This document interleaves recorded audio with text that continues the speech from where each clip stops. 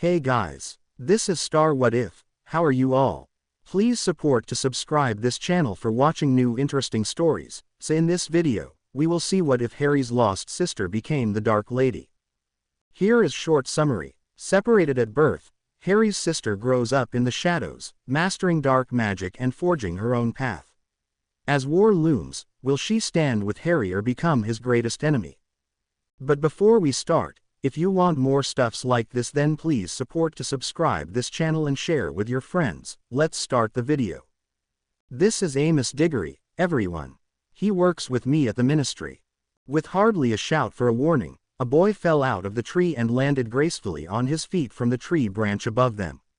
He was a very, very handsome boy. Even more handsome than the twins if I had to wager, which said a lot for me as I always argued that the twins were perfect men on top of it all. This particular looker had sandy blonde hair, beautiful gray-blue eyes and flushed cheeks from his climb. He was tall and broad-shouldered, and also about as attractive as the sun in winter. And this strapping young lad must be Cedric, am I right? Yes, sir. His voice was low and I raised an eyebrow when I looked at the twins. And Cedric Diggory is whom? Hufflepuff's 7th year, Fred answered, looking down at me with a frown. Quidditch captain. Bit full of himself, so I wouldn't. Excuse me, I winked at him, falling back in stride so that I could walk alongside the other girls. Ginny was whispering animatedly, probably about our newest find, when I fell in tow with the two of them. Both looked at me and sounded like they were about to say something when I cut them off. Dibs. Dibs? Ginny asked, sounding shocked. Yes, dibs. Dibs on Diggory, mine. You can't have dibs on a person, she argued, practically aghast. Yes, you can. You have dibs on Harry, I have dibs on Diggory. Only because you can't have dibs on your own brother. I looked at her pointedly, trying to show that no matter how I was connected to Harry I would never want dibs on him in the same way that she did. All right, I get it, point proven. I smiled as we kept walking, proud of the blush that was creeping its way over her features and even more glad that I was victorious. 3rd year or not, I knew that Ginny Weasley was quite the sight, and nerd or not, Hermione was beautiful and a genius, if not a frustrating know-it-all. She could probably outwit any 7th year in whatever posse this Hufflepuff probably lead. I watched as Mr. Diggory shook my brother's hand and grew nervous when he was quick to slow his stride to meet back with me. I threw a look at Hermione, begging for help just as he reached me. When she didn't catch it in time, I covered it with one of my infamous false smiles. Hello, sir. So you're the Audrey Potter, then? He smiled, holding out his hand. I've heard so much about you. I found that hard to believe. All good things, I hope. I never accept less, he smiled.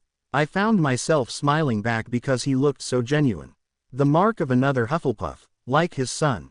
When the group of us were finally near the top of the hill, I could hear people explaining to Harry and Ron what was happening. What is it we're doing? I asked, trying not to show how annoyed I was by being left out on the Muggle-raised disclaimers that Harry always got from the Weasleys. Really, it was as if they forgot that Hermione and I also grew up in Muggle households. We also tended to enjoy the same explanations, even if we rarely received them. It's a portkey. You have to take hold of it and grab on tight. It will take us to the tournament. Sometimes I forget how Muggle you two are. Ginny giggled. I smirked back. You magic folk and your junk looking, but somehow important, devices. Hermione laughed at my joke and we walked forward, grabbing hold of an old boot that actually even smelled. I didn't mask the fact I didn't enjoy how all out the wizards had gone to keep this off the Muggles' radar. And I found myself taking time out of my busy schedule to plan washing my hands a few dozen times when we got to the World Cup. I could only assume this level of discomfort came from the boot, probably stemmed from me living in a hallway closet with smelly winter boots and moldy jackets for so many years. Time to go. Ready, Amos shouted, breaking me from my thoughts as he tried to get everyone's hand on the boot.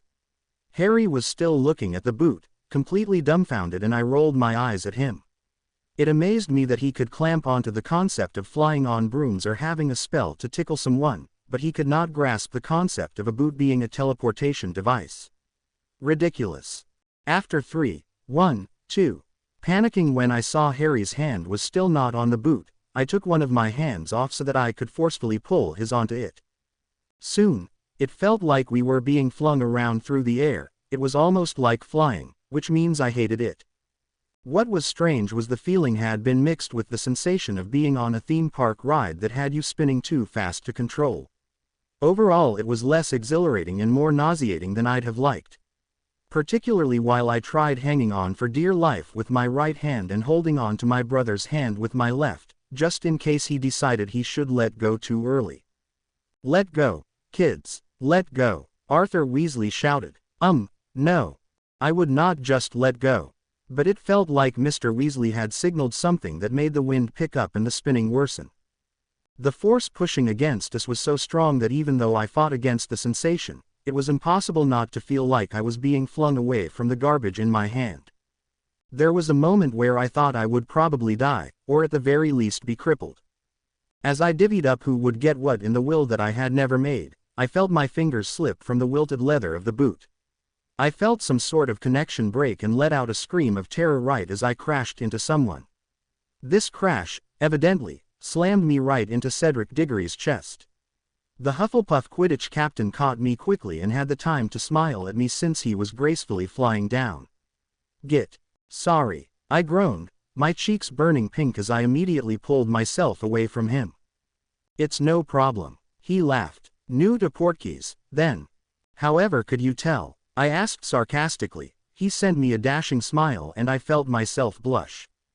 "Are you all right?" he asked politely, checking me over. I convinced myself that it wasn't out of interest and out of concern, mostly because that was the most realistic, but I felt my cheeks burn as if he were. "Fine, thanks to you. Come on then, Potter," Fred grumbled coming up from behind me. He was quick to grab a hold of my arm before he started to drag me in the opposite direction of where the pretty boy was headed. "You're coming to our tent." "Bye, Cedric," I called out. He waved in turn and I watched Fred as he gave me a mighty frown. He really did not look pleased, but I gave him a frown of my own. "You were rude." "No, I was in a rush," he corrected. "Want to get to the tournament. It won't be held up on my account, I assure you. You need to be there for the amazing amount of money we're going to rake in. Come on, the tent isn't far away. Rip yourself off of the stud for 2 minutes, can you?" he asked with a roll of his eyes. I sighed dramatically towards him, feigning weakness. "You're lucky you're here or I'd go into withdrawal." "You're just saying that," Fred Weasley, amazingly, blushed. I grinned at him wolfishly. "You were absolutely right." We stuck our tongues out to each other as we walked through the campsite. It was strange seeing so many people that I recognized cozying up with their families. The entire area had a feeling of unity and fun floating on the air that you didn't even see at the school, or I didn't, anyway, thanks to house rivalries. I couldn't wait to see what would happen when the tournament actually began. I have never been a big fan of Quidditch. I like the idea of flying, not that I ever did it, and I like the idea of the game itself, but I found it easier not to root for any teams. It was hard when my house was enemies with my twin's house, and that twin just so happened to be the team's star player. When I went to matches I just never knew who to cheer for, so most of the time I simply didn't go, as much as the twins and my twin disliked it. There was always more fun to do in the hallways during those games anyway. It was always interesting to see what people thought was worth missing a Quidditch house game for. But this was different. These were two teams who had no impact on my daily life. Well, that wasn't entirely true after I'd had a vision of the outcome, but at least I wasn't rooting for the enemy. I had been excited to tell Fred and George when I knew the results, knowing just how great they were at being entrepreneurs. They needed money so that they could start work on their joke shop merchandise, and I was more than happy to start them on their way. When we got to our tent, I looked at Fred with a skeptically raised eyebrow. The tent was hardly large enough for him, his brother and I to fit in, nevertheless the entire Weasley family, Hermione, Harry and myself. He laughed at me and pushed me forward, making me fumble into the tent while I was cursing at him, but I stopped my swear to let out a different one. "Damn," I muttered quietly. The inside of the tent was huge. It had a whole mass of different sections and rooms, more decorative than the burrow with its differently leveled bunk beds and couches. It even had a kitchen. Holy Helga, it was heaven in a magically air-conditioned, outdoor community. I love magic, Harry whispered, coming up to my side. I elbowed him jokingly and we smiled to one another before he nodded that he was headed towards Ron and I was pointed to where Hermione and Ginny had headed off to. While he left, I turned to say a quick farewell to the tall twin in front of me. If we have to share beds, you know you'll be sharing mine, right Drea? Fred, I gushed mockingly. Do you want to cuddle with me? Would it be manly to say yes? He asked with an innocent expression on his face. I taunted him by taking a long time to deliberate, then shook my head. Not at all. Then no. Woman, he added, puffing out his chest and frowning dramatically. I rolled my eyes as I went to pick a bed. There were more than enough to have options. I went to the girls' area. A bunk bed and a cot were decorating this room, which was a deep lavender. I rushed and crashed into the bottom bunk in the very corner. Dibs. Do you dibs everything? Hermione asked with a sigh. Honestly, you can't dibs a bunk and a hunk. Ginny scorned with a smile. I like corners. I think it's a psychological thing. Huh? Ginny asked, confused by my meaning. I shrugged my shoulders. It's probably psychological. Like, mental. I think it's a mental pattern that has to do with me feeling safe or something. I waved my hand to dismiss the rather embarrassing analysis, but Hermione had already raised her eyebrows as if she was surprised by my observation. Wow, I'm impressed. That's very astute of you, Audrey. All right, I muttered, don't act too shocked, will you? By the time we had eaten, changed, and Fred and George somehow found time to place bets with my less than legal prophecy for the outcome of the game, we all started to go out to the Quidditch stadium. I was upset to find out how high up in the stands we would be seated and that we would have to walk up and down afterward, but at the same time, it would be interesting to get a bird's eye view. Almost like the Quidditch players themselves. It will be kind of like flying, I said to Harry with false enthusiasm as we passed the height of the goal posts and I heard him sigh. I just hope we're not so high we can't see them. He murmured. Yeah, I sighed, I may have to borrow your glasses. Get your own. He frowned, pulling away from me slightly. I naturally touched my temple as if I had glasses to protect from his glare. I had them, Dudley broke them 5 years ago, recall. Get new ones, he suggested lamely. I rolled my eyes. Tell me when we find time to do that, will you? I asked sarcastically. He shrugged his shoulders as if he were taking this very seriously. Maybe I will. Fine, I grumbled, crossing my arms. Fine, he grumbled back, following my mannerism. I didn't actually expect him to give me his glasses, which he knew. Sure, I probably needed glasses, but not nearly so bad as he did. I just ignored it, and though things would be blurry from the back of the room, I never actually missed anything as he would have. Hermione laughed. Sometimes I forget who's older, you can both be such children. Harry and I glared at her. That is not what I want to hear, we both said in unison before we looked to one another and began to laugh. Ron, who hated when either set of twins did that, groaned to his father. Blimey Dad, how far up are we? We need to split these two up. Well, let's put it this way, the voice that answered was not that of Arthur Weasley, but the low and familiar drawl of a snake. When I looked down, it did not take me even a moment to identify Lucius Malfoy and his son glaring up at the group of us from the crowd. They were dressed to impress in their finest robes, looking very proud of themselves. If it rains, you'll be the first to know. I was really hoping I wouldn't run into you until school, Malfoy. I sneered at him, looking down on the youngest reincarnation of evil. I would have called him one of my cruel nicknames. It was one of my greatest talents, even more so than my uncanny nature with animals, but his father was with him. I didn't want him to somehow screw Mr. Weasley over while at work because of one of the smartass remarks I came up with.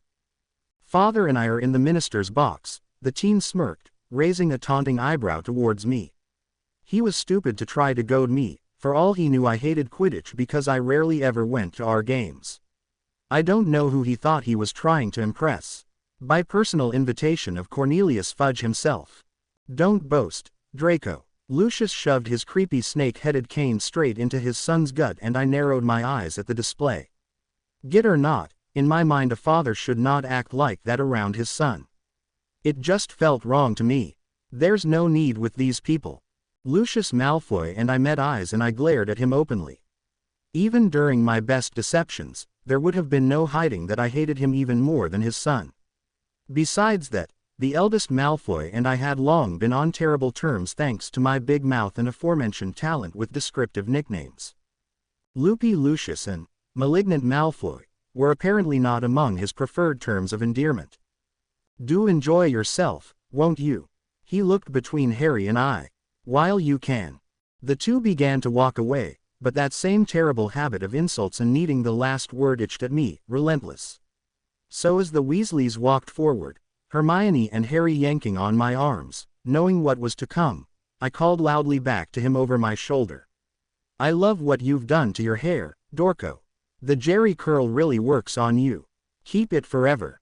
Audrey. Hermione gasped as she pulled me roughly. I smirked when I saw Malfoy turn to glare back at me.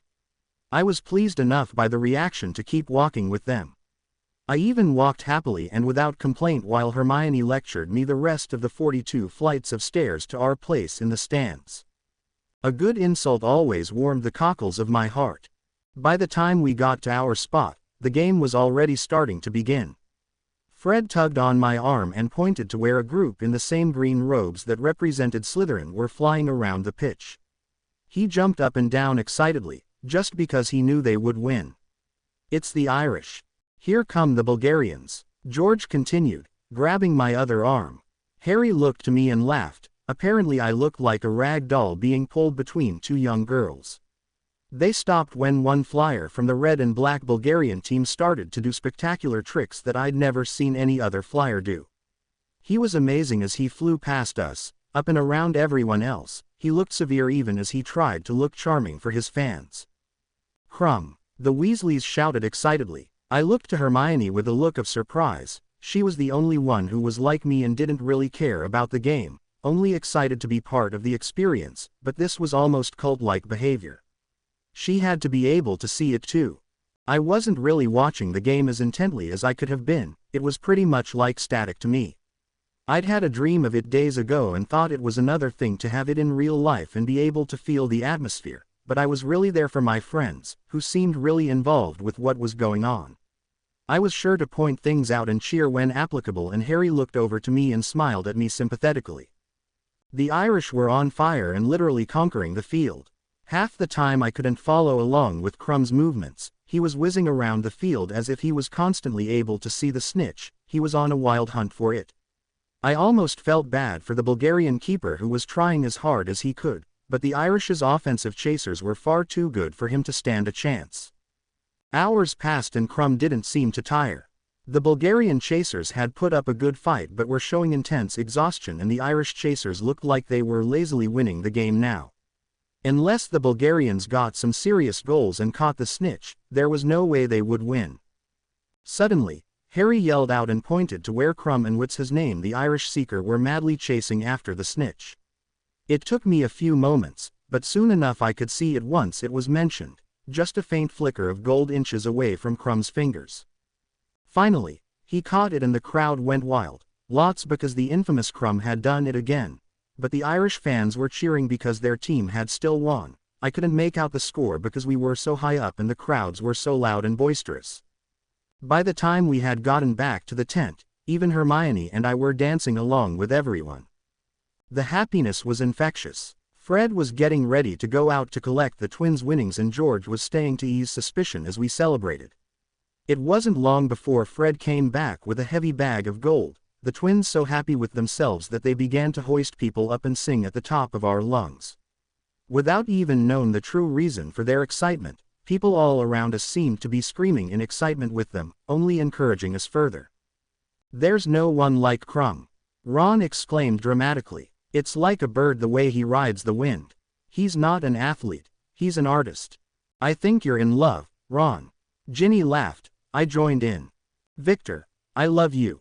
Victor, I do, the twins sang. We all raised our glasses of butterbeer to join in the familiar melody. When we're apart my heart beats only for you. Sounds like the Irish have got their pride on. Fred smiled at the sound of the excitement outside. I took the time that he and George were distracted to climb on a chair and jump on George's back when he least expected it. He nearly fell forward but caught his balance on the chair opposite of where I had climbed. I think we have more pride than them, let's prove them wrong. He and Fred cheered, George pushing me up on his back as he started to prance around. I was laughing wildly as he did this, but we were stopped short when Mr. Weasley came in with a wild look. When we saw it, George immediately released me. Something was wrong. Stop it. That would be the moment that I was dropped. Stop it. It's not the Irish. He pushed us out of the tent, leaving all our stuff behind. Circe, I called, and immediately my pet Kneazle came down to rub against my leg. I hoisted her up into my arms and hugged her as I looked at the chaos around us. Tents were on fire, smoke billowed into the air and made it harder to breathe. The sky was lit with curses and screams almost deafened me the further from the tent I stood to gawk. How had we not noticed this happening? Get to the portkey everyone, and stick together. Fred, George, Ginny is your responsibility, he ordered. Fred grabbed one of Ginny's arms and George the other before they turned to me. Keep up, will you? Got it, I nodded, walking forward with them. Harry, I screamed when I saw that he wasn't following. He nodded and ran to catch up with me as we bustled through the crowd. People were hysterical and pushing, not caring if they were trampling others or running past injured people. Behind us marched a band of wizards in black, cult-like attire with KKK-worthy cloaks with very similar, pointed hoods. As they marched, they seemed to be chanting and shooting curses at the crowd, laughing behind their disturbingly skeletal masks. One particular spell ended up sending the crowd in the opposite direction, right toward us. And within that group, there was apparently one wizard who wasn't good enough to be near me, at least that was according to Circe, who then jumped out of my arms so she could run and attack him. Circe, get back here, I screeched, not even considering what would happen if I went after her, which is exactly what I did. I chased after my pet, hearing someone yell my name but ignoring them. I needed my Kneazle. She'd saved my life more than once and I'm pretty sure if she was chasing something, it was something worth saving me from. That likely meant it that I may need to save her. Drea, I have to get Circe. I screamed at whoever was calling me. It was impossible to recognize the voice through the chaos, but the fact I was being called by the nickname Harry had made up for me let me know it was likely him or one of his friends. Circe, Circe, please come back. I ran through people like running over grass, propelled forward by my worry. I could only see glimpses of my leopard-printed, crystal-white cat while she weaved through people's legs. I called out to her until my voice was almost raw and finally when the crowd had thinned out and disappeared, I was able to catch up to my hissing pet and grab her. Circe, never do that to me again. Never, I scolded in a whisper. I looked around and cringed. Look what you've done, we've lost everyone. I tried to see through the dark, back at the smoldering ashes that remained of all the tents that had once been a happy place of unity. It was all ruined like the spirit and the memory of what tonight had been. It was disturbing how quickly destruction could happen. I backed up into the small patch of trees that supplied a little woodland area. The witches and wizards in the masks were scattered around the campground and suddenly being engulfed by trees seemed the only safe place left. Everything else seemed to have literally burnt to the ground. Come on, scamper, we need to find help. I have no idea how to get back to the burrow. Help always comes from the least likely of places, doesn't it? A familiar voice drawled. I whipped around, Circe letting out a surprised mew before we fixed our eyes on the speaker. The tall, lean figure of Draco Malfoy was leaning up against a tree maybe 10 feet away. I looked at him for a long moment, trying to understand exactly how I could get myself into, and now out of, this situation. What are you doing here? I have certainly not been chasing after a Kneazle. Aren't those supposed to keep you away from dark wizards, not toward a throng of them? He asked, shoving his hands in his pockets as he smirked down at me. I looked down to Circe, who still had a firm gaze honed on the boy in front of us. Do you know who they are? I asked, not even trying to hide my curiosity. He looked away for a minute, over past the other side of the forest where the trees thinned. Of course I do, his eyes hit mine again harshly. They're Death Eaters. Death Eaters. I made a face but took a few curious steps forward to see through the thinning trees as he had. As that like? Fire Eaters, but. Fire Eater. He repeated skeptically. No, they're the Dark Lord's followers. The Dark Lord? I asked a little bit more deeply. I heard the discrepancy in the title. I thought only his followers called him that. Really? Then what do you call him? Voldemort, Tom Riddle, Tommy Boy, or when I'm feeling really angry I have a variety of curse words that I will insert between syllables. There was a brief moment where Malfoy looked shocked at my nerve, then a moment where it almost looked like the shock was being torn through by humor. That spark in his eyes died quickly, as most things did when in his presence. You think you're so brave, Potter? He sneered, taking a few steps closer to me. I raised an eyebrow, holding Circe close. I couldn't help but twist my body away from him a little, just to shield my beloved Kneazle. Well, as long as it doesn't get me killed, I figure it's not a bad characteristic, I shrugged. Why are you stalking in the woods, Dragon Boy? Hiding from the Death Eaters, obviously. He walked past me and looked out from the trees. They seemed to have passed. And just what would happen were they to find our little rendezvous spot? Me, they may hex. You, they'd probably torture. I made a face again, particularly as his cool, gray eyes seemed to slice through me. Which is probably why you should shut your big mouth. I don't have a. I said, shut it. He hissed out, his voice quiet as if he were worried about someone passing by. His voice still lowered, he pointed towards me aggressively. Do not let that rat go again. She is a Kneazle, I corrected, irritably, and I'm surprised she hasn't tried to claw your eyes out. You are the resident villain. Before I could pay attention to whatever his reaction may have been, my body froze. I could hear Draco giving his rebuttal, but I wasn't able to actually bring myself to pay attention to it because I felt like I was being drowned by cold water.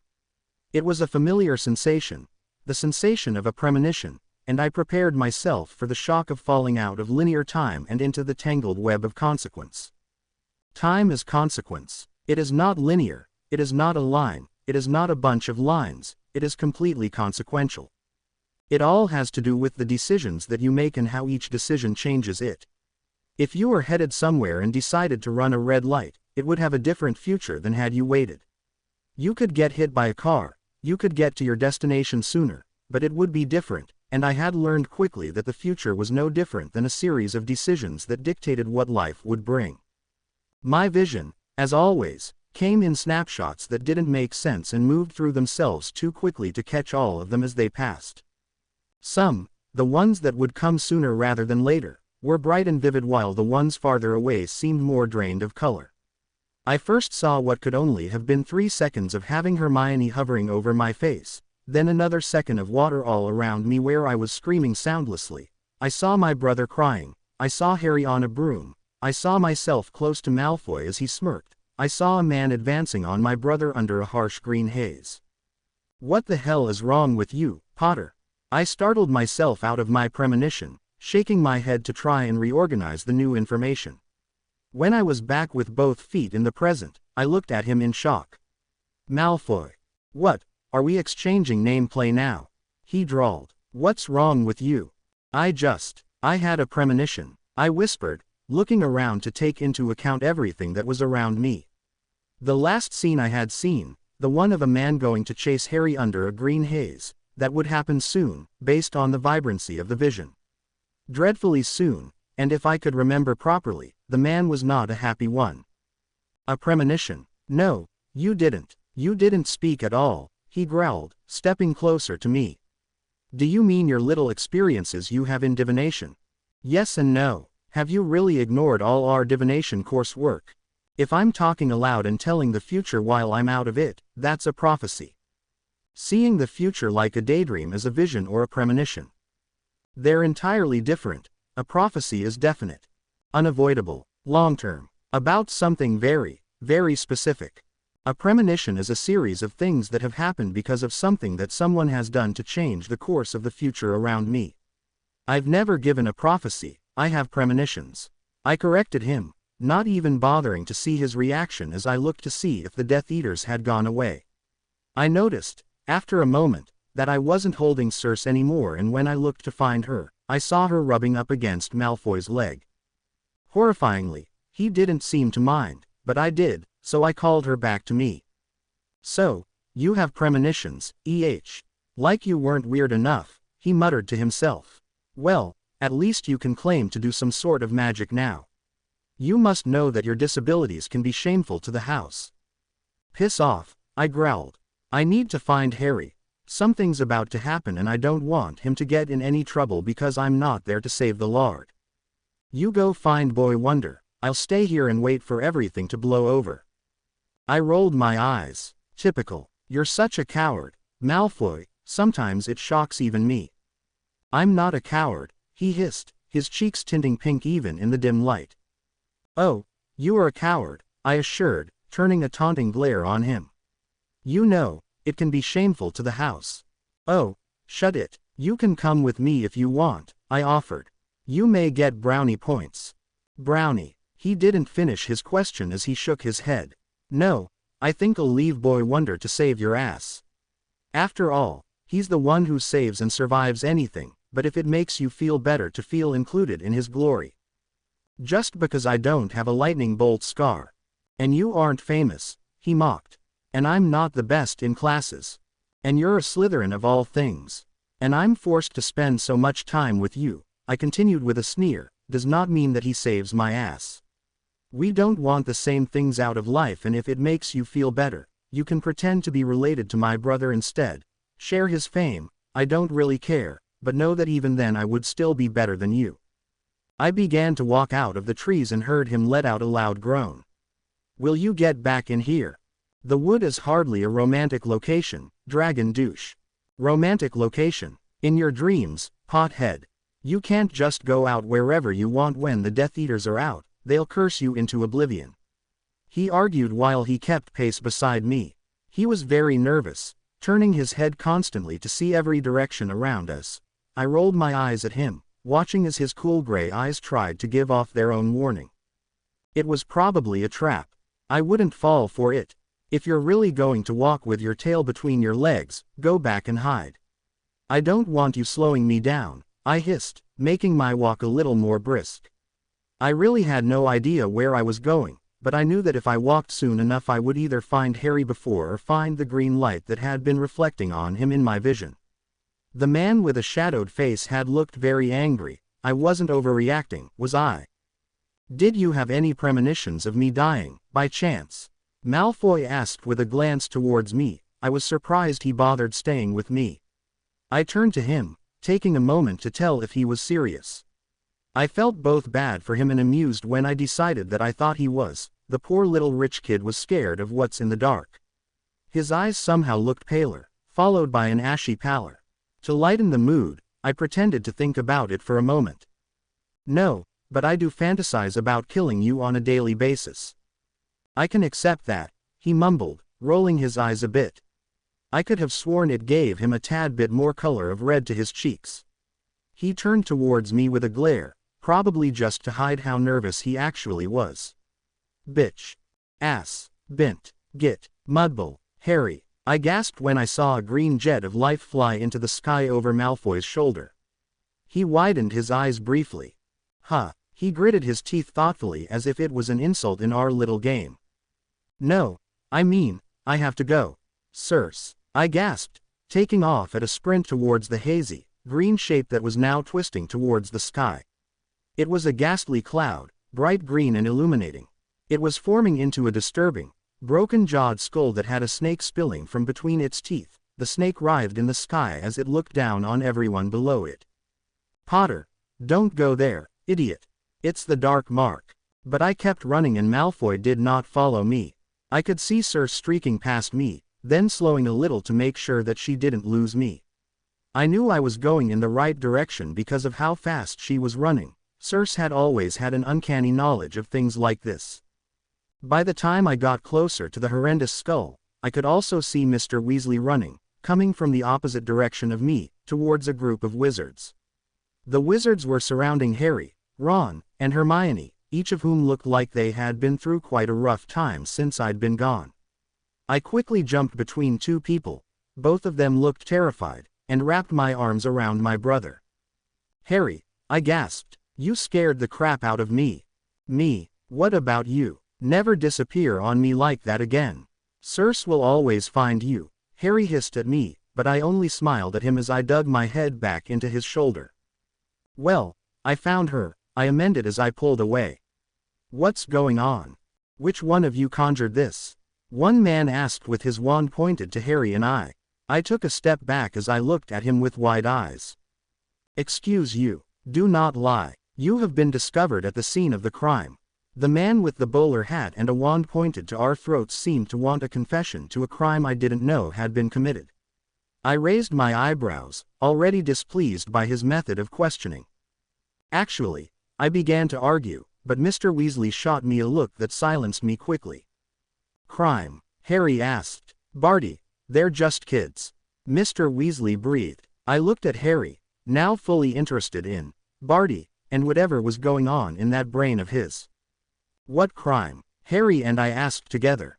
Barty looked between the both of us quickly, lifting up Harry's hair to see his scar. It was exceptionally rude, and right as I opened my mouth to berate him, Mr. Weasley cleared his throat. I took a deep, sour-feeling breath that lasted the entire time he moved his eyes to examine my own scar. I was glad that my t-shirt covered the large portion of it. This ass didn't deserve to get to see it. "That's his mark," Hermione whispered with a certain emphasis. I raised my eyebrows. "Voldemort?" I asked. As always, everyone around us flinched. Those people in the masks, they were his too, weren't they? "His followers," Harry spat. I nodded, remembering what Dorco had said to me back in the wooded area. I couldn't help but shiver at the thought. So Death Eaters, Voldemort's followers, were still roaming around and terrorizing the wizarding community. Had we gone back in time? Suddenly, now that I wasn't playing tough or rude to the pure-blooded prick, this was actually a really unnerving situation. "Death Eaters," I whispered to him. He looked at me momentarily before he nodded ever so slightly to let me know he had processed the information. I mimicked him to let him know, "Yes, we will talk about this later." There was a man before. There, Harry pointed to a spot in front of him, and everyone's head turned to look at the ground that had been indicated. "This way." Barty, the rude man, shouted to his posse. He easily rallied the rest of the men to follow after him as he tailed who was likely the same man from my vision. Mr. Weasley leaned into Harry as they left. "Harry, who?" "I dunno. I didn't see his face." I looked at Harry for a moment, ready to speak up over the fact that I had seen some of the characteristics from the man's face. I'd seen the dark hair, sunken eyes and waxy skin covering his high cheekbones, but at the last moment, I held my tongue. There was this tug deep in my stomach that told me not to speak, that this information was something important that shouldn't be shared with just anyone, even Mr. Weasley. Maybe Harry was thinking the same thing. Either way, I was going to keep my mouth shut. At least until I figured out what the feeling meant. "So my Slytherin informants," I announced loudly as I entered the compartment where my best friends sat, awkwardly talking to each other. "What's the dark mark mean?" I almost felt sorry for making my two friends sit in the same compartment. Slytherins are not all of us got along just because of blood status and money. Theodore Nott and Daphne Greengrass were complete opposites. Theodore being on the verge of too shy and open-minded to be comfortable around Daphne, who was very into her pureblood beliefs and keeping mainstream with the best of the Slytherins.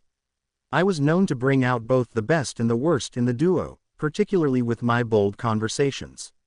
Everyone knew that I hated tagging along with the mainstream Slytherins, like Theo, but they also knew that I hated submitting to whatever insults people tried to throw at me, like Daphne.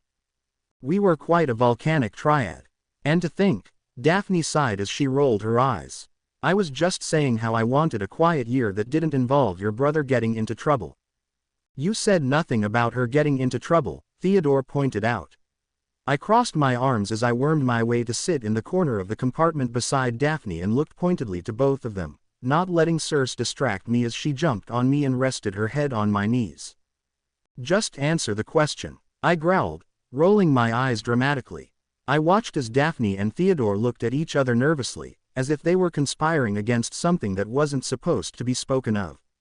They even leaned forward as if they needed to be more quiet. Well, the dark mark being cast, like at the cup, well, it normally means someone's dead. Theodore whispered quietly. It's how they let people know. So why was it cast at the cup? No one turned up dead. I thought suspiciously. All funny pretenses and jokes had dropped by now and the three of us were very serious. I don't know, he shrugged, leaning back in his seat and rubbing his hands against his knees. Maybe it was to live up old times. Ignite the flame, Daphne offered. I sat back and thought through as many of the little flashes I had seen, had there been any danger. I remember the most vivid, the man going towards Harry.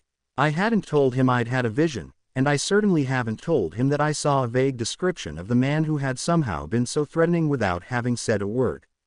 I remembered that Harry was on a broom and I remembered Malfoy smirking at me, but I couldn't think of anything else I had seen.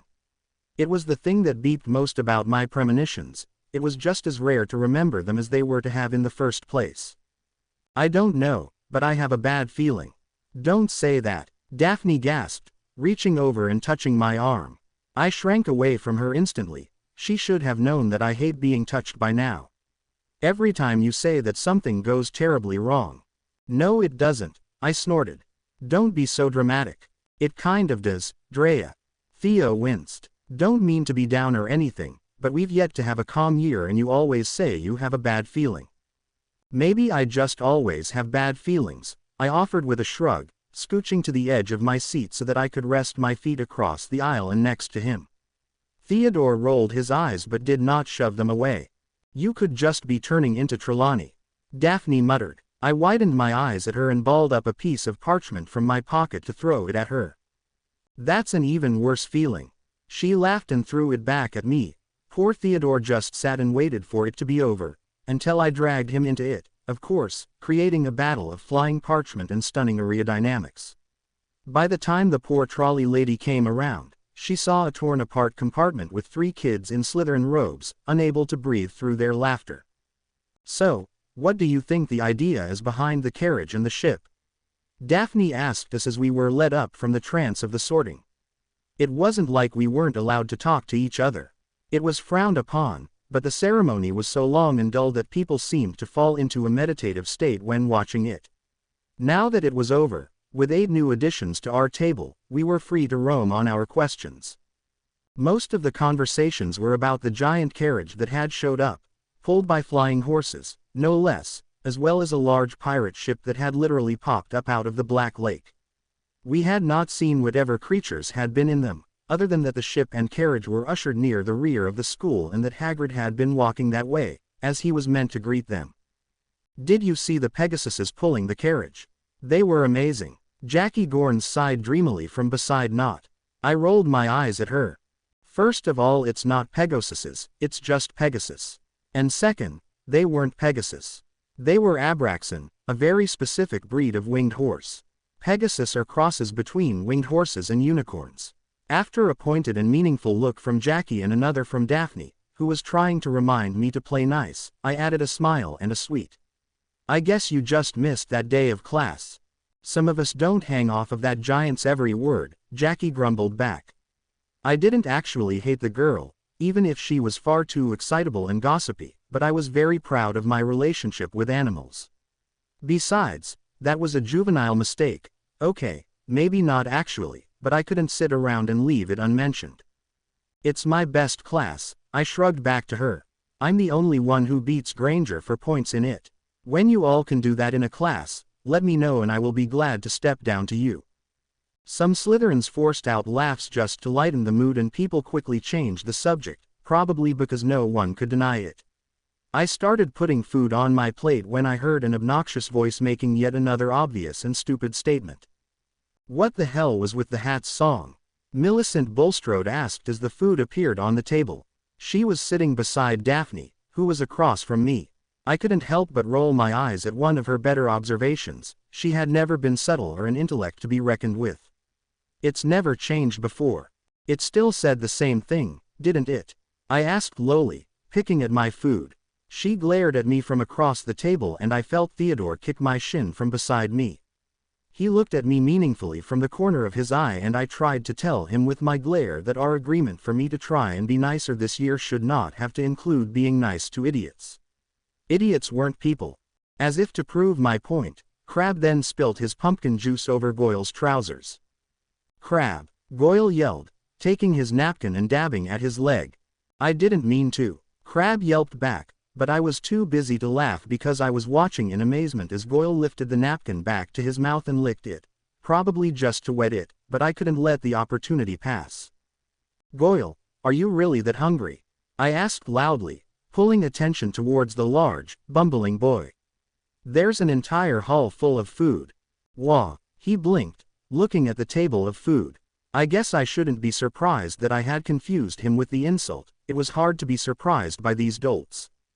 Ow. I looked away from the two gorillas who were both busy trying to fix the mess Crab had made. I looked down to see who had yelped in pain to see Daphne across from me with a fork dangling from her dark beyond curls. Her brown eyes were wide with distress. What the hell just happened? I looked at her with my eyebrows furrowed. What are you talking about? My hair.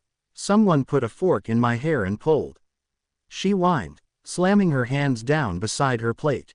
I heard someone laugh from behind me and turned around to find no one there. Strange. I was sure I heard someone giggle, but how could no one be there? Oh my, what a nice skirt. I heard the giggler whisper as Daphne let out a very explicit threat to whomever had charmed her fork to mistreat her and put her weight on her hands. I put my hand out. Daphne, don't stand up, I yelled, making her stop with wide eyes. Why not? I didn't say anything. In fact, I didn't even move while I concentrated on the giggling that swirled around us again.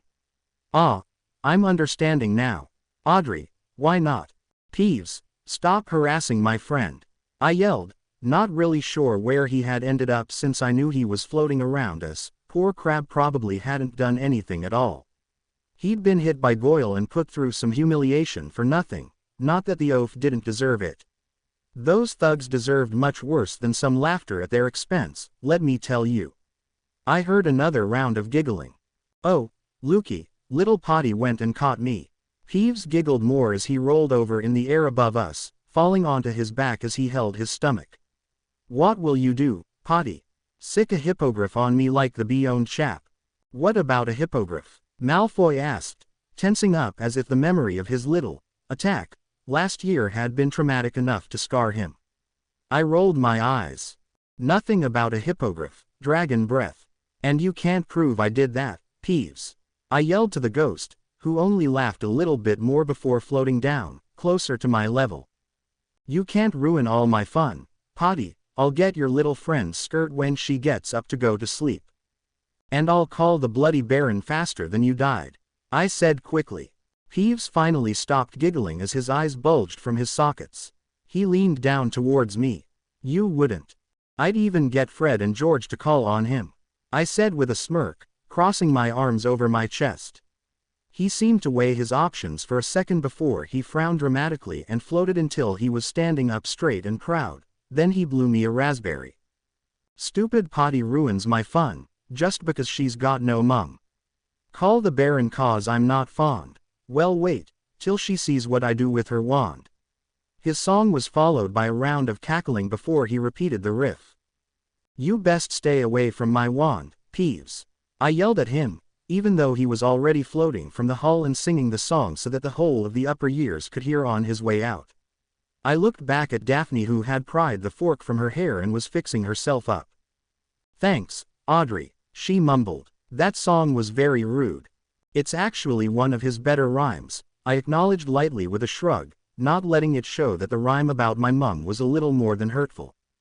I started to dig back into my food and couldn't help but let out some groans of pleasure. The Weasleys always had great food, but nothing ever seemed to compare to the food that just magically appeared in front of me in the Great Hall. Maybe it was that I didn't like seeing the chickens before I ate them. Maybe it was that I was so exhausted from the hard work we did around the house that I never got to taste the food and appreciate it as much, but Hogwarts food was the best food. Hopefully I'd get back to a healthy weight in a month or two. It always took longer to gain it back than it did to lose it thanks to the Dursleys. So Potter, I looked to the voice who addressed me and saw Blaise Zabini smirking at me from a few seats down the table. He eyed the speed I was eating my large leg of meat with displeasure. "What kind of trouble will you get us in this year? Choking on that roast beast? I'd rather something that will win us some bloody points," I grumbled, setting down my leg like the pristine pureblood women had taught me was polite, even though I couldn't help but sneer when I thought about how Gryffindor had won the past 3 years thanks to Harry and his heroics. A few Slytherins let out a dull cheer, but Zabini laughed. "With you sorted here, we were guaranteed to never win the House Cup," he informed me with a roll of his eyes. I saw Pansy Parkinson, my mortal enemy, beside Malfoy as she shot me a glare. We all knew that her opinion was that if I died, Slytherin would probably receive all the points there were to be given. Maybe if I follow Harry to trouble I'll get some points for surviving. I cheered sarcastically, to which Zabini rolled his eyes. He did this because everyone knew that's the only reason Harry ever got points, because he didn't die when he was most likely supposed to. And for some reason all those events happen right at the end of the year when the House Cup is about to be given. Were he to be eliminated from the race, Gryffindor wouldn't stand a chance to ***** nature. "That's a horrible idea," Parkinson spoke. I snapped my eyes over to where she sat some seats away, hooked onto Malfoy's arm as she usually was. She had always been disturbingly clingy to the ass and he had always been uninterested, but she never gave up on him. I had to give her some credit for it. Determination could actually get her out of the fast food chain future she was destined, but I hated her far too much to admire it. "It wouldn't be because you survived. After all, we'd get more if you were to just die. I'm sure they'd give it to us as thanks for getting rid of you." I'd use the terms, "when pigs fly," but I happen to remember your fat ****s sitting on a broom. "Audrey," Daphne groaned, upset that I was so quickly ruining the promise that I was going to try and be nice to the pureblood folk who held her future in their hands. Honestly, I don't know why she wanted to beep up to them so badly. She could actually do magic. It seemed that made her more pure-blooded than the rest of them, even if she didn't have as much money. Why try to wriggle your way into a society that's actually below your social standing? Pansy was growing red and I really enjoyed it, despite Daphne's warnings that I should be more polite to my superiors. It was like a high, or a word vomit. As soon as the first bit was out, there was no stopping the flow. So clearly there's nothing can be done to save the world. "One day I'll die, Pansy." "Not soon enough, you bint," she hissed. I did not stop my rant. "But I can assure you that it will be before douchebag Malfoy over there ever says he loves you." I clucked my tongue in fake pity and the table went silent. It was one of those things that everyone knew but no one ever dared to say out loud. Well, I was never one to listen for disclaimers anyway.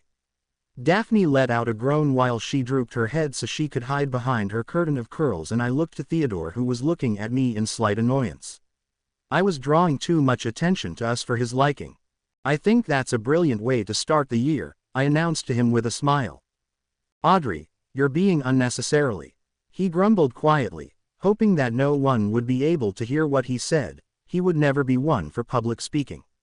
In fact, last year for divination he had failed 3 separate assignments because he refused to stand up in front of the class to explain what he saw. Poor bloke. "Fine, I'm sorry Theodore. I didn't mean to foil the attempt so soon." "Maybe you should be apologizing to her," he asked with a shake of his head. "Apologize to her," I repeated, pointing a finger at Parkinson, who was so red that I was fairly certain she would blow up some sort of red candy treat she'd gorged herself on earlier. "But she's so. I'm going to kill you, Potter," she hissed at me. I rolled my eyes, not even bother to look at her. "Oh, get in line. You're about 800th on the list. No, I'm going to be the one to kill you, if it's the last thing I do." Pansy screeched, finally tearing herself from the neon beacon that was Malfoy. I fought back another laugh and looked at Theodore with a preemptive apologetic look. "Best stay in school then, Parkinson," I said with a tut. "Just keep in mind that far more talented magical beings than you have tried and failed." USL, but before Parkinson could finish her words that were obviously full of love and care, I was distracted by Professor Dumbledore standing up at the podium and raising his hands to get everyone's attention.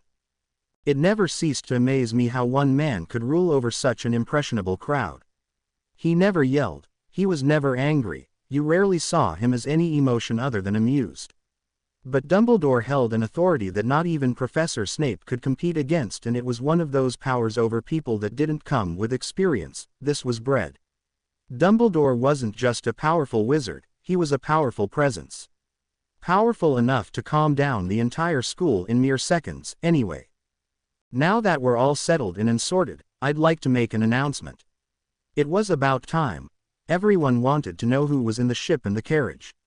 This year, Hogwarts will not only be your home, but also home to some very special guests as well. You see, Hogwarts has been chosen to host a legendary event. My ears perked up and I looked around the room to see everyone seemed to be reacting in the same way as I did. The Tri-Wizard Tournament. Everyone seemed to begin to whisper. The Slytherins seemed to know what that meant. They were from older families, so I wouldn't be surprised if it was actually something legendary, but Dumbledore didn't seem to mind the interruption. Instead, he waited for us to stop so that he could continue. Now, for those of you who do not know, the Tri-Wizard Tournament brings together 3 schools for a series of magical contests. From each school a single contestant is selected to compete. I'm trying, Malfoy said immediately with a courage that I knew from experience he did not have. Oh Merlin, please do. I snorted at him, only to get a glare in return. Now let me be clear, if chosen, you stand alone. And trust me when I say that these contests are not for the faint-hearted. Rules you out, Bleach Boy. I whispered to him. He sneered at me. Please help me to welcome the lovely ladies of the Beauxbatons Academy of Magic and their headmistress Madame Maxime. The doors to the great hall opened noiselessly, and on the other side stood a horde of women who were so beautiful it almost hurt my eyes to look at them all in such a concentrated group. The horde ran forward, some dancing more elegantly than Goyle could chew messily, others did acrobatics better than Harry could fly. There was no way to deny that it was downright depressing. Clearly I would be boyfriend-less yet again this year. By the time the acrobatics were done, the ladies released butterflies into the air and all the girls gasped and giggled, reaching for any that came close to the tables. Not surprisingly, near half a dozen decided to land by me. I smiled, not paying attention to the large woman who walked down the aisle while I ushered the butterflies onto my arm. Hello, you pretty things. Why, aren't you just spectacular? Why aren't you flying outside? You must need to migrate soon. Stop talking to animals, they can't hear you. Daphne hissed, clearly embarrassed for herself through my actions. My eyes turned to Theodore, who made a slight face quickly so that I would know I was in the clear. Daphne, as always, was just being self-absorbed. And now, meet the proud sons of Durmstrang. The doors opened again, and this time an army of some of the most attractive men I have ever seen started walking towards us. I lied. I would definitely wrangle myself a boyfriend this year. Especially considering I'm pretty sure I fancied every one of the boys. No, every one of the men who walked through those doors. Instead of an acrobatic display of beauty, they had a flashy display of masculinity. They hammered their staffs on the ground and even did some breakdancing, which surprisingly never looked so brutish. By the time they were done, equipped with a phoenix of fire, 2 extra men walked through the door. One of the men looked vaguely familiar. Merlin's malady, that's Victor Krum. Millicent gasped. I know my conquest of the year. Daphne fawned over him, as I assumed she would for the rest of the year. Everyone seemed to be. I would mark him off my list. I already had a Quidditch player in the family. I'm entering the tournament, Malfoy announced, only to let the other Slytherins return to fawning over him, but I was happy to see that most of the girls' eyes still kept flickering over to the new fame up front. Now, to be clear, I should say that there were 2 people that was completely exempt from my list of people who I should try to play civil with. The first being Pansy Parkinson, just because she was such a barmpot. But there was one person on that list who would forever have a place etched in stone, and that person was Draco Malfoy. Malfoy and I had hated each other through the years thanks to both his hatred for my brother and the crush he had had on me during second year. It was obvious how that one ended, a swift kick to the testicles, but it was now to the point that a few minutes with him could possibly lead to someone's death. Clearly our hatred for each other was actually for society's safety. Are you sure you can enter with that tumor growing off your arm? It's not like you could enter, Potter. Your brother will snag that away from you too. My eye twitched, but I immediately saw the flaw in his argument. Then how on earth are you going to enter? A fourth contestant from the School of Idiocy. Watch your tongue, Potter, Malfoy hissed, leaning towards me as if to intimidate me. I let out a laugh that I didn't even try to hold away from myself.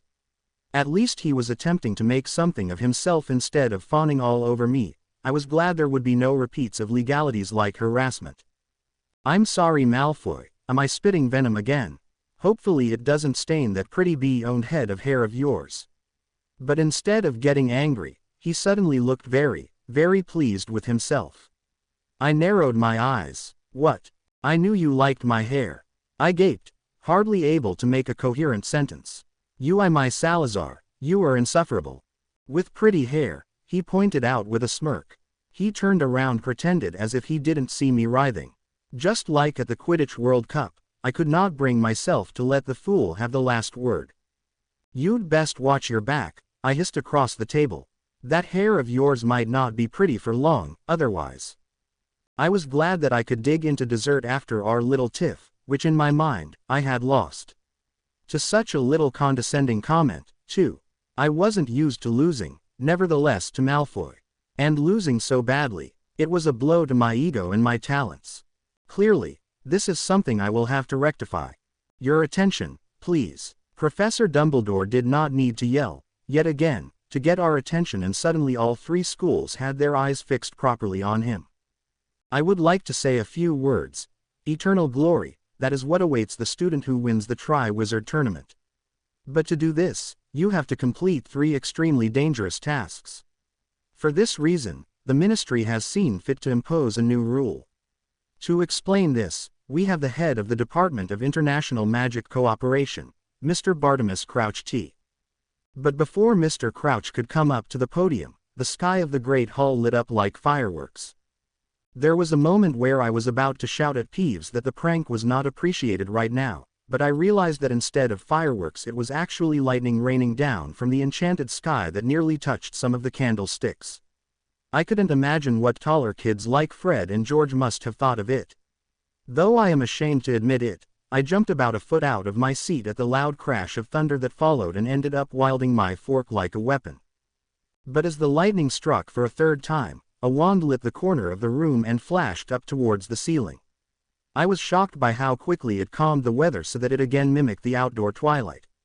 Red flags exploded from every crack in my gray matter when I looked outside and saw the weather had stayed calm through the entire panic in the ceiling. Nothing like that had ever happened in Hogwarts. Ever. The man who saved all the tall kids had walked out from the shadows by now, and I was shocked by his appearance. He was a tall, rounded man who walked with a bad limp and staff. He dressed in casual wizard wear which matched the clumsiness of his thinning hair and patch which fit around what looked like a false eye that spun eerily in his head. Who the bloody hell is that? Daphne whispered from in front of me. I looked to her and shook my head. I have no idea. That's Mad-Eye Moody. He's a Dodger now, used to be an Auror for the Ministry. A good one too, before he went batty as Trelawney. Mafalda Pruitt, a third year down the table, said notably. She was the biggest know-it-all gossip queen in the house. They'd be quite the cute couple, Millicent giggled with her. I literally bit my tongue to keep from commenting.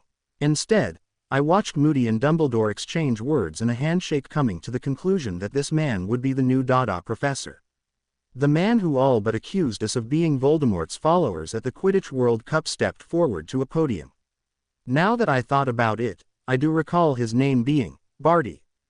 After much deliberation, the Ministry has concluded that for their own safety that no student under the age of 17 shall be allowed to put forth their name for the Triwizard Tournament, but before he was even finished, the crowd was in uproar.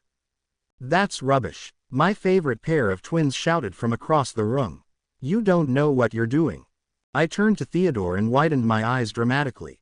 Those twins will tear this school apart until they're allowed to enter, won't they? Nod asked with a grimace. I couldn't help the dreamy, excited smile that played across my face as I imagined it. Oh, they will. It will be marvelous. The Goblet of Fire. Dumbledore's voice cut the riot down to silence once again. Anyone wishing to submit themselves for the tournament merely write their name upon a piece of parchment and throw it in the flame before this hour on Thursday night. Do not do so lightly, he emphasized, his eyes skimming the crowd as the thick goblet flamed a cool blue. If chosen, there is no turning back. As from this moment, the Tri-Wizard Tournament has begun. Well, I'm ecstatic, Daphne said as we walked out of the Great Hall. I hope that the Hogwarts champion is from Slytherin. I doubt it, I laughed, falling in step between she and Theodore. As much green pride as I have, we're a little bit too cowardly to risk our lives, don't you think? Well, you and that twin of yours have done it basically every year, haven't you? Blaise asked lowly with a raised eyebrow. I rolled my eyes and shook my head. Not by choice, Zabini. Not by choice. Think you'll be out of the spotlight this year? Theodore asked mockingly. Please just say yes, even if it's a lie. Just say it for my sanity. She can't possibly be in the limelight with this tournament. Thanks Salazar, you aren't 17. If you entered and were picked, I could just imagine the uproar. Or if your brother were not entering, and I wouldn't even if I were old enough. I interrupted immediately. Eternal glory. I can find eternal glory in my packet of Bertie Bott's every flavor beans faster than I would if I were in that tournament. I'm a lost cause for anything but shadow fame. But you're the best shadow of fame ever. Daphne put on puppy dog eyes. I mean, you even saved your brother's ass. Shadows aren't commonly that considerate. Consider me a saint, I smiled. Compared to what? A demon? Theo snorted. I'm not that bad, I argued with a pout. Yes you are. You're the most evil and loyal Slytherin hybrid that has ever existed. Daphne laughed loudly, drawing some eyes toward the three of us. It wasn't often that we displayed our conversations in public thanks to how bashful Theodore was. I rolled my head over my shoulders, trying to loosen my muscles. I'm certainly not heavenly, Mr. Knott, I frowned melodramatically. But I will be an angel to one of those boys this year. Audrey. Daphne laughed. Angel. Theodore snorted to himself. I rolled my eyes at the two while they laughed at the images popping into their head. Were I not so proud, I probably would have joined them, but instead I stood up and straightened my clothes to leave the Great Hall. Your lack of faith in me is just plain rude. They only laughed harder. I'm on time, I announced factually, if not a little loudly, while I ran and slammed myself into the seat next to Knott, knocking into him in the process. I didn't quite move before he pushed me off of him and brushed off his sleeve as if I had somehow transferred dirt to his robes. No, but the teacher's more late than you are, so I think you're safe. Knott smirked. At least Knott was his normal self, and was considerate enough to remember that I liked sitting near my brother in the few classes we shared and sat behind him for this one. I smiled at him. Did you miss breakfast? Harry asked as he turned around to talk to me. I shrugged. Meaningless meal, isn't it? He rolled his eyes. Ron gaped at me. Meaningless? There's no way that any meal is meaningless. You're a glutton, Ron. I snorted. But I agree with you, unless I'm running late. You missed it then. The Bulgarians have taken to eating with the Slytherins, and the French are with the Ravenclaws. Harry informed. I looked to Theodore, who shrugged his shoulders nonchalantly. Thank Merlin that my friend wasn't obsessed with Quidditch and, most importantly, he wasn't obsessed with appearances. Feeling left out, my loyal lion? I asked sarcastically. My brother rolled his eyes. Not at all, though Ron seems upset he hasn't gotten his autograph. It won't mean as much if everyone gets one, Ron argued, as he frowned. You're such a girl, but I couldn't laugh at my brother's best friend for any longer because at that moment, our defense against the dark arts professor just so happened to walk right past my seat. I felt a shiver go down my spine and a strange feeling pass over me. I don't know how I could tell, but that I was watching me through the back of his head. But why would he be watching me? I don't think I'll like this professor. I thought aloud to Theodore, not really taking into account that said professor could probably hear me, but I didn't really care. Theodore just sighed deeply. He knew from each of my experiences that not liking someone means he should feel sorry for the bloke. Theodore, like me, seemed to be compassionate enough to hope that his punishment for being strange wouldn't be too mean on my prank scale. By the time he had limped up to the front, the chalk was magically writing his name on the board in twisted and messy cursive. I hoped I'd be able to take notes from his writing, it was difficult to read. Alistair Moody, he announced with a thick Irish lilt. I was surprised, I had mostly expected to hear a Scottish grunting, just because he was so brutish and all. Ex-Auror, Ministry malcontent, and your new defense against the dark arts teacher. I am here because Dumbledore asked me. End of story, goodbye, the end. Any questions?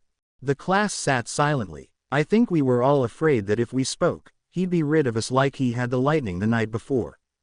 When it comes to the dark arts, I believe in a practical approach. I believe in constant vigilance. Now, which of you can tell me how many unforgivable curses there are? I raised my eyebrows. This guy was insane. I was positive that this was not in our curriculum, so why was it necessary to talk about? I'm no goody two-shoes, but I do have common sense. 3, sir. Hermione spoke up from the table beside mine, not that her answering was predictable or anything. And they are so named. Because they are unforgivable, Hermione explained. I turned to Theodore and blinked slowly. How bloody typical, I asked quietly. He snorted and lowered his eyes to try and pretend like he hadn't reacted at all. Shy little bugger. The use of any one of them will earn you a one-way ticket to Azkaban, correct? Now the Ministry says that you're too young to see what these curses do. I say different. I lied. I like him, I said immediately. Harry looked over his shoulder and shot me a look that showed I should clearly be more judgmental, so I gave him a look that clearly said, step off.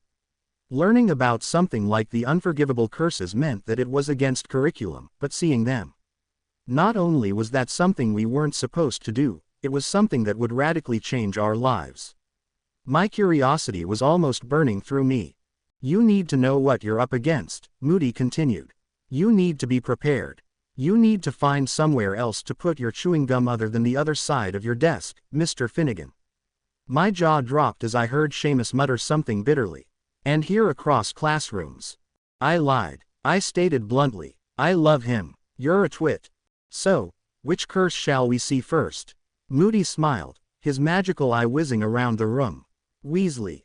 Yes. Ron shot up almost a foot off his seat when Moody addressed him, and I couldn't help but giggle quietly, looking behind me to Daphne, who was reacting in the same way, but not quite so subtly.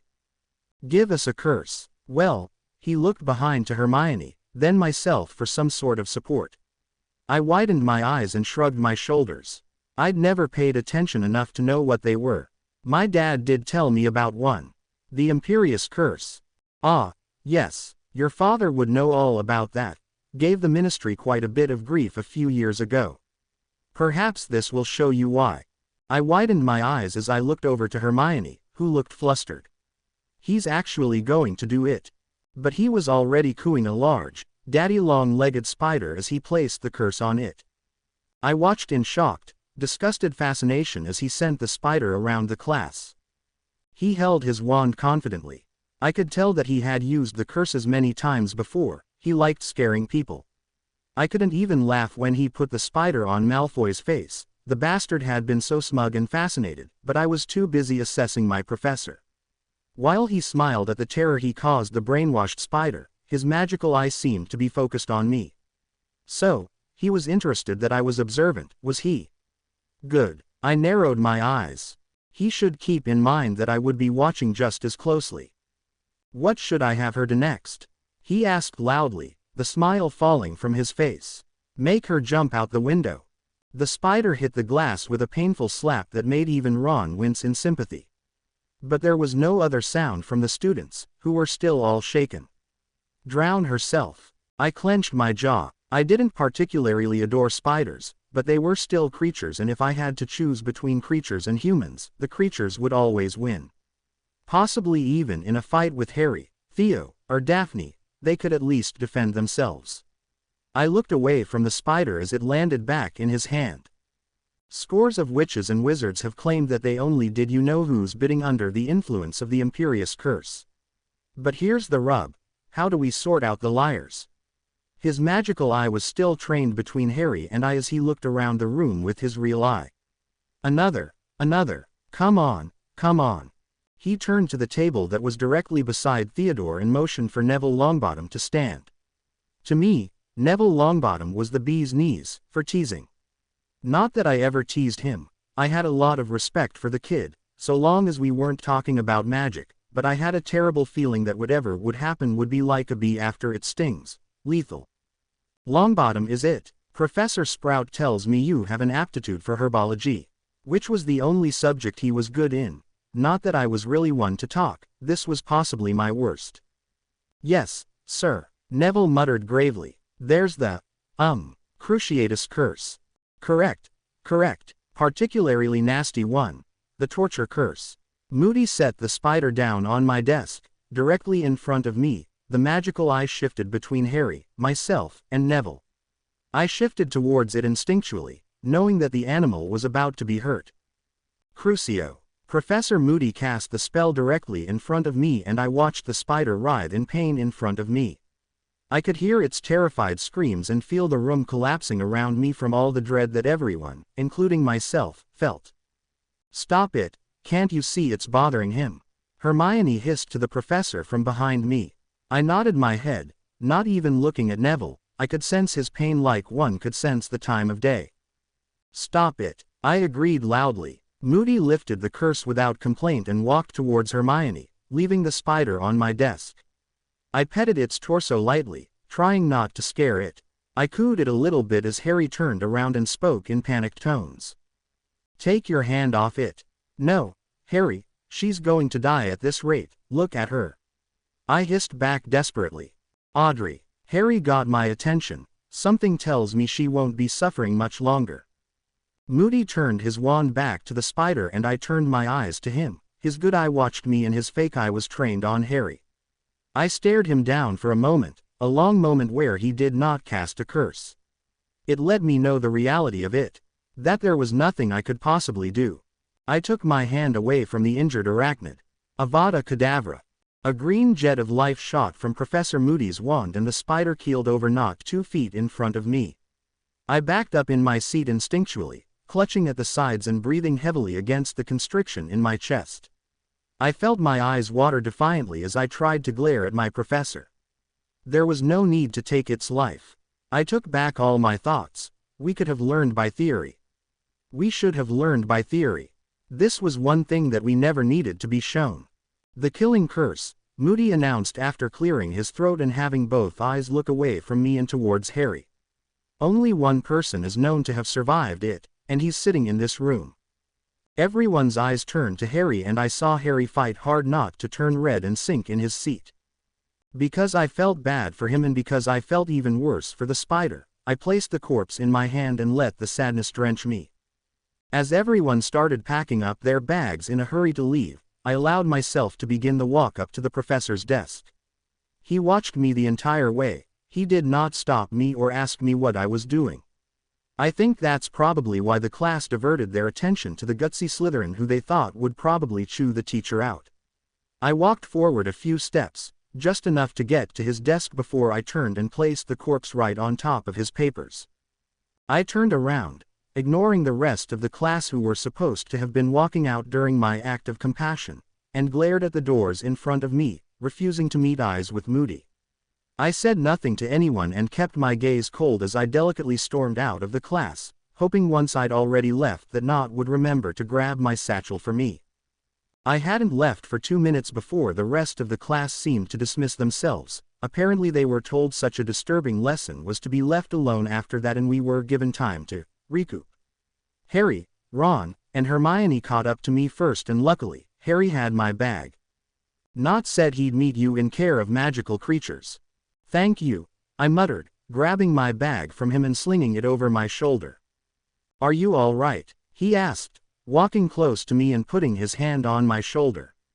You shouldn't have walked out like that, you'll be the talk of the school. No more than those bloody curses should be, I hissed. He killed that spider for no reason. I wasn't that upset, Ron whispered to himself. I glared. Not the point, he shouldn't kill in front of students. Animals or arachnids are invisual at all. I spit. Hermione wrapped her arm around mine and nodded. I completely agree, it was so irresponsible and so inhumane. I offered. She nodded. Exactly. I think we should have a talk with Professor Dumbledore, Hermione went on, but I shook my head and withdrew my arm. As much as I'm against it and as much as I look dashing in these green robes of mine, I smirked. I'm not a snitch. I will handle this situation maturely and without help, because I can do that. Then, one day when his back is turned, he'll find just as pretty a present on his desk. Audrey, Hermione scolded. I rolled my eyes. Would it comfort you were I to say I was considering the assistance of Fred and George?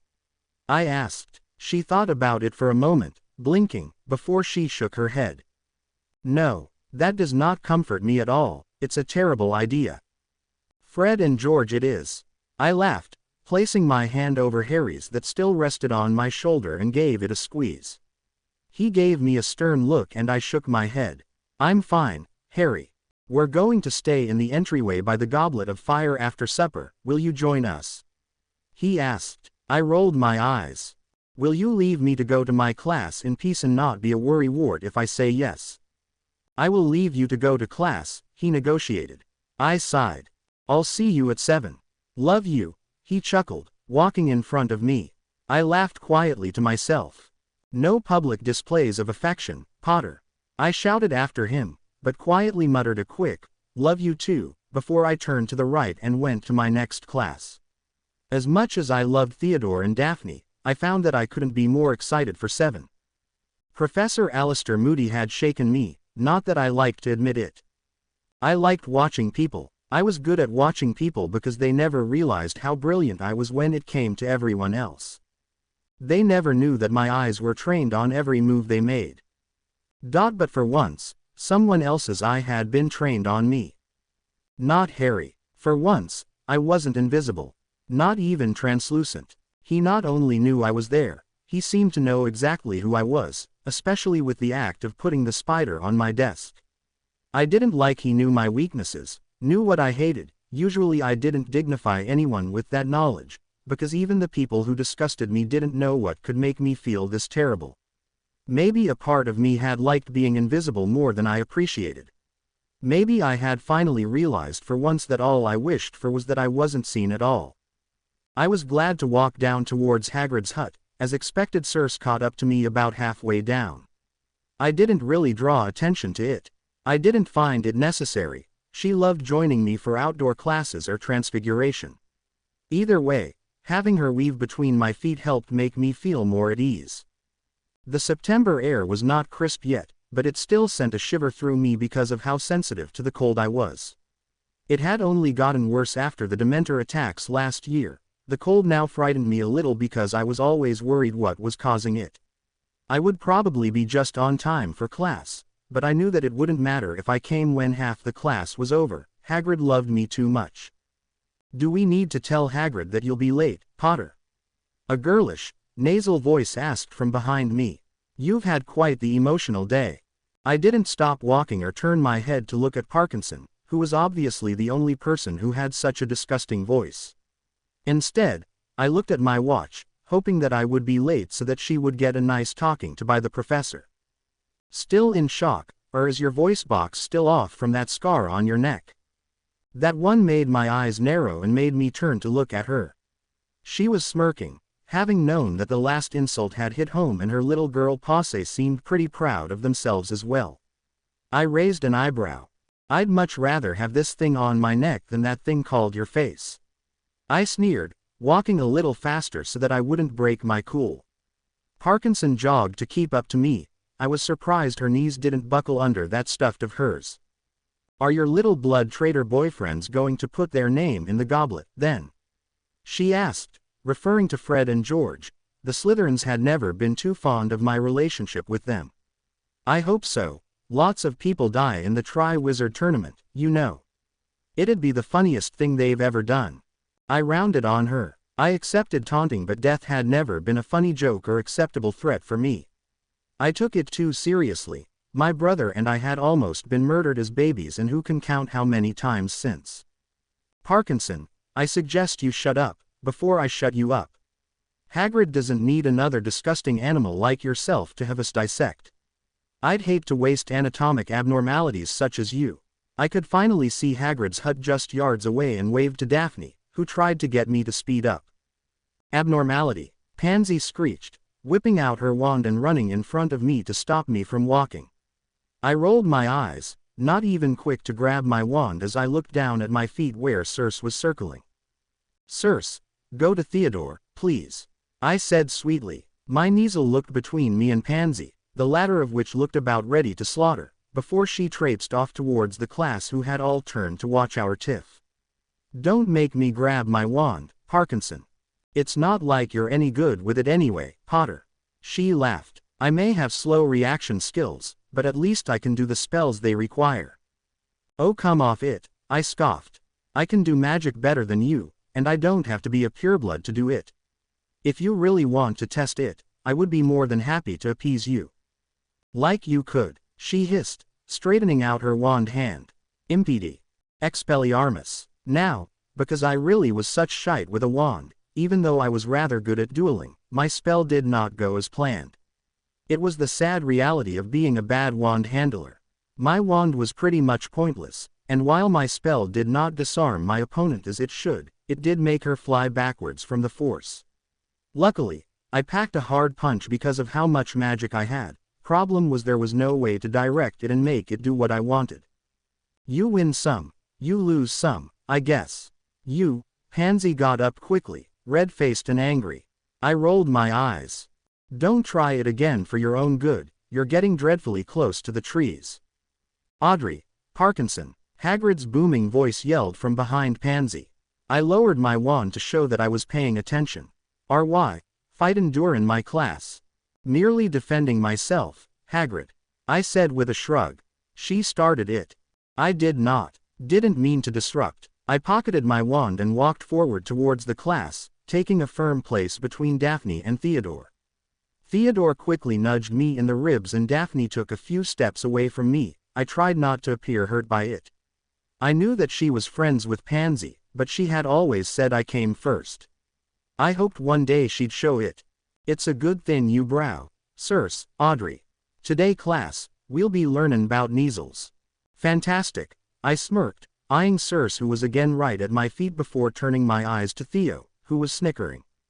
Because I had a Kneazle, this would be yet another class where I did all the work within a few minutes and we got to laze around for the rest of the period. With that announcement, Daphne took a quick step back towards me just to solidify her place in my group if we ended up being divvied up. "Can I show Circe off class, Audrey?" Hagrid asked, taking a step towards me. I bent down, holding out my arms and Circe was glad to jump back into them. She had never really gotten past the kitten stage when it came to cuddling. I held her out to Hagrid, who moved slowly.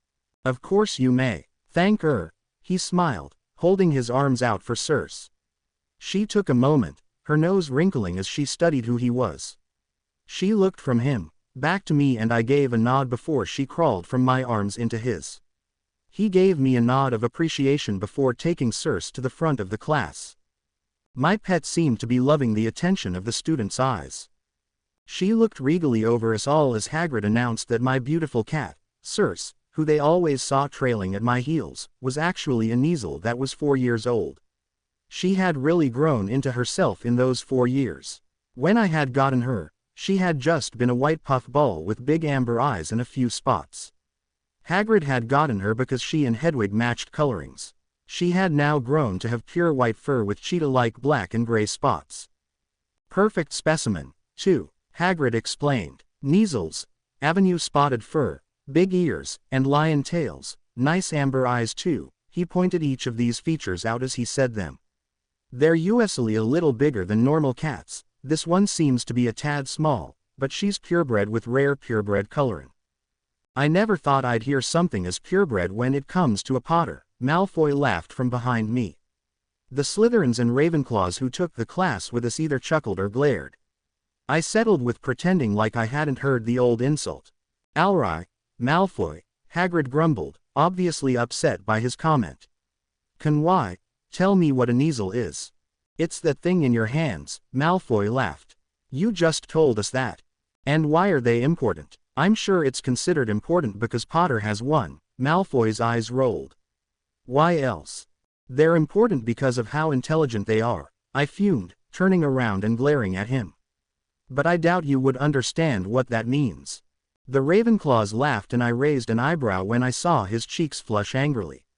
Malfoy would never change. He was as predictable and vivacious as drying paint.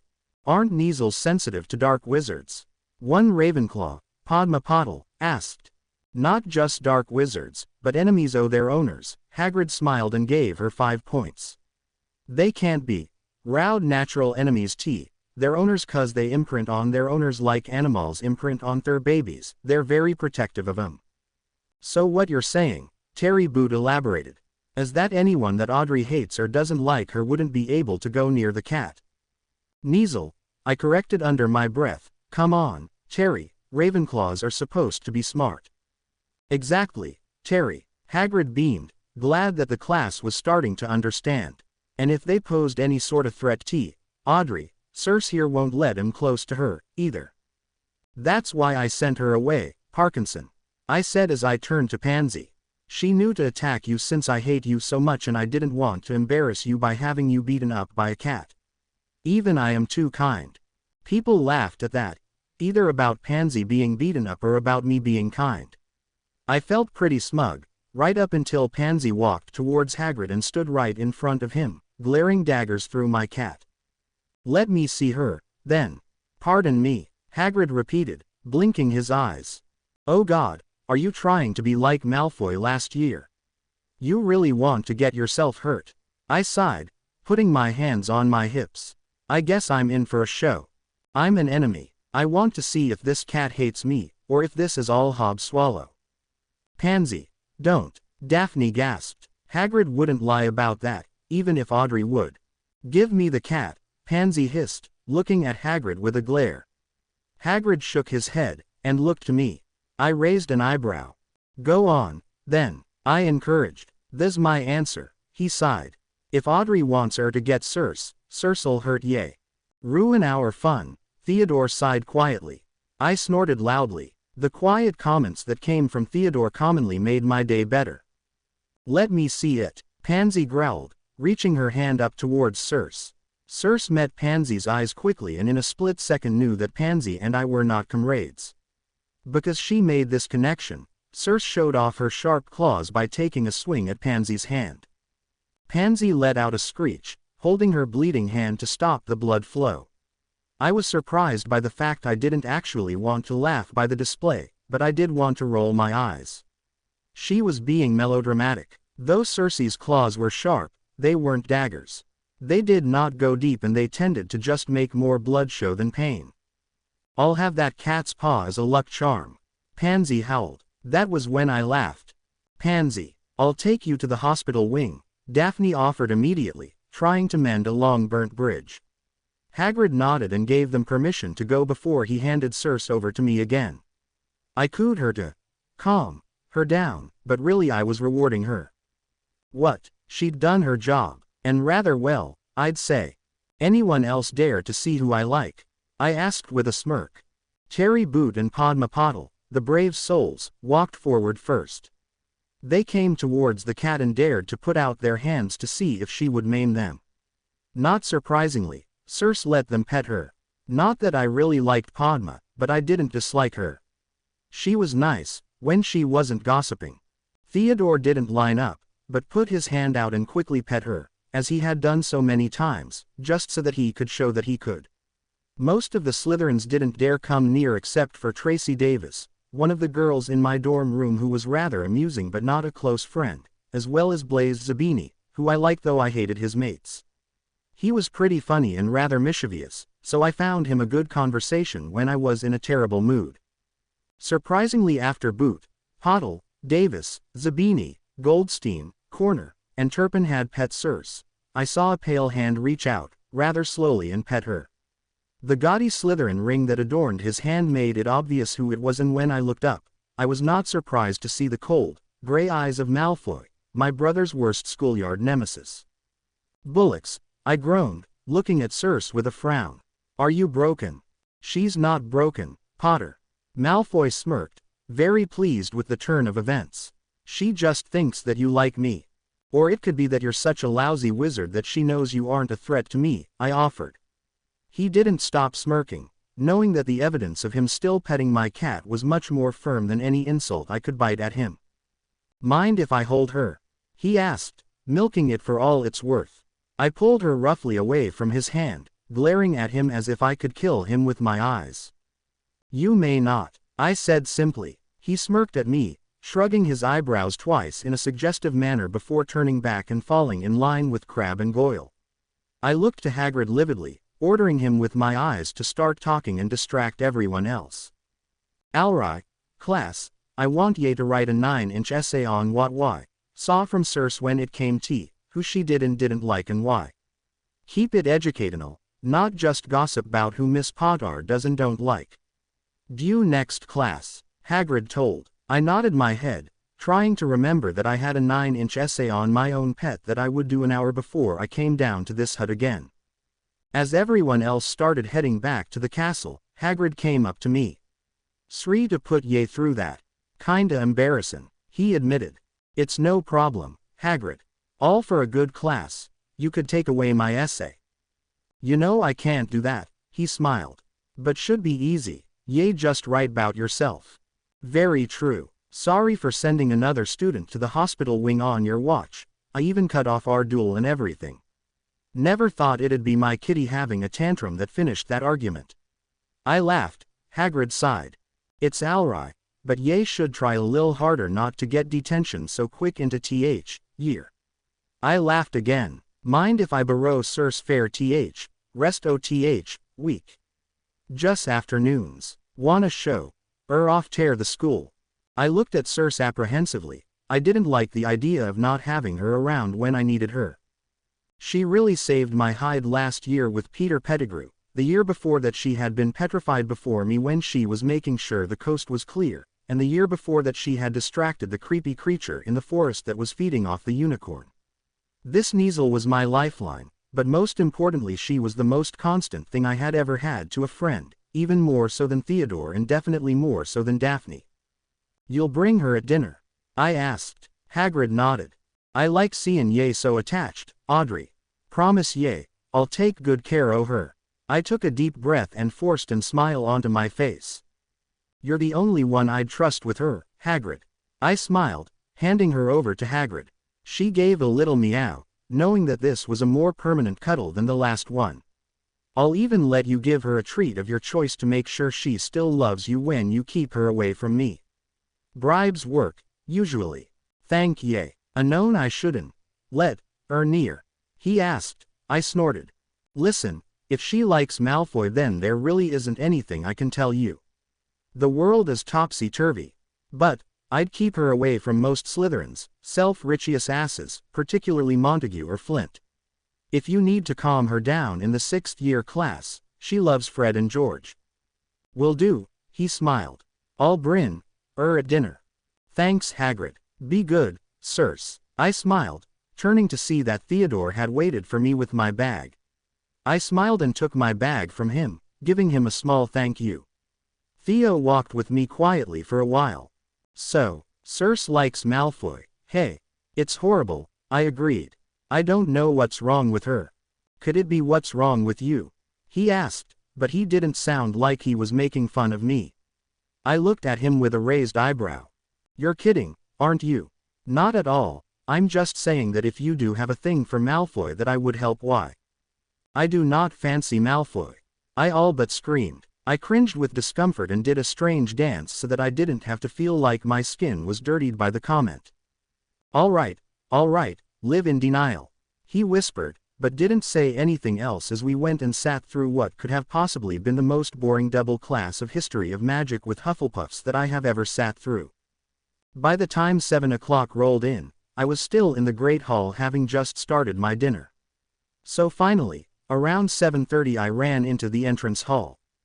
I'm here, I gasped, falling on the seat next to Hermione who looked up from her book only momentarily. She snorted at me thickly. You're late. I'm always late, I sighed. Blame Hagrid. I wasn't leaving until he brought me Circe.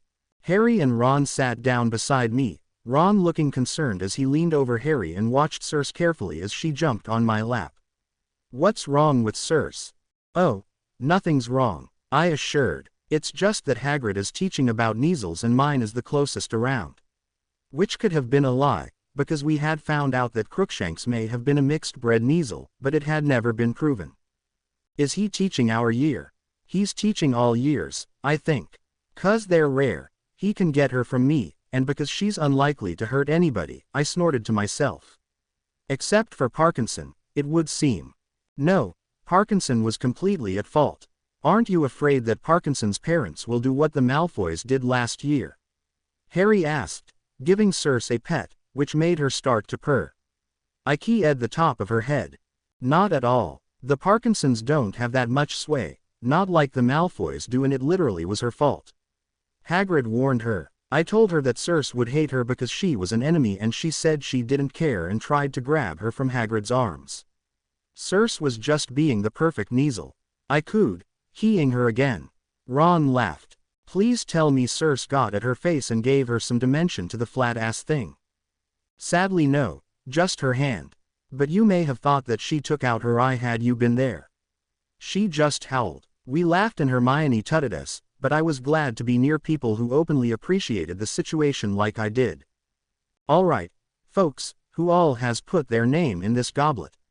I asked, turning my attention to the brilliant blue flame that was flickering above the goblet on the pedestal. A bunch of randoms, Harry shrugged, but his tone was quickly mocking me.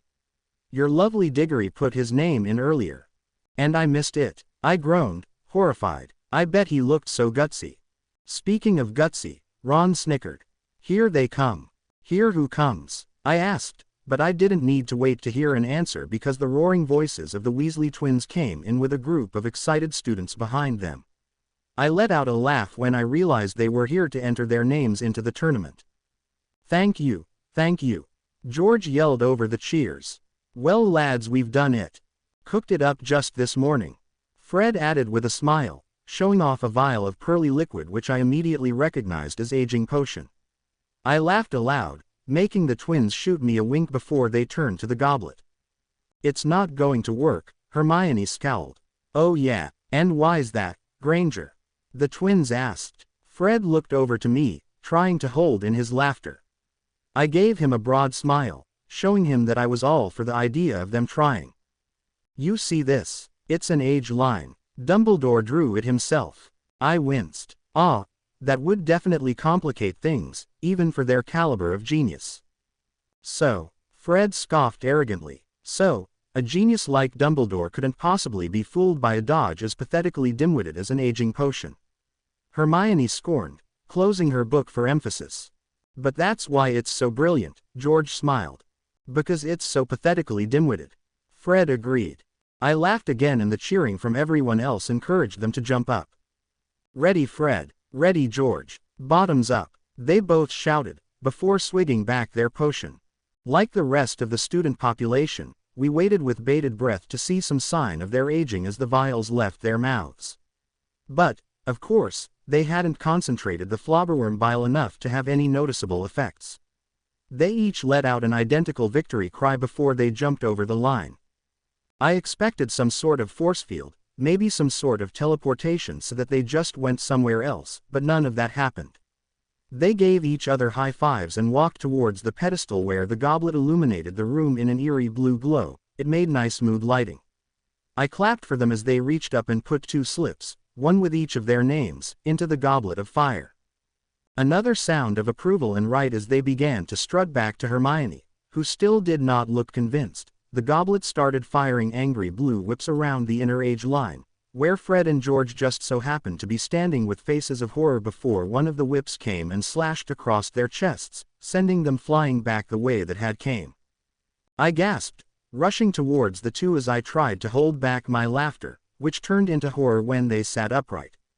Instead of their vibrant heads of red hair that they shared with all their siblings, Fred and George Weasley were now sporting long white hair with matching beards, and right after they realized, they were on the ground fighting one another.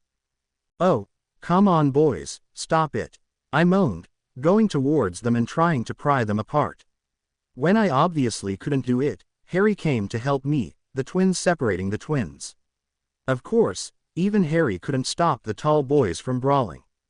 "Oi, Fred and George Weasley, if you do not calm down." I grabbed one of them by their beard, which made him pull back enough for me to grab the other one's mane of stringy white hair. "I will never bunk with you again." Knowing that when we skipped classes was the time spent coming up with our most creative plots, Fred and George stopped hitting each other hesitantly. By the time they realized what one another looked like, all four of us burst into laughter. Harry gave me a smile goodbye, as he knew what would be asked of me next, before he went off to Ron and Hermione, who were watching some of the Durmstrang men enter their names into the goblet.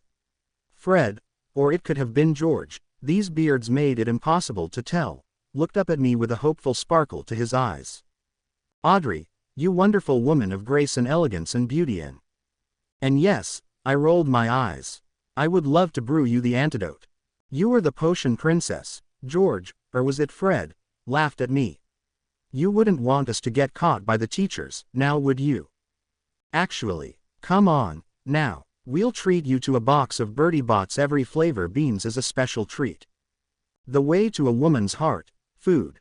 I sighed happily, linking arms with the two geezers and skipping out of the entryway as if I were Dorothy from The Wizard of Oz. Personally, I thought I was much closer related to the Wicked Witch.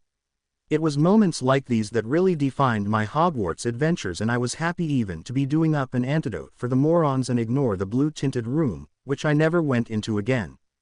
By the time Thursday night had rolled around, I was almost surprised to see the goblet of fire at the front of the room. I had been far too distracted to go down and see the spectacle that students made when they had decided to enter. Instead, I had kept to fixing the damage Fred and George had done for the rest of Monday night. Tuesday evening I had gotten in trouble for being with Fred and George as we threw firecrackers before my astronomy lesson. Wednesday the three of us pulled a prank on Parkinson as their thanks to me for keeping them 7 months short of 17. Today had been a lesson in divination, so it had been a hard day indeed. Divination was always difficult thanks to the old bat's classroom. There was something about the herbs, or maybe it was the room, or the boredom, or possibly even my mid-class naps, which always seemed to make my visions go a little bit haywire. Today had been no exception, of course. Today we had been working on planetary movements during the day of our birth with the Hufflepuffs, one of which had been so excited she knocked over Professor Trelawney's planetary model of the solar system, and woke me up when I was in a rather unfortunate state. "Lighten up, Potter." Zabini smirked when he saw me moping at the dinner table. Class wasn't too bad today. Nope, not at all, for him. Today's performance in class had included shouting out in a slew of French, which was funny as I don't speak French, nor could I really remember much other than water. I'd never been able to swim, so it was a fear I'd had ever since the pipes would burst when I got angry. "Of course not, Blaze," I agreed sarcastically. My nap was just as long as every other class. Zabini showed off his strange half-smirk, half-smile where you couldn't tell whether or not he was mocking you, before he turned his attention to the professors up at the front of the room. They were whispering amongst themselves excitedly. I caught eyes with Professor Snape briefly, and as soon as I did, I felt like one of my housemates had come up and poured a glass of cold water over my head. It was painfully cold, suffocatingly cold. It was because this was no normal cold. This was another premonition. As always, flickers of the future came to the forefront of my vision, each making as little sense as the next. I saw Cedric Diggory getting closer as I ran towards him, a foreboding feeling in my gut. I saw a glass with ghostly images of gaunt faces. I saw Fred looking at me from across the tables with a scowl. I saw a flicker of Seamus looking hurt. Then Fred. Then Hermione and Ginny. I saw Ron glaring at Harry with so much malice that it made even me feel bitter. I saw Daphne screaming in anger. I saw myself looking like a drowned rat as I glared at my brother who was being embraced by his friends while I was left alone. I gasped out from water that surrounded the future and climbed back into the present. I drew only a few curious glances but ignored them all as I shook my head of the image. Theo looked at me worriedly, leaning in close. "That's 2 in 1 day." "I know," I whispered, flickering my eyes back up to the professors at the table. Snape was no longer looking at me, but whispering to Professor Dumbledore. "I don't know what it means. Did you understand any of it?" "Yeah," I whispered, thinking back on the flashes and trying to recall as many as I could. Everyone's about to be really, really mad. What do why? If everyone would please, take their seats. Dumbledore's voice rang across the hall. Everyone skittered to their seats excitedly, trying to take as little time as they could manage. And now the moment you've all been waiting for, the champion's selection. Dumbledore took the few steps it took, so that he could place his hand on the goblet of fire. The lights around the hall dimmed, and I was again bathed in the blue glow of the flames as my breath hitched excitedly. The goblet sat dormant for a long moment before, very suddenly, the flames began to burn an abnormal neon red and seemed to explode in some strange chemical reaction. It took me a moment to realize that the reaction had been from the parchment it seemed to have coughed out before it faded back into the gentle blue fire. The Durmstrang champion is Viktor Krum. The entire school seemed to cheer to the point that I felt like I was deafened. I cheered as well, though I couldn't see how his Quidditch skills would save him through 3 tasks which were all mentally, physically, and emotionally crippling. Viktor Krum stood up and walked down the tables, getting pat on the back the entire way down to the professors. They smiled at him, whispered some words, and Krum disappeared into a room off the side of the staff table. By this point, the goblet was already glowing the eerie cheery red, and it exploded again, spewing out a new piece of parchment that Dumbledore grabbed with surprisingly quick reflexes. He glanced at it briefly before smiling.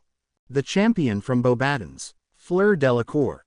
The Beauxbatons girls let out girlish screams of excitement as the most beautiful girl of the group, the girl with silvery hair and a particular swing to her hips, stood up and smiled pleasantly at her classmates before nimbly walking to the professors.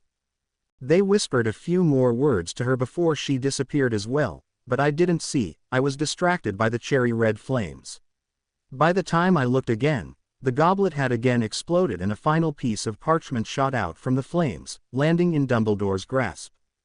The Hogwarts champion, Cedric Diggory. I let out a particularly excited and girlish scream as soon as his name was said. I felt a rush of excitement for him and couldn't help the rapid speed and obvious display that I showed over that very excitement. I couldn't even think about the consequences of the tournament. I just knew this meant that I would get to watch him without being thought a creeper at least 3 times this year.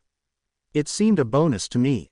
He got up in all his tall, well-built glory and walked past the Hufflepuffs, who were high-fiving him or grabbing his shoulder as best they could, since the crowd was so thick. By the time he got up to the professors, he got the same whispered words and then disappeared behind the door that Krum and Delacour had vanished before him. Excellent. Dumbledore clapped. We now have our 3 champions. But in the end, only one will go down in history. Only one will hoist this chalice of champions, this vessel of victory, the Triwizard Cup. As the cup was brought forward, shining a cooler blue than the flames of the goblet, people realized that suddenly, the flames of the goblet weren't blue anymore at all, but a disturbing, cherry red. Dumbledore took a shocked step forward and the noise in the hall died down out of shock before the goblet exploded one last time. Dumbledore used his quick reflexes to grab the piece of parchment that had flown outside of the goblet and gazed at it a moment before he whispered a name, too quietly for me to hear all the way near the back. All I saw was a lot of people suddenly look back at me with narrowed eyes. What? I asked, looking at Theo nervously, but he didn't answer, he couldn't. His jaw was so close to touching the table that he wouldn't have been able to form coherent words. Potter! Dumbledore yelled so that everyone could hear. I looked up in shock, ignoring the eyes of my classmates before they looked over to the Gryffindor table, where Harry seemed to be doing the same. Oh my God, what had he done? I watched as my brother was pushed from the table by Hermione Granger. He shakily got up and looked at Dumbledore nervously. I looked at him, watching as he walked. Oh my God, my brother would die in this tournament.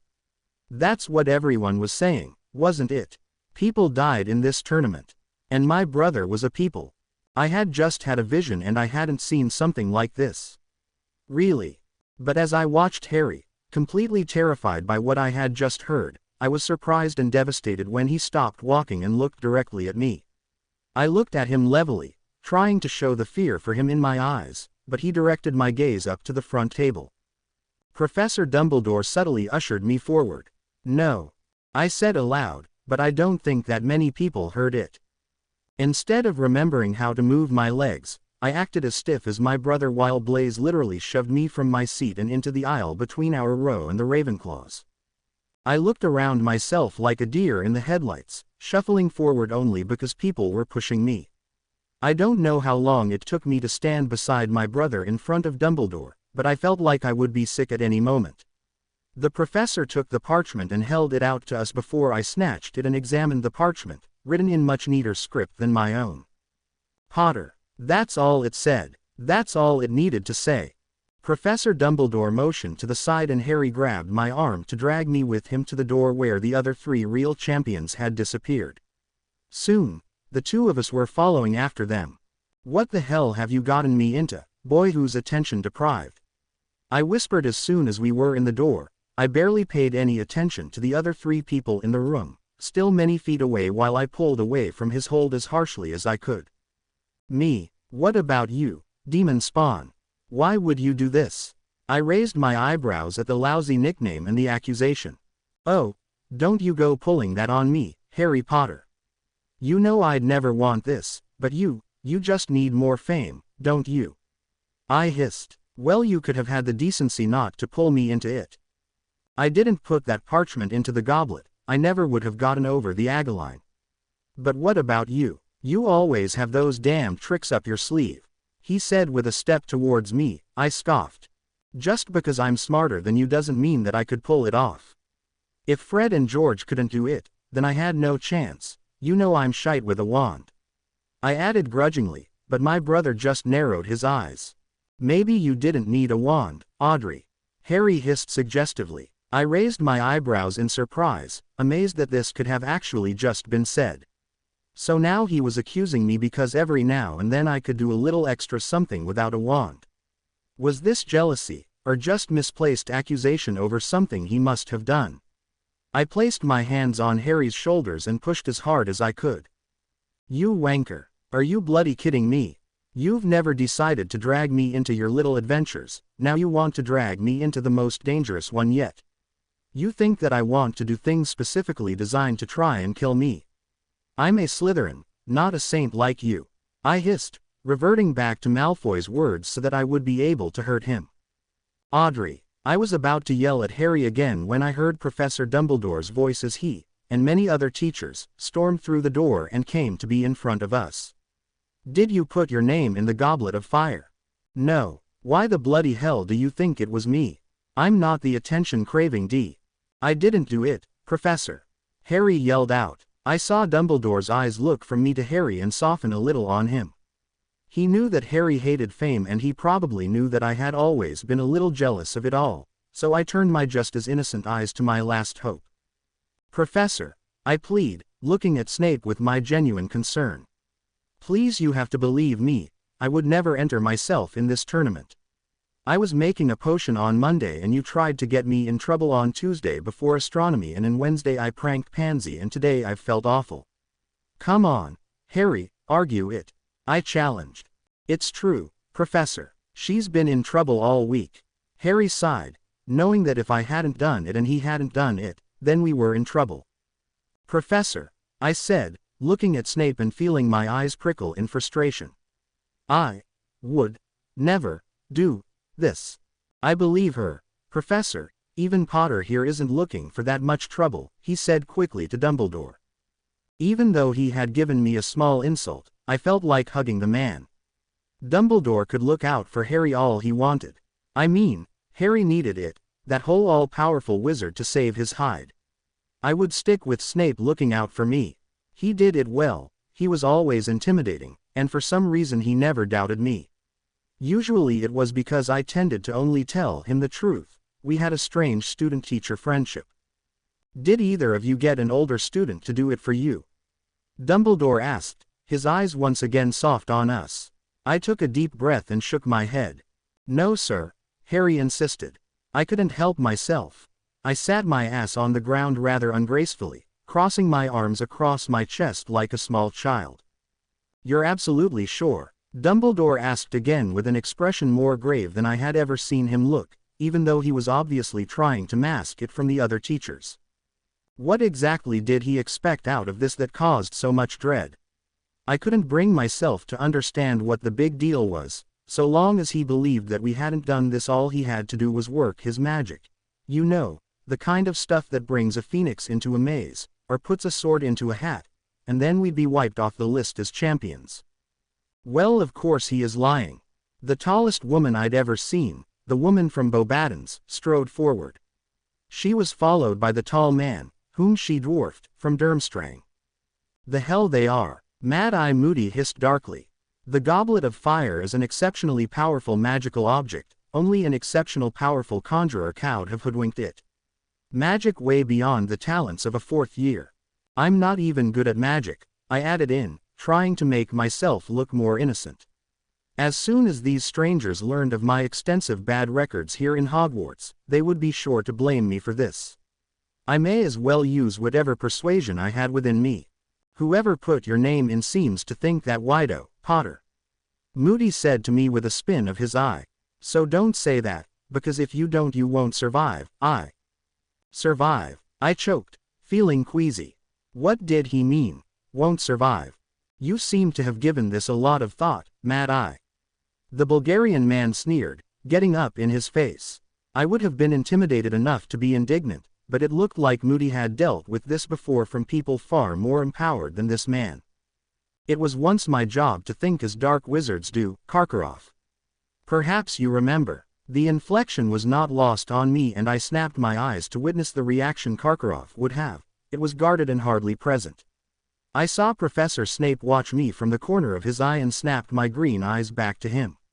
He held himself masked, showing me that I should probably be less conspicuous in my analysis and do the same. That doesn't help, Alistair.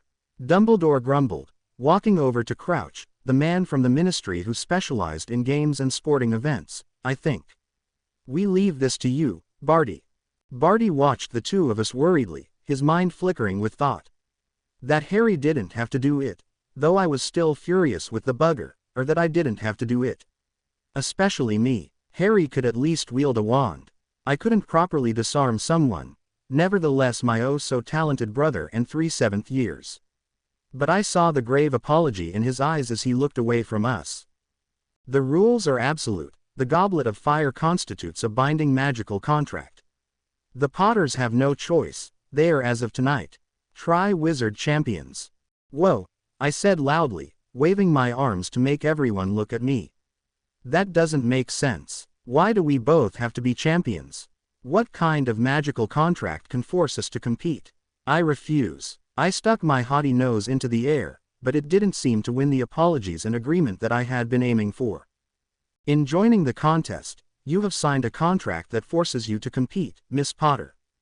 But I didn't enter the tournament. Besides, all that slip said was, Potter. You can't tell me that our last name is enough to doom us both. I argued. Harry came up to me and grabbed my arm, trying to calm me down. He knew that it was one thing for him to be entered and another thing for me to be. At least he was good with magic once he had actually learned it. Me, not so much. I was better when I hadn't learned whatever it was people wanted me to do. Because you are both, Potter, both of you have been entered, whether or not you approve of it. The Goblet of Fire is unbiased and indefinite. I raised my eyebrows. I'm sorry, though I definitely was not.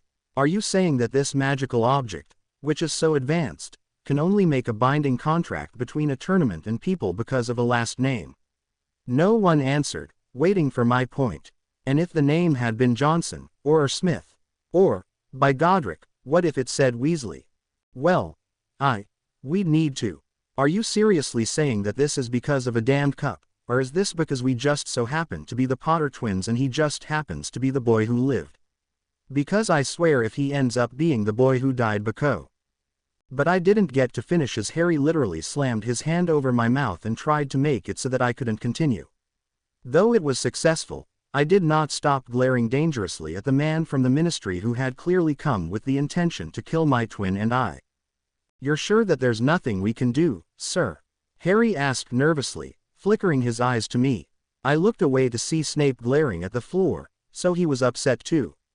Good. At least someone seemed to realize how dangerous this all was. I'm sorry, Mr. Potter. You and your sister are champions now, whether you like it or not. He added pointedly towards me. I glared at him the entire time he mumbled his goodbyes, and I even managed to hold it through his entire departure from the room. Possibly even the castle. People were in such shock no one moved for quite some time. I waited until he was gone, then until we were allowed to leave, getting away from the glares of the other Triwizard, now Quinwizard, champions. It was unnerving, knowing that we were up against 3 very efficient wizards and a witch. Mr. and Miss Potter, if you would please go back to your dormitories. I would like to escort you, if I may. Dumbledore asked us. We both nodded in unison. He let us walk slightly ahead of him, and he hummed a very topsy-turvy tune under his breath to give us the illusion of privacy. It was sweet of him to leave us without worry over what we said to each other. We naturally walked to the dungeons first. The dungeons were not only closest, but I knew that Harry wanted to talk to Dumbledore, and as much as I would have loved some of the guidance my brother constantly got from the man, I really couldn't imagine what to say right now that would have been at all productive. Someone's trying to kill us, you know. I looked to Harry grimly. And by us, I mean you. I know, he sighed. I just don't understand why they're doing it this way. I looked to him worriedly. I don't know. You haven't seen anything, have you? Harry asked. I looked behind me to see Dumbledore's eyes twinkling, though he was conveniently waving to one of the portraits hanging on the wall. As he passed it he continued to hum pleasantly to himself. I'm not sure. I didn't see this, that's for sure. I sighed irritably. What was the point of having these premonitions when I never saw anything useful, besides the man that I refused to admit I saw? I've been seeing a lot of anger. Ron was mad and Daphne was screaming and Hermione was really concentrated. I saw you in some new robes and flying about, but, I sighed. No, nothing to really tell me what it all means. Does that worry you? Not as much as it worries me that you don't seem to understand how serious this is. Someone is trying to kill you, again. I emphasized. He let out a breath of understanding. When isn't someone trying to kill me? He asked boredly. We can do this, Drea. You can. I can barely wave my wand to make something levitate without it spontaneously combusting. I pouted. I'm not ready to die. I will not let you die. Well, it's not up to you, now is it? I spat, looking to Dumbledore as we made it down to the entrance to the Slytherin common room. Please take him back to Gryffindor Tower, sir. Make sure someone doesn't try to kill him before the tournament even begins. It would be a pleasure, Miss Potter. Do be safe yourself. I have the impression that you have some very anxious classmates in your common room. He advised before bowing his head and walking away. Harry gave him a look and we both realized that Dumbledore was going to give us an actual moment alone. I hugged Harry tightly, anger gone and now replaced with fear. We can do this, he assured quietly as he squeezed me even more tightly. We'll figure this out, I agreed. With another extra tight squeeze, we broke away from each other and it was as if we had never hugged at all. Harry sped up to reach Dumbledore and I watched the two mournfully before sighing and muttering the password, lineage, to get into the common room. The common room was as lovely as always. Old-fashioned chairs and stiff-looking couches lined the room of high ceilings that were made out of glass. This glass brightened the room in a green hue as above it was the Black Lake, which cast a frosty chill through me as I had the regular moment of fear that the glass would break and I would drown. I hate water. In the common room, however, I noticed that all the stiff-backed chairs and antique-style couches were being used by students from each year, all of which had now turned to look at me since I was in the room. It was unnerving, seeing all of them watching me. I looked around briefly, trying to tell if they were angry or shocked or bitter, but I was so anxious I couldn't tell. You're a genius. One third-year boy, I had no idea his name, spoke suddenly. How did you do it? Confundus charm. No. I muttered, looking from him to all the other faces that seemed to be getting more curious and coming much closer. What do you want? We want to know how you did it, Potter. Was this some sort of surprise organized by the staff? Publicity, perhaps. A sixth year, named Montague asked. I raised my eyebrow at him. Montague had flirted with me once when I was 11 and he was 13, he'd kind of freaked me out ever since. This wasn't planned. Not by us, anyway. I added nervously as my eyes scanned the room around me. Where are Daphne and Theodore? Up in his dorm waiting for you, Blaze sighed. People here are going mad to know how you did it. Well, I can't tell them. I sighed, looking at all the hopeful faces and feeling my face start to burn the color of my hair. Piss off, you lot. You're supposed to gossip behind people's backs, not ask them for facts about it. This is what you wanted, isn't it, Potter? I looked in front of me, right where I was headed to the boys' dormitories, and I saw my least favorite bee-owned Slytherin sneering down at me. When had he gotten so tall? You always get what you want, don't you? Is that the real problem, Malfoy? I asked, narrowing my eyes. Or is it that you wanted it to be entered in that tournament? He scoffed, trying to look as if he weren't affected by the truth. Why would I want to be entered in such a pointless thing? I guess your word does count for mud. I raised an eyebrow. Just because you're jealous that I got some fame from my name doesn't mean you need to feel down. You have enough to yours. Hell, it bought our team the second best broom on the market. His face went red. The Nimbus 2001 is the most beautiful broom, yes. I agreed. He blinked a moment as if in surprise that I admitted it. Much prettier than the Firebolt, but you still aren't as fast as Harry. Or, I gasped, mockingly, maybe it's just that you're so bad, it doesn't even matter. You wait, Potter. This year is going to be your worst yet and you will hate having me as an enemy. Malfoy sneered as I walked towards the boys' entrance, a hallway that looked like I was headed straight into the water. I laughed as I passed him and he swiveled around to glare at me as I passed him. I love having you as an enemy, I smiled. His glare faded into confusion. If you weren't my enemy, I'd be afraid that we'd be somewhat civil in our general sense of apathy. With that, I walked further towards the dormitories, jumping a little as a group of fish eagerly swam to the glass above my head and watched me move. This was a regular occurrence when I went to either the girls' or boys' dormitories, but it never sat well with me. Don't ask me why, I just didn't like thinking of myself as the girl tempting fate by not drowning each day. I was supposed to be the girl who couldn't have a normal school year, both were just too much to handle. I walked down to the fourth-year dormitories and opened the door widely to see Theodore's room. Luckily, the other occupants of the room were not there, those being Blaise Zabini, Draco Malfoy, Crabbe and Goyle. I felt sorry for the bloke, but he could just come and hang out in the girls' dormitory anyway. I couldn't imagine being in Gryffindor Tower. They didn't let boys go into the girls' dormitories. Apparently Salazar didn't mind the thought of encounters in his dormitories. But seriously, how on earth would I get up every morning if Theodore didn't come and rip my blankets off? What did you do? Theo automatically asked, making me pause at the door. His face was red and he looked more angry than I think I had ever seen him. It was a little bit terrifying to be honest. Are you trying to get yourself killed? Not at all. I plopped myself down and laid horizontally on the bed beside them. I was kind enough to ruffle the sheets when I realized that the musky scent coming off of them belonged to Malfoy. But someone else is. You swear you didn't do it? Daphne asked slowly. Why does everyone think you did? Because people want a rebel, I sighed. I don't want to do it. Then don't. Not said automatically. With your wand etiquette, you'll die.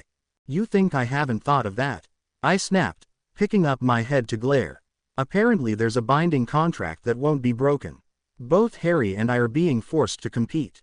Both of you. Why is that necessary? Because the slip only said Potter, which apparently means that anyone who has the name Potter is obligated, which is ridiculous. What if it had been Weasley? What if it would have been Greengrass? Would they have made you and Astoria compete? I was slightly hysterical as I pictured Daphne's first-year sister trying to survive in the tournament. Ridiculous. So what do you plan to do then? Daphne asked quietly, the worry starting to set in. I guess that the image of she and her little sister entering the tournament had let her realize how dangerous the situation actually was. Panic, I suggested. It's the only option I seem to have right now. I don't see how dangerous it could be. Daphne admitted. You're Audrey Potter. There's nothing that you can't do. I wish I had your confidence. I sighed, wondering if Harry was getting the same treatment from his mates. Probably not. They were probably actually worried, whereas Daphne seemed fretful, but ultimately elated. Probably glad that I had gone up a few ranks, Until I died, of course. That would probably shoot me back down again. Will you get to know ahead of time what the tasks are? Theodore asked. I don't know. I shrugged. Why? Just because you're bad with a wand doesn't mean you're a bad witch, he reminded me with a sympathetic look. You're good with potions and good with knowledge, it's just the practical that you're shite with. Thank you, I muttered sarcastically. It's as if I didn't even know. You can do this, Daphne agreed, nodding her bee-owned curls energetically. You'll just have to try a little harder. A little, I repeated skeptically. A little, Theodore agreed, and we'll be here the entire way. Thank you, I smiled, sitting up on the bed. You wouldn't mind if I leave this until tomorrow. I'd like to get a good night's sleep. It's hardly 8:30, Daphne gasped, disturbed by the thought of an antisocial night. I doubt she'd had one of those even when she was in the hospital wing for a week after being improperly hexed by Crab, who had been aiming for a first year in the corridor.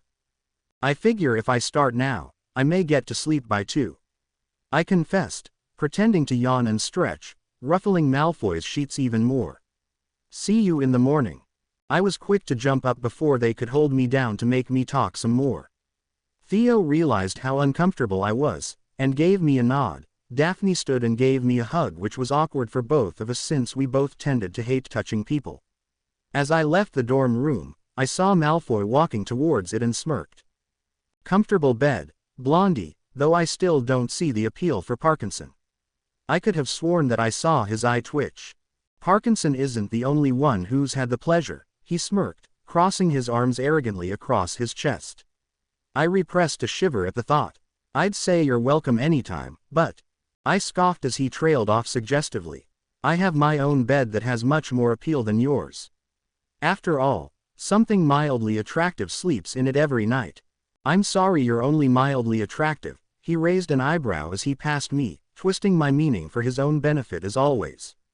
One day maybe you'll have a makeup trial worthy of the decency scale so you can get to sleep with someone with pretty hair like mine. As I did on rare occasion, only when I am very disinterested and distracted I let him win. I didn't want to take the energy to think about a comeback, but just so he knew I wasn't agreeing with him I flipped him my favorite finger and walked off briskly. I was not in the mood for hatred to fill me up tonight. Hatred was far too close to fear.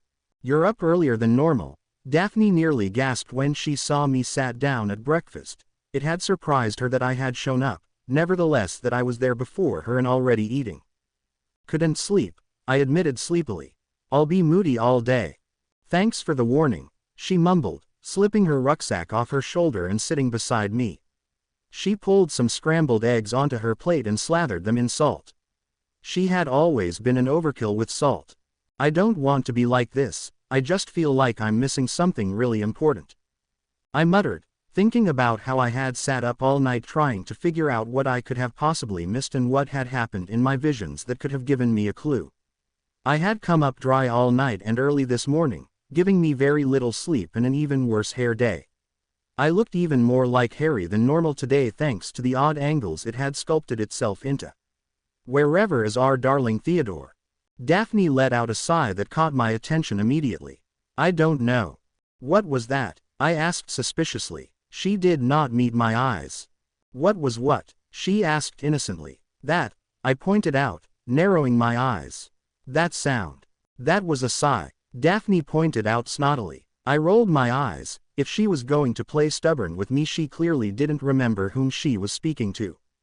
What was the sigh meant to insinuate? I asked. Irritation. She snapped, even more pissy than I. Excuse me, I need to talk to Millicent about something. And just like that she wrote me out for the hour, talking to Pansy and Millicent as if I hadn't been to breakfast at all. Great. Spectacular. Instead of walking over to Harry or trying to look desperate, I dove back into my own worries and started picking at my food, too upset to even be in my habit of stress eating. I felt far too nauseous. I was even early to potions, where I chose one of the back tables. By the time everyone had come in, Snape came up to me, asking for the homework. I won't deny, I was surprised by his reaction to me having forgotten about it. You've got to be joking, I exclaimed, gaping at Professor Snape. Snape was never mean to me and he never picked on me, particularly in front of others. Insulting Harry, sure, but he had always been fond of me. That's a 2-hour detention then, Potter. He drawled, looking at me levelly. Care to make it 3? Professor, I was up all night trying to figure out how I'm going to stay alive. You cannot chastise me for forgetting about my homework. I demanded. I could make you the potion right now with my eyes closed. I did not ask you to make it nor ask you how you could accomplish it. I asked you to write me an essay on how to concentrate it. He said pointedly. Meet me at 6:30, Potter. That should be enough time to have your dinner and your interview. Interview? I asked nervously. He raised his eyebrow and went on with the class, determined to make my life a living hell. Huh, joke's on him. He was trying as if it weren't already.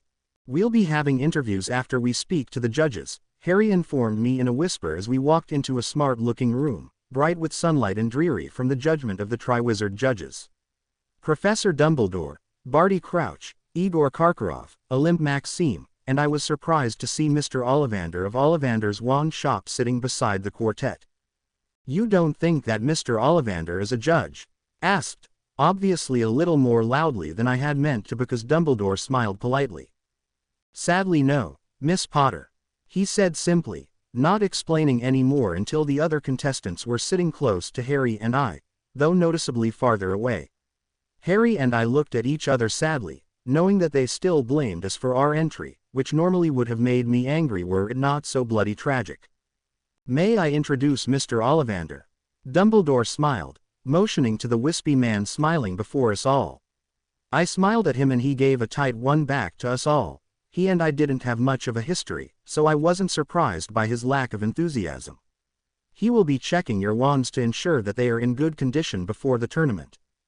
I winced just thinking about the thin stick in my pocket. It certainly wasn't in what you could call perfect condition. Mademoiselle Delacour, his soft and raspy voice almost shocked me, making me wonder how old he was. Could we have you forward first, please? Fleur swept forward as confidently as if she were trying to impress younger men and handed over her wand. It was a nice wand, rod straight and simple without design carved or molded from the blushed wood, perfectly beautiful for a beautiful woman. I had always thought that wands probably emulated their owners, but this really helped prove a point. Ollivander twirled the wand through his fingers and as he examined it gold and pink sparks shot from the tip. His eyes sparkled delightfully as he hummed to himself. Yes, he mused quietly. 9.5 inches, inflexible, rosewood, and containing, dear me, an heir from Z.E.A.D. of Avila. She said quite proudly, one of my grandmothers.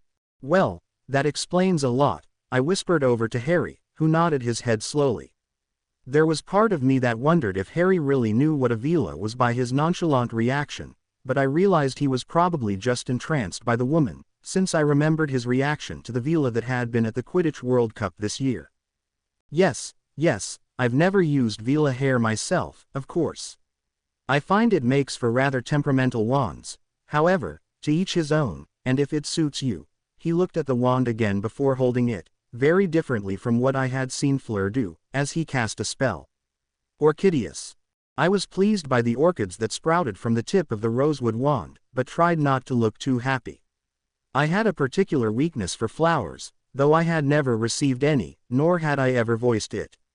I liked the colors and the fact that no two were the same, much like people, with the brightness of their personalities. Very well, it's in fine working order.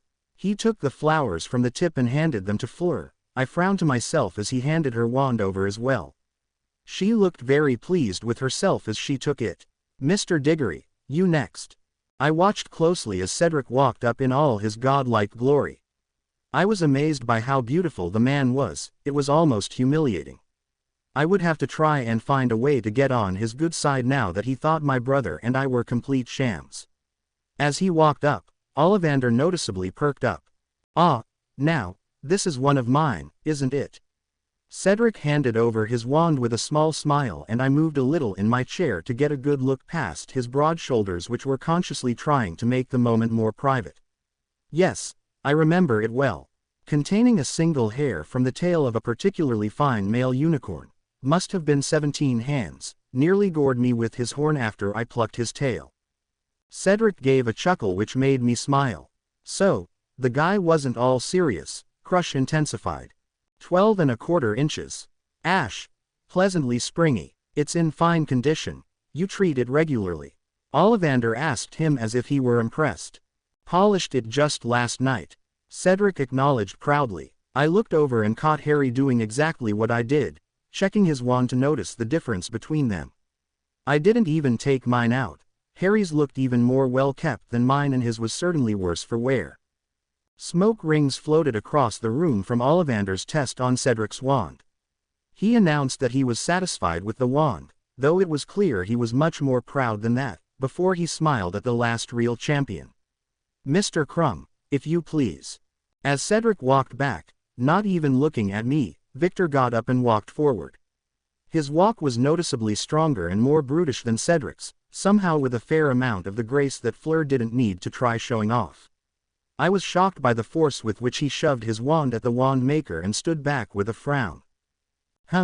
This is a Grigorovich creation, unless I'm much mistaken. Ollivander began pensively. A fine wand maker, though the styling is never quite what I. However, yes, hornbeam and dragon heartstring. Crumb nodded, looking rather proud of himself as well. I felt like my wand was burning a hole in my pocket. The blasted thing knew that I wasn't proud of it. The thing didn't work half the bloody time, so why was this even necessary? Maybe he'd say my wand was malfunctioning, get me a new one and I could have a chance. Or, better, they'd just pull me from the tournament altogether. I sighed, knowing that there was no reason to get too excited. Rather thicker than one usually sees, quite rigid, 10¼ inches. Avis. The hornbeam wand let off a loud blast before a string of birds appeared from the end, flying through the open window and out into the rusty sunlight. Good. His eyes turned to Harry and I then, looking at us both levelly as he wondered which of us should go next. I purposely avoided eye contact, wondering if I could dash to the lavatory while Harry was getting his wand checked so that I could polish mine. I was happy when I heard Mr. Ollivander ask for Mr. Potter. Harry glared at me and I winked at him lightly while he went up. Ah yes, Ollivander breathed as Harry handed him his dull, tanned wand. Yes, how well I remember. I fought rolling my eyes, trying not to be annoyed with how everyone just felt the need to gawk at everything Harry did. So what, his wand had the same core as Voldemort's.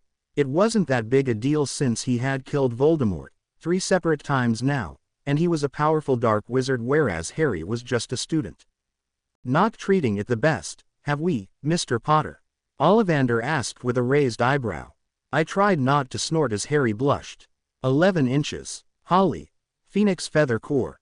Very strong core, phoenix feather. He said with meaning. Fiery wand. Very good for defense and dueling. Mr. Ollivander didn't say anything past that, but he did examine it, much longer than the others. It seemed like he was reliving the memory of the two wands, wondrous as it was supposed to be.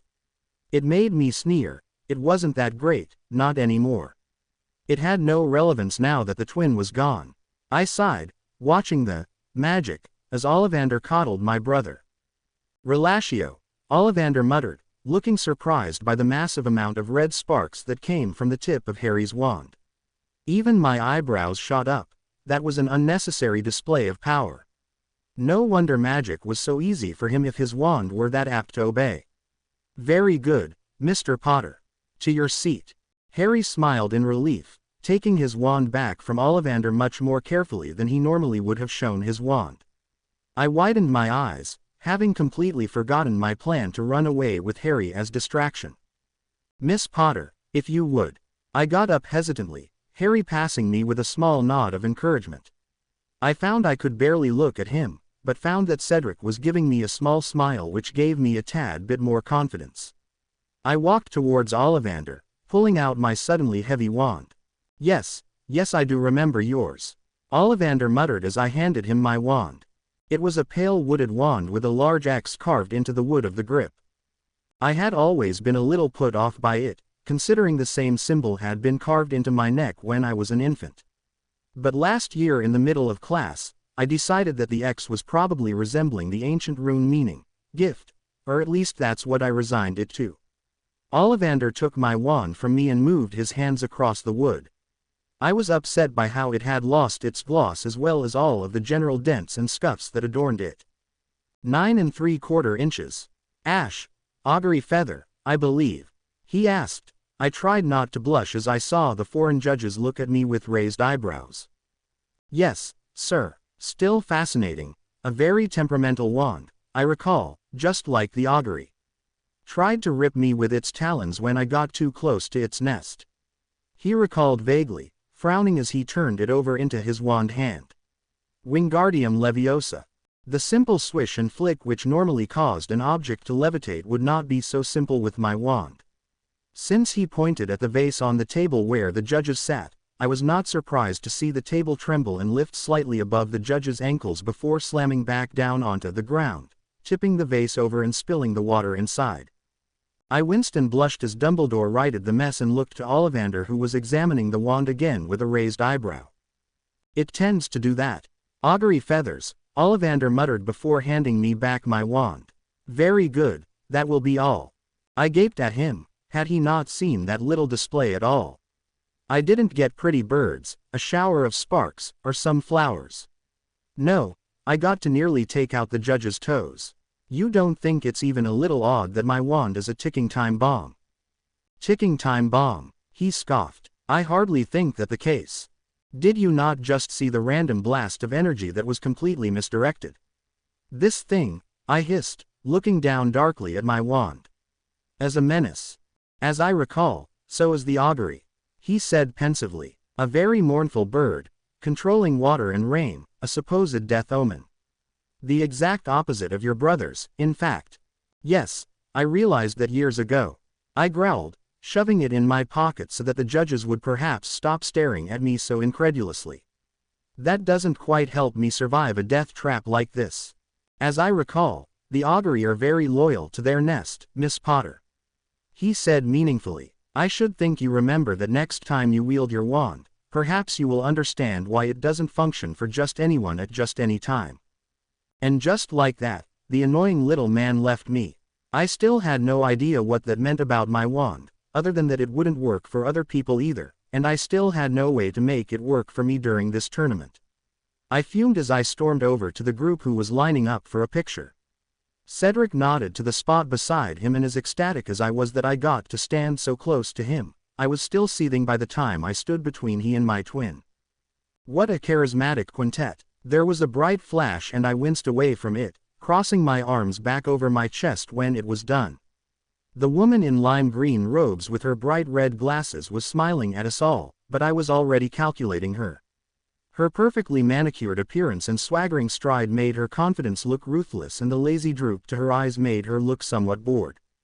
I didn't like her. Hello, I'm Rita Skeeter. I write for the Daily Prophet, but of course, you know that, don't you? She shook our hands one by one. When she got to mine I was upset by how cool her hands were. She gave me bad vibes. Harry seemed to have the same reaction when she shook his hand after mine. It's you we don't know, you're the news. Aren't we always? I thought moodily. I didn't like how she was circling us like a shark, waiting for us to move so she could strike. My eyes followed her warily. I knew her game. I lived in the feeding tank and I hadn't been killed yet. I felt like she was trying to dip poison in my ear. Wasn't that some sort of Shakespearean play? Yes, it was. Macbeth. Or maybe Hamlet, I believe. Either way, the bloke died. So, who's feeling up to sharing? She sang. She was quick to grab Harry's arm and I instinctively flinched towards him, but backed up when she spoke again. Shall we start with the youngest?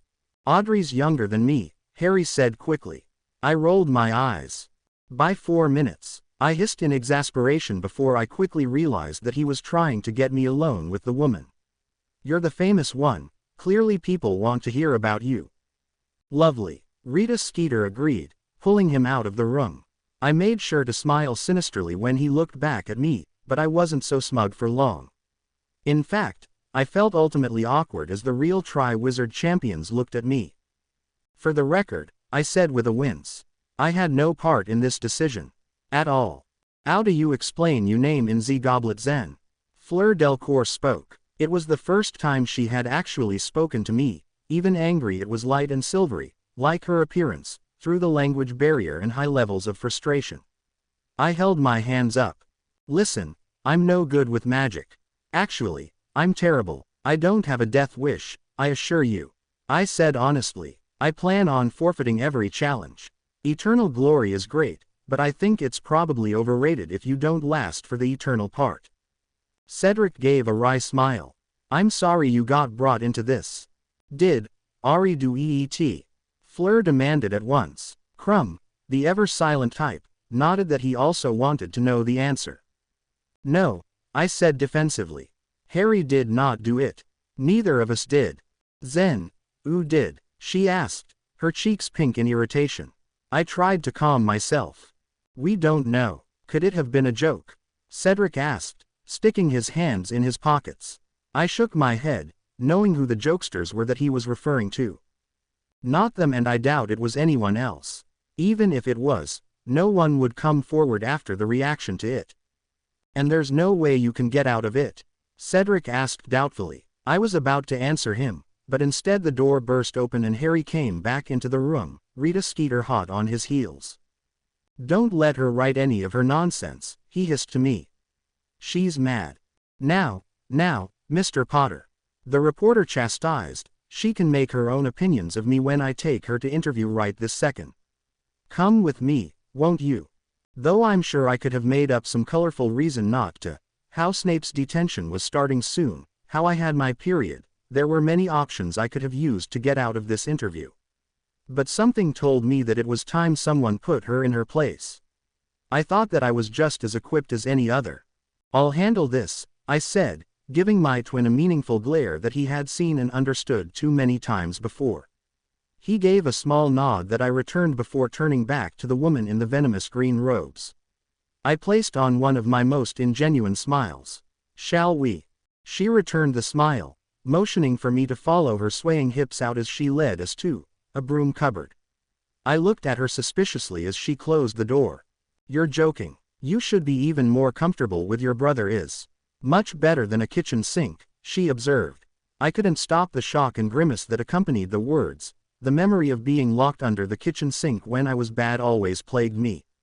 I had been so much smaller than Harry, and at the time when the funny business began, I'd been put in there to face some of my darkest fears, small spaces and water caused by the bursting pipes. How did you know about that? I hissed, my eyes flashing dangerously. She was obviously excited that she had struck a chord as a quill that matched the color of her robes floated behind her. Don't mind if I use a quick quotes quill. Of course not, she smiled, not leaving me with time to give my answer. So, Audrey Potter, the boy who lived's sister. Are you upset that your brother is following in your path for making trouble? Or, is it you that has always had to drag behind him to ensure his safety? Causing trouble is a talent that I hold alone. Harry just happens to find it. I watched the quill warily as it wrote frantically. What did you say that upset my brother so much? Was he upset? Ah, I was worried that my words on your parents may depress him. She looked meaningfully at the pad that the quill wrote on. I furrowed my eyebrows. He wasn't depressed, he was livid. Could it be because of that quill that writes whatever it wants? She raised an eyebrow in interest. I know my fair share of tricks, Ms. Skeeter. Are you the one who entered the name in the goblet then? No one would blame you for finally wanting to get out of your brother's overbearingly dark shadow. Her voice was so condescending. She wasn't speaking to a 6-year-old, and I would let her know it. Overbearing. Yes, he is. But neither of us entered. We don't like danger. Is it because you're not the best with wand wielding? I have sources that you are quite the little care of magical creatures lass and potions mistress. Would this have anything to do with a balancing act between your brother's knack to speak Parselmouth and his inability to make a decent potion? In that context it's called Parseltongue, I corrected bitterly. Who told you that he could speak it? And who said my brother couldn't do potions? They're wrong. It's on a need-to-know basis when you're a writer, darling. She smiled. That quote itself I have heard from your professor, Severus Snape, who seems to have taken a fond liking to you. I was never very fond of the man, but he was very defensive over your position in all this. That's because Professor Snape is one of the best professors that has ever worked in this school, I hissed defensively. I don't know how you get your information, or why you insist on writing nonsense, but I hold by my brother like you hold by your quill. And listen, I am not the best wandwoman, but I can do things that would make your nightmares run scared, lady. So don't you dare try to toss my brother off the broom so that you can get more readers. My brother didn't put our name in and I didn't put our name in, but whoever did is going to feel my wrath when I find them. You hear that, you false quill? Write that in your bloody article. I shuffled over towards the door and pushed it open, glad when the spill of light flooded my eyes. I turned around to glare at the snide woman, bleached by the daylight. You know, even the less honorable Slytherins consider your articles a joke. I informed with a raised eyebrow. Maybe you should interview some of our enemies while you're at it. I'm sure they'll be just as credible. I mean, since you're as big a joke as your writing.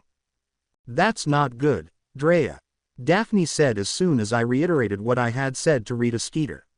She has the biggest gossip column in the Daily Prophet. If you upset her, the whole wizarding world will hear of it. Good, I muttered irritably.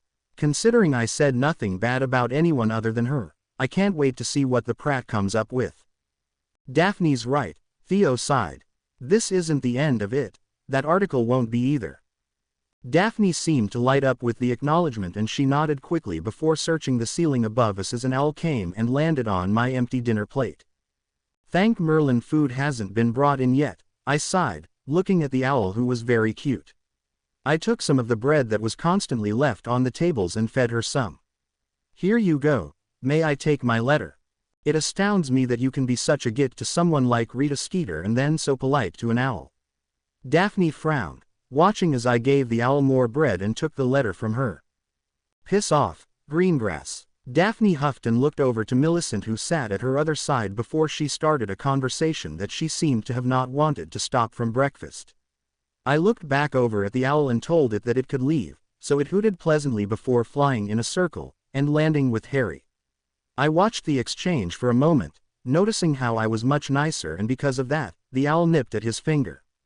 I tried not to laugh as I turned back to my own letter. Who's it from? Theo asked, leaning over. I shrugged, but with a second look at the writing I recognized who it was from even before I tore it open. Sirius, I whispered to him. He leaned forward to look over my shoulder. Theodore had always been very supportive of my relationship with my godfather. Daphne, not as much. Daphne still firmly believed that her father, who worked for the ministry, would never make up a lie about something as serious as a convicted killer. Audrey, he wrote in surprisingly neat printing. Do some reflection on Sunday night at 6 o'clock. I suggest being in your room for privacy. Be nice to the bird, she's had a hard journey, though I expect no less of you. Snuffles. What does that mean? Theodore asked when he was finished reading. I folded the note back up and shoved it into the deepest pocket of my robes with a sharp look. Something about being in my room on Sunday evening, probably because he knows people will still be at dinner. I sighed. Doesn't matter, mate. Got to go to detention. Hopefully Snape takes it easy on you. Not smirked. You are his favorite. Malfoy is his favorite, I corrected as I stood. I'm his most promising. He laughed as I was slinging the strap of my rucksack over my shoulder. I winced as it hit my hip painfully. When would I start gaining the weight back that I'd lost over the summer where I was starved with the Dursleys? It was an annual tradition, underfed at the beginning of the year, and by Christmas, I looked close to healthy again. With a slight wave to Theo, I all but stormed out of the hall, already putting on my moodiest expression for my unearned detention. I was already regretting the fact that I hadn't skipped dinner to go up and change into some Muggle clothes, whether the Slytherins found them acceptable or not. They were at least more comfortable than a skirt, and I swear there was a conspiracy that made all the Slytherin skirts shorter than any other house skirt. It was ridiculous. As I approached the dungeons, I slowed my pace. No matter how upset I was with Snape, I didn't want to take out all my frustration on him. Not that I understood why it was so necessary to have a detention in the dungeons for a lack of homework due the night after I found out I may die. No, that clearly was not reason enough to forget about the concentration of Murtlap essence and what it does. By the time I had gotten myself worked up again, I was standing in front of Snape's door. I didn't even need to knock before he called me in, to which I sluggishly entered the quiet room. He didn't look up from his scribbling when I came in, but I distinctly noticed that he was giving grades. I could tell because he scoffed and gave someone something that scratched the parchment twice, before he flipped the page and hummed to himself before scribbling something with 3 lines.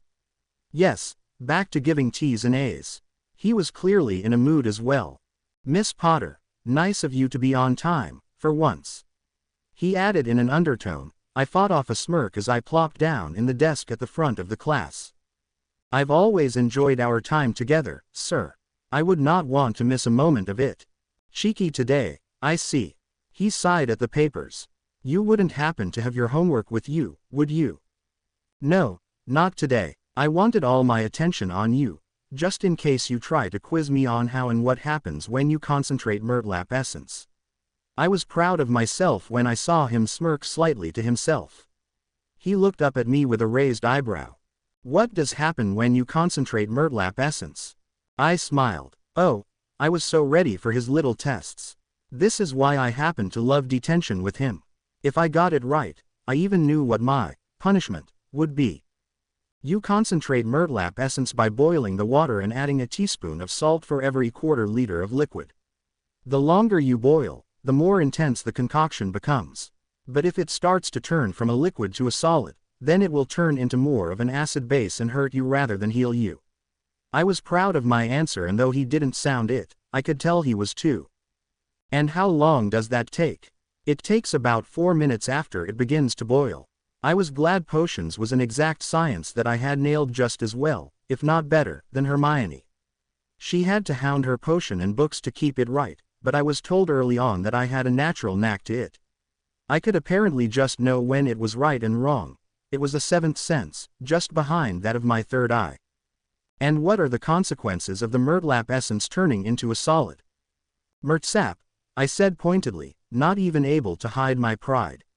"As a strong substance with a pH balance of 4 that cannot be healed by Murtlap essence, and it will only make it worse. It can only be cured by Wartlap powder." 100 marks to Audrey Potter, thank you very much. "Thorough," he said with a masked face. This was one of those moments where I was sure he was proud of me, even if I had never gotten proof of it. "Thorough enough to help me grade the 4th-year papers. Take that stack there, I will look over them for fairness." I scoffed. By fairness, he meant that the students who got good marks were either students who absolutely deserved it or Slytherins. And by people who deserved it, he meant no higher than A's. Professor Snape only handed 3 people O's per class assignment, and those were usually reserved for Hermione, Malfoy, and myself. "Yes, sir," I smiled, taking the thick stacks of parchment and the quill provided as I began to correct and grade the essays. It was always amusing to do this and was actually one of my favorite parts of the detention.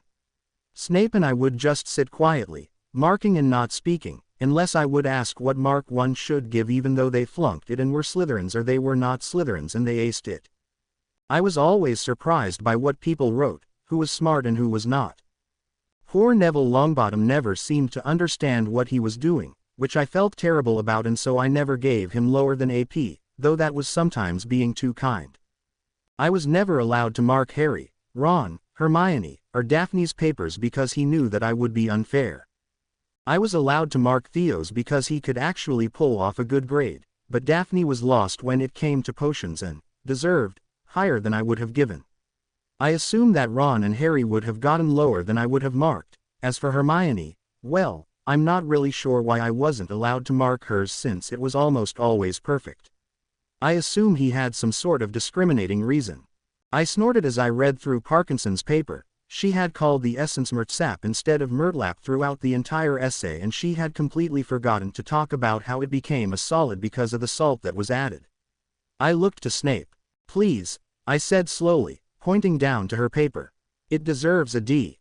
He took a moment to glance at the paper before he went to his own, which was currently Parvati Patil's.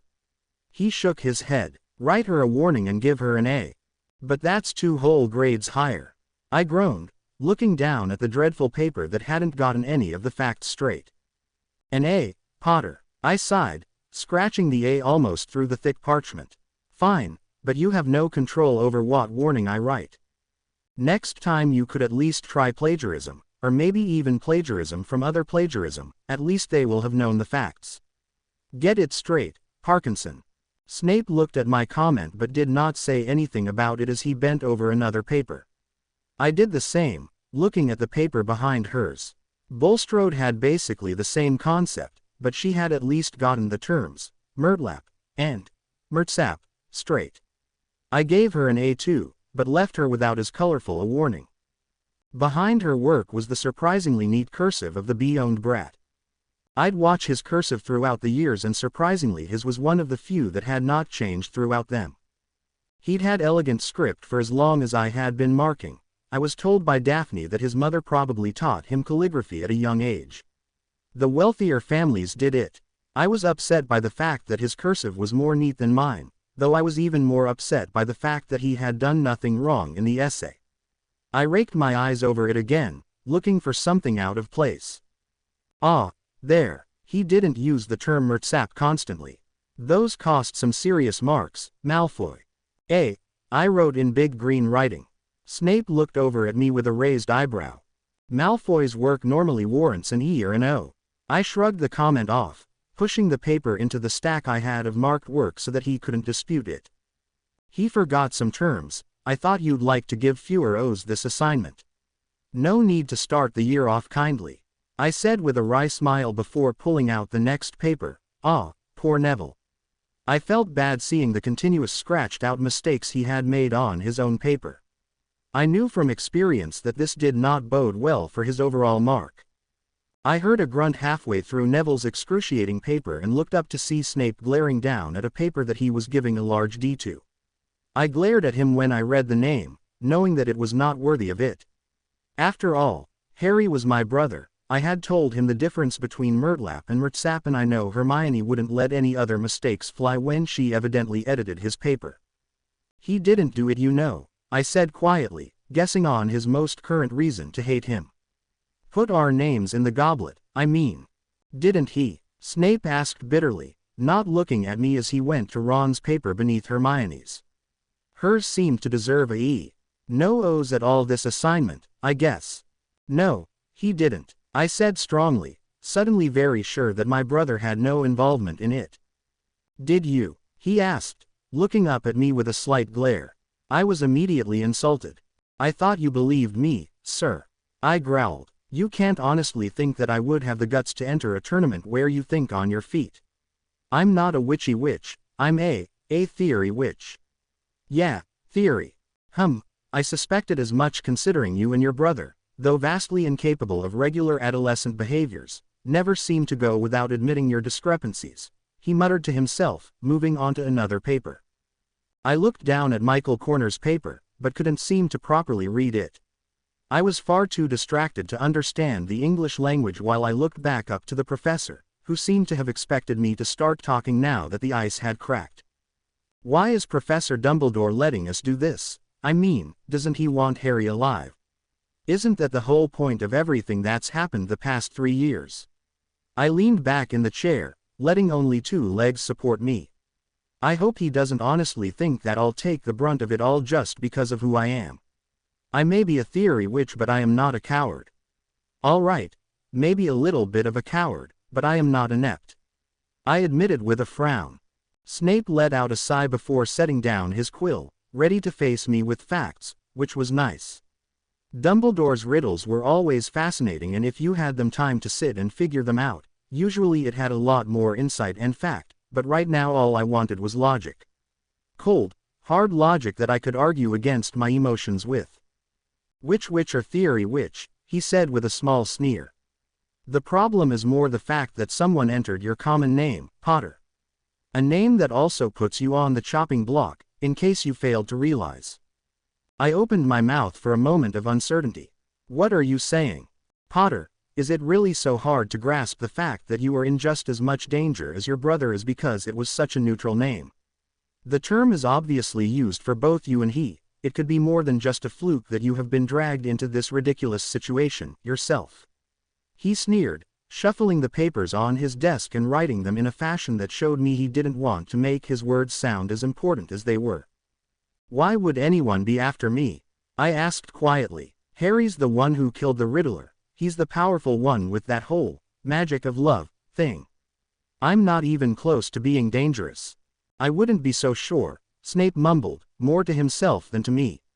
Your talents are intriguing. It's not something that people just glance over, Potter, and I'm sure the culprit behind all this has the same ideas. I shivered, setting the front legs of the chair back on the ground as I looked at him levelly. Well, Professor, you have officially terrified me. Good, he mumbled, turning back to his marking. I have done my work properly, then. You're free to leave, early even. What? No more words of comfort? I asked sarcastically as I stood. He shot me a piercing look which made me sigh as I walked to the door. Understood. Good night, Professor, and thank you. I looked back to him when I said this, only to see him looking at me with a heavily furrowed brow, not that you could tell easily under all his greasy hair. He didn't seem to understand what I was talking about. I decided to be kind and elaborate. For talking to me honestly. People don't seem to do it anymore. I smiled meaningfully at him and he immediately looked back down to his papers. He didn't like people smiling. Then you should also know that you are still getting AT for not handing in your homework, he drawled with a snicker. I rolled my eyes. Back to that, then. Fantastic. Good night, Professor. Instead of attending dinner on Sunday night, I quickly ducked into my dorm. Though I had doubted that any of my dorm mates would be back as it was only 6, I had still hired Theodore to help distract Daphne from coming into the room or coming to find me. I had locked the door so that I would at least hear if Daphne, Tracy, Lillian, or Aaliyah decided to come back in. I am never on time, and though I was a little worried over the fact that I had been on time for not only my detention, what should have been dinner, and this potential meeting with Sirius, I knew it wasn't a waste of my one punctual weekend of the year because as soon as I was coming through the door I was hearing him whisper my name. What if I had been Aaliyah? She's your cousin somehow, I'm sure, you purebloods are all related. I whispered, closing the door behind me. Where are you? The mirror, he whispered. I rolled my eyes. Ah, that would make sense from the whole reflection thing. I said, climbing over Lillian Moon's bed to reach the mirror in between she and Daphne's. Sirius was standing in the mirror, full length and smiling, though his dark gray eyes remained troubled. And just how have you managed this one? You didn't honestly believe that James and I would have prevented ourselves from visiting our girlfriends in their dorm rooms. He laughed. I wrinkled my nose at the excessive amount of information of my father. This can hook up to all the girls' mirrors, the boys don't have them. You have to write a list of all those kinds of tricks you have. I don't believe Fred or George even know this one. I smirked sarcastically before sitting on the bed closest to the mirror. He seemed to lean against the frame. I took him in. You look well. I have been much better. I spoke to Harry early this morning. He's terrified. So am I, but you can't tell him that. I said quickly, pointing to him accusingly. He raised his hands, though his eyebrow had also raised somewhat skeptically. I knew that glint. I knew what he was thinking even before he mentioned it. I didn't put in the parchment, Sirius. Harry assured me you didn't, he said slowly. I don't believe you could lie to him. You take his word over mine, I notice. I mumbled, noting the small and bitter difference between, I believe you, and, I believe that Harry wouldn't lie. Those observations of yours really make those green robes glitter, Sirius joked. I scoffed at him, waving my hand royally between us. You should know that I like credit for my work, I acknowledged, crossing my arms. But I don't like being treated the hero. I liked being the bitter one. I'm not used to being the one fawned over. Harry's been having a hard time. Gryffindor aren't appreciating this new feat as much as ones in the past. Sirius muttered. Not even Ron. Harry hid that we were speaking from him. I thought back to my vision. It brought back the cold sensation even as I thought on it. Ron looking so bitter where I felt the urge to nearly choke on my own distaste for my brother. It was a familiar sensation that I sometimes got, but it was hard to imagine those feelings emanating from his best friend. I saw it in my vision. Maybe I'll go talk to him before curfew. I offered, though I knew I wouldn't. Snape has been filling my head with some terrifying thoughts. I didn't sleep at all last night thanks to them. Speaking of Snivellus, Sirius sneered, reaching out of sight to something behind him. He pulled out a copy of the Daily Prophet. Have you read this yet? He waved the article in front of me and I was upset to see that the picture moved to show me going from smiling Audrey to angry Audrey who crossed her arms and looked like she was ready to snap someone's neck. I didn't like moving photos. They made it so much more difficult to be somewhat photogenic. Can't say I have, or that I want to. I said clipped. Sirius raised an eyebrow but raked his eyes over the article anyway. Harry Potter, aged 12, suspect entrant in the Tri-Wizard Tournament. Here seen his eyes swimming with the ghosts of his past as he worries over the dangerous path he has once again taken after his parents so bravely tried to change his course. I suppose I get my strength from my parents, he explains in his first and only interview. I know they'd be very proud of me if they could see me now. Yes, sometimes at night I still cry about them, I'm not ashamed to admit it. I know nothing will hurt my sister or I during the tournament, because they're watching over us. Though he shows some pathological desire to prove his worth to the wizarding world now that his fame no longer can rest only in you-know-who, the young second year. Enough of this rubbish, I hissed, steaming from the magnitude her lies and even more upset that Harry's article was again making him the hero. What's the point of reading it to me? Oh, I've barely gotten to the best part. Sirius said with a dark look towards me. Oh no, I thought, I knew what that look meant. And I should have realized that Harry probably hadn't been the only one to get a section to himself in this article. Sirius straightened the paper and began again. Harry Potter's quizzically less famous twin sister, Audrey Potter, is also being entered into the tournament under a technicality that she is not proud of. It's seen that she has been turning her questions to her mentor, Potions Master Severus Snape. Snape seems a father figure to the lonely soul after she has only recently discovered that her uncle is mass murder. Sirius Black, I particularly like this part, who would never be able to look past the girl that will be forever plagued by her brother's shadow. The small, defenseless girl, who has admitted to being no more magical than a squib. She said what? I screamed. He immediately hushed me. I gasped as I thought about it, my vision turning to a bloodlusting red. She didn't. She did. What did you say to her? He asked, looking almost as amused as he was concerned. I said that I wasn't good with a wand, but I would bring my wrath on whoever did it. Yes, it goes on to say after the squee. Shish, I hissed. That comment, I get it. She will still find a way to take her wrath out on those who try to hurt her twin brother, she told me with red eyes. Yes, red as in livid. I hissed. She stormed off being too emotional to tell more to the Daily Prophet, but we expect to see interesting results from the two Potter twins who will need to help each other through their severe psychological and magical disabilities to survive this vicious tournament. I beeped on my teeth, thinking bitterly back to the article before I let out a barking laugh. Sirius looked at me worriedly. That bint is brilliant. Pardon me, Sirius asked skeptically. I hissed out another laugh. She's brilliant. She got a point. What she doesn't know is that I'm going to retaliate. Oh, will I retaliate? I can't believe she thought to call M. Audrey. Sirius whispered urgently. Focus. I am focusing, I said defensively. What else were we talking about besides the fact that I didn't put in the parchment in that article? The fact it's true. You can hardly use a wand, Sirius said lowly. I quieted down quickly. His comment was biting but it did its job in sobering me up. It's something that needs to be dealt with before the first task. I can use a wand, I muttered to myself. I just can't direct it, or focus it, or something. I bet Dumbledore could explain it to you, you know, since he won't explain it to me. Dumbledore is doing all he can to figure out who is trying to get rid of you, so I wouldn't give him any trouble were I you. Sirius sighed. Snivellus on the other hand. I raised my eyebrows. What about him? As soon as I heard the news I started reading up on the rules. You, my little potions mistress, are allowed to consume potions as soon as the competition starts so long as it is checked by the judges. The problem is making it last long enough until it's your turn. I thought about it for a while. Who knew how long the bloody task would end up lasting? It could have been anywhere from an hour to a day. Possibly more. You could never tell with these ridiculous wizarding competitions. I'll ask Snape about it.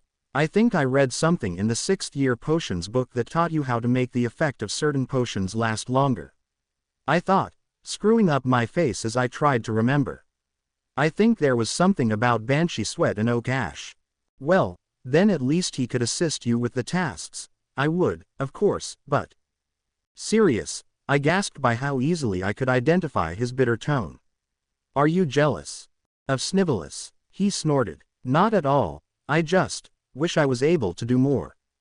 I frowned, sitting up straighter and uncrossing my arms to place them against the bed. Sirius, we don't blame you. You've done more for us than you know. Still, he sighed, I won't deny I was a tad bit upset when I saw that you considered him a father figure. It's not that he's a father figure. He's hardly warm and caring or anything, I explained with a sigh. It's more that he says it straight. He's not cryptic or homicidal and he takes all my bull. I'm horrible to the man, really. You should be. It's not you he would like to get on the good side of. Sirius growled lowly, but he didn't give me a second to think about the meaning behind it before he continued. Igor Karkaroff was a Death Eater and Barty Crouch, his son was a Death Eater who he sent to rot and die in Azkaban. He's heartless. These tasks are designed to kill someone and someone jumped on that possibility. You can't trust anyone here, Audrey. You and Harry are alone in this tournament, so stay together. The emphasis was powerful and I heaved a long sigh, nodding my head. I wish you were really here, Sirius. I won't be far away. If you ever need to talk to me, you can send me an owl and I can get in touch with you through here. He assured. I should go before any of your dorm mates come in, that are the house elves, to clean up this sty. They should, considering none of us will. I smiled wryly. Good night. Please tell me I can see you over Christmas. I'll bring you a box of rats. The Tri-Wizard tournament continues over Christmas, he said as he shook his head and tried to hide his smile. But I'll see what I can do. Good night. And suddenly, with a flash of the glass, Sirius was gone. As soon as I had given myself a moment to breathe, I was out my dormitory door again. Speaking to Sirius had been comforting, but at the same time I was more than distraught now that he was gone. I needed something to comfort me and I knew exactly where I would find it. Knowing that I couldn't go to find Theodore after the little distraction that he must have been running, I decided to head to the library. I would most likely find Hermione there and hopefully Harry. Knowing now that Ron was so mad at Harry that they were not speaking, I also had a chance of running into Ron with Hermione there, but I figured that I could put him straight were I to see him. Either way, I needed someone to talk to and for once a Slytherin wasn't going to cut it. I wanted to talk about my problems, not summarize them and leave time for working out someone else's. By the time I made it to the library I was almost frantic. The jeers from some students about me being a squib were ringing in my ears, though they weren't as bad as they would be tomorrow when everyone got their post. Post doesn't come on Sundays, so I had no idea how some people had already gotten editions of the paper. My eyes were skimming over anyone who had green in their robes, looking for busy hair or even red hair. Ginny would make good conversation right now as well. It only got stronger the more time we got together, but she was a little more rebellious and realistic, which was refreshing in comparison to Hermione or Daphne. Audrey, why are you in the library? The voice made me turn around and I rushed towards the bushy hair in the corner of the library, not noticing whether or not anyone was beside her. I almost went to hug her before I remembered that I hated touching people, a sad consequence of the Dursleys' neglect, but I still sat down directly beside her. I need to talk, I announced. You're the only one I could think of. Great, a bitter voice said from my right. I looked to see flaming red hair and an angry expression on a face that I rarely saw it. We both rolled our eyes at each other. Need to ask how to get over a gender line, this time. Why don't you just go ask your new father figure? Though I doubt you need bother, clearly age lines aren't a problem for you. Oh, get off it, Ron. I hissed, stung by the fact he was quoting the article in the Prophet. I had a vision of you being this bitter weeks ago, but I always thought you'd be smart enough to do it over something true. Even the Slytherins are being more supportive than you are. He glared. Had you just told me that you were entering? We didn't enter. As Harry's best friend you should know he hates this attention, and even if you were only an acquaintance to me you should know that I don't have the ability to survive the first disaster of a task. Don't act so bloody noble, you're just jealous. If you want it, I would be more than happy to make you some polyjuice potion and you can walk to your death. For now stop being a prat and remember where your loyalties lie, because glory doesn't become of gits. He narrowed his eyes before sliding his books into his hands and getting up from the table, not caring to give so much as another look in Hermione or my direction. I heard her sigh beside me and I turned around with pink cheeks, embarrassed by my outburst. Sorry, I didn't mean to rush him away. It's just hard to believe that as a Gryffindor he wouldn't trust his friend and try to listen. I agree with you, so don't worry. Hermione sighed, putting a bookmark in her charms textbook so that she could give me her full attention. What's wrong? I don't know, I'm worried, I whispered, stopping when a group of Hufflepuff fifth years walked past and made an obvious joke to their friends about me. I winced at the hit to my ego. I've just had a conversation with Snuffles and it's unnerved me. More than that wretched article? Hermione asked doubtfully. She really loathes you. Whatever did you say to her? Certainly not that I was a squib, I hissed. It doesn't matter anymore. Sirius said that he spoke to Harry this morning. Did you get the chance to talk with him about it?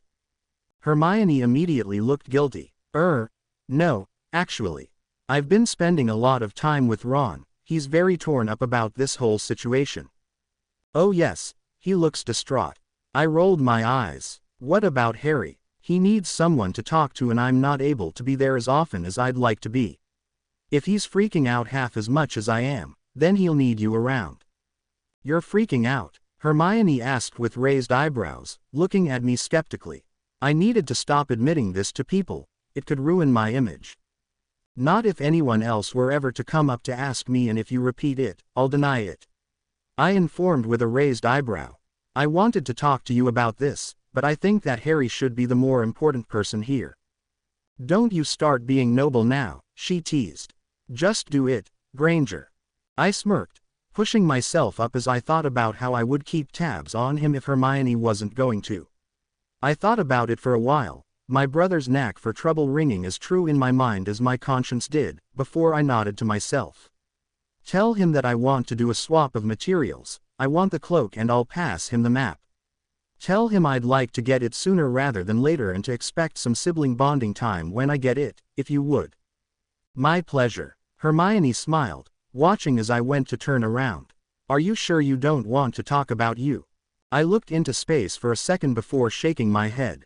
No, I actually admitted that I was scared. I think that's all the psychological release I need for the month. Well, you know where I am if you decide differently. She smiled to me but leaned in close to whisper, and stay safe, will you? You say that as if I fight werewolves or go looking for basilisks or... Yes, off with you. She mumbled, opening her book back up. Pleased with my work, I left to go back to my dorm room, still to be empty but surely having an alienation that I actually looked forward to. Luckily I've already done my business with the cloak, Harry said to me as I walked from Charms 3 days later. I wasn't upset that it had taken him so long to get back to me, we were both busy in our own current drama. It was one of the reasons that I was walking alone today, not wanting to have to put Daphne or Theodore through the humiliation that came following Rita Skeeter's article. While I wanted to hide under my hood, I made sure to try and walk with some semblance of pride, ready to show anyone who upset me how I could still perform a good hex as a squib. My main ideas were to avoid Parkinson or Malfoy, considering if I did meet them, I could assure that I would hex them and I would be more than happy to get expelled to avoid the upcoming first task. Well, that doesn't make sense. I tried to smile. It's the most useful since you're so clumsy. Are you kidding? He asked skeptically. I'm not the one who sounds like a troll in the morning. Are you kidding? I asked with a laugh. At least I don't look like a troll all times of day. I'm really sorry about that article, Harry said quietly, falling in step with me as I slowed. I know you were probably just sticking up for me. Don't worry about it, I shrugged. These people will know exactly what I am if they push me much farther. Don't get yourself expelled just because you don't want to be in the tournament. We will still need an anarchist to fight for our rights of no homework when it's all over. Harry smiled, knowing exactly what was going on in my head. I smiled and elbowed him back. That would have been a wonderful campaign had Snape not called my bluff, I sighed, remembering the fact he had dropped homework for a week before giving us the cruelest test that anyone at Hogwarts had ever seen. Hermione had gotten an acceptable. And it was a fair marking, just to put things in perspective. As we walked past a classroom, I heard someone gasp and say something that involved the word, squib. I held my head higher, but Harry looked livid. How badly are they dragging you through the ringer? They're Slytherins, I stated plainly. Harry nodded his head in understanding. That bad, worse, I acknowledged lightly, before I raised my voice. Nothing a witch like me can't handle. I need to talk to you about, Harry began, but he was cut off quickly. Oi, Potter. Both Harry and I turned our heads, but as soon as we saw who was walking towards us, Harry let out a huff, for me. For once, someone was trying to get my attention and not his, not that either of us would have wanted it. Heard the bad news. What do you want, Montague? I hissed, looking at the sixth year bitterly. He smirked at me, raising his perfectly plucked eyebrow. Montague was a strange specimen of wizard, not too bad with magic and coming from a fairly affluent family. He was always well-groomed and manicured. He was tall, dark hair, brown eyes, tan skin. He was a very well-bred pure Italian wizard. Problem was that he was also a purebred ass. No need to be harsh, Potter. I came to offer words of comfort. How could you possibly comfort me? I groaned, looking at Harry for help. Harry was distracted, however, by looking outside into the courtyard before he threw me an apologetic look and left out the exit to the outdoors. I turned back to the ass in front of me. I just wanted to show my support for your cause, Potter. Notice that I am not wearing a badge, and I am going to get right on making some badges just for you. He winked. I took an instinctual step backwards as I felt bile rise in my throat. What badges? I asked, looking at him in disgust. Oh, you haven't seen them. He feigned shock. I would have thought someone told you. Told me what? You know, I amended, watching as Harry was talking to Cedric. Well, perfect. 2 birds with 1 stone. I don't care. I have places to be. Places to be, he repeated irritably, looking at me with a sneer. I did not reply to him as I turned on my heel and followed in my brother's footsteps. I heard Montague let out a huff before he moved back down the hallway as he had come. It made the weather brighten even more. Outside, the courtyard was catching the last few rays of warm sunlight that we would see this season. The leaves had not started to change, but I was excited for when they would, though I was glad that the crispness in the air wasn't as cold as it would soon become. Now that I was outside, Cedric had already gone back to his friends and Harry was approaching Ron. I won't deny I was upset that I had lost my opportunity to talk to Diggory, but I was also surprised that Harry had traipsed right up to Ron and seemed to be yelling at him. But as their conversation seemed to be drawing to a close, a yell from behind me made me jump about a meter in the air. Oi, why so tense, Potter? Malfoy shouted from behind me. I whipped around to see him chuckling at my reaction and I narrowed my eyes, upset I had actually shown how jumpy I have naturally been feeling this year. He smirked. What do you want, Dragon Dick? I hissed, crossing my arms as I glared. My father and I have a bet, you see, he said, his eyes snapping behind me where Harry was approaching. He stopped when he was standing directly beside me, where we stood with identical postures. I don't think you'll last 10 minutes in this tournament. Oh, don't you? I mumbled. Malfoy jumped out of the tree to walk up to me, trying to intimidate me with his height. It beeped being me. Anyone looked intimidating if they were standing near me because of how small I was. No, but he disagrees. He raised an eyebrow. He doesn't think you'll last 10 between the both of you. Clever. I sighed with a roll of my eyes. But Harry wasn't as used to hearing his little jabs as I was. For Malfoy and I this was a bi-hourly insult, thanks to our close quarters. For Harry, this was a bi-daily sighting of the cricket. I don't give a damn what your father thinks, Malfoy. Harry pushed past him and I widened my eyes, watching the B****'s eyes widened angrily. He's vile and cruel. You're just pathetic. Come on, Audrey. Harry grabbed my arm and started to drag me away, but I had a flash where the world went bright, too bright. It was vivid and angry, like the contrast had been turned up and the world was burning in color. I turned around, sensing the danger, to see Malfoy's wand pointed at my brother. I gasped and jumped to the side, trying to drag him with me. Pathetic. I'll show you pathetic. And I'll show you not to cast a spell when someone's back is turned. Another voice with a thick Irish lilt yelled back. I saw the white spell hit Malfoy before he even had an opportunity to change the word of his spell to block it, and suddenly the bee-owned boy was gone. Replaced with a bee-owned ferret. Oh my Merlin, I gasped, looking at who must have been the tall Slytherin but was now a cowering ferret. He was a little longer than normal ferrets, as well as a pale bee-owned that I had never naturally seen on one. Not even an albino would be that color. I looked over to the caster, seeing that Mad-Eye Moody was happily raising his wand at the now ferret boy. As I turned my eyes back to the animal, who I suddenly was much more concerned about now that he wasn't an arrogant human being with no end to his loudmouth complaints, Moody started to make the ferret bounce against the ground and back up a few feet into the air. I tried to laugh with everyone else, but I was worried about the poor animal, though I was much less worried when Harry whispered me to try and imagine that it was the full-grown Draco Malfoy. I split into a grin, but that was the most I could do. Professor Moody, what are you doing? The shrill voice of Professor McGonagall interrupted the scene, and while everyone turned to look at her, I quickly grabbed the ferret from Moody's levitation charm, which was much stronger than I had expected it to be.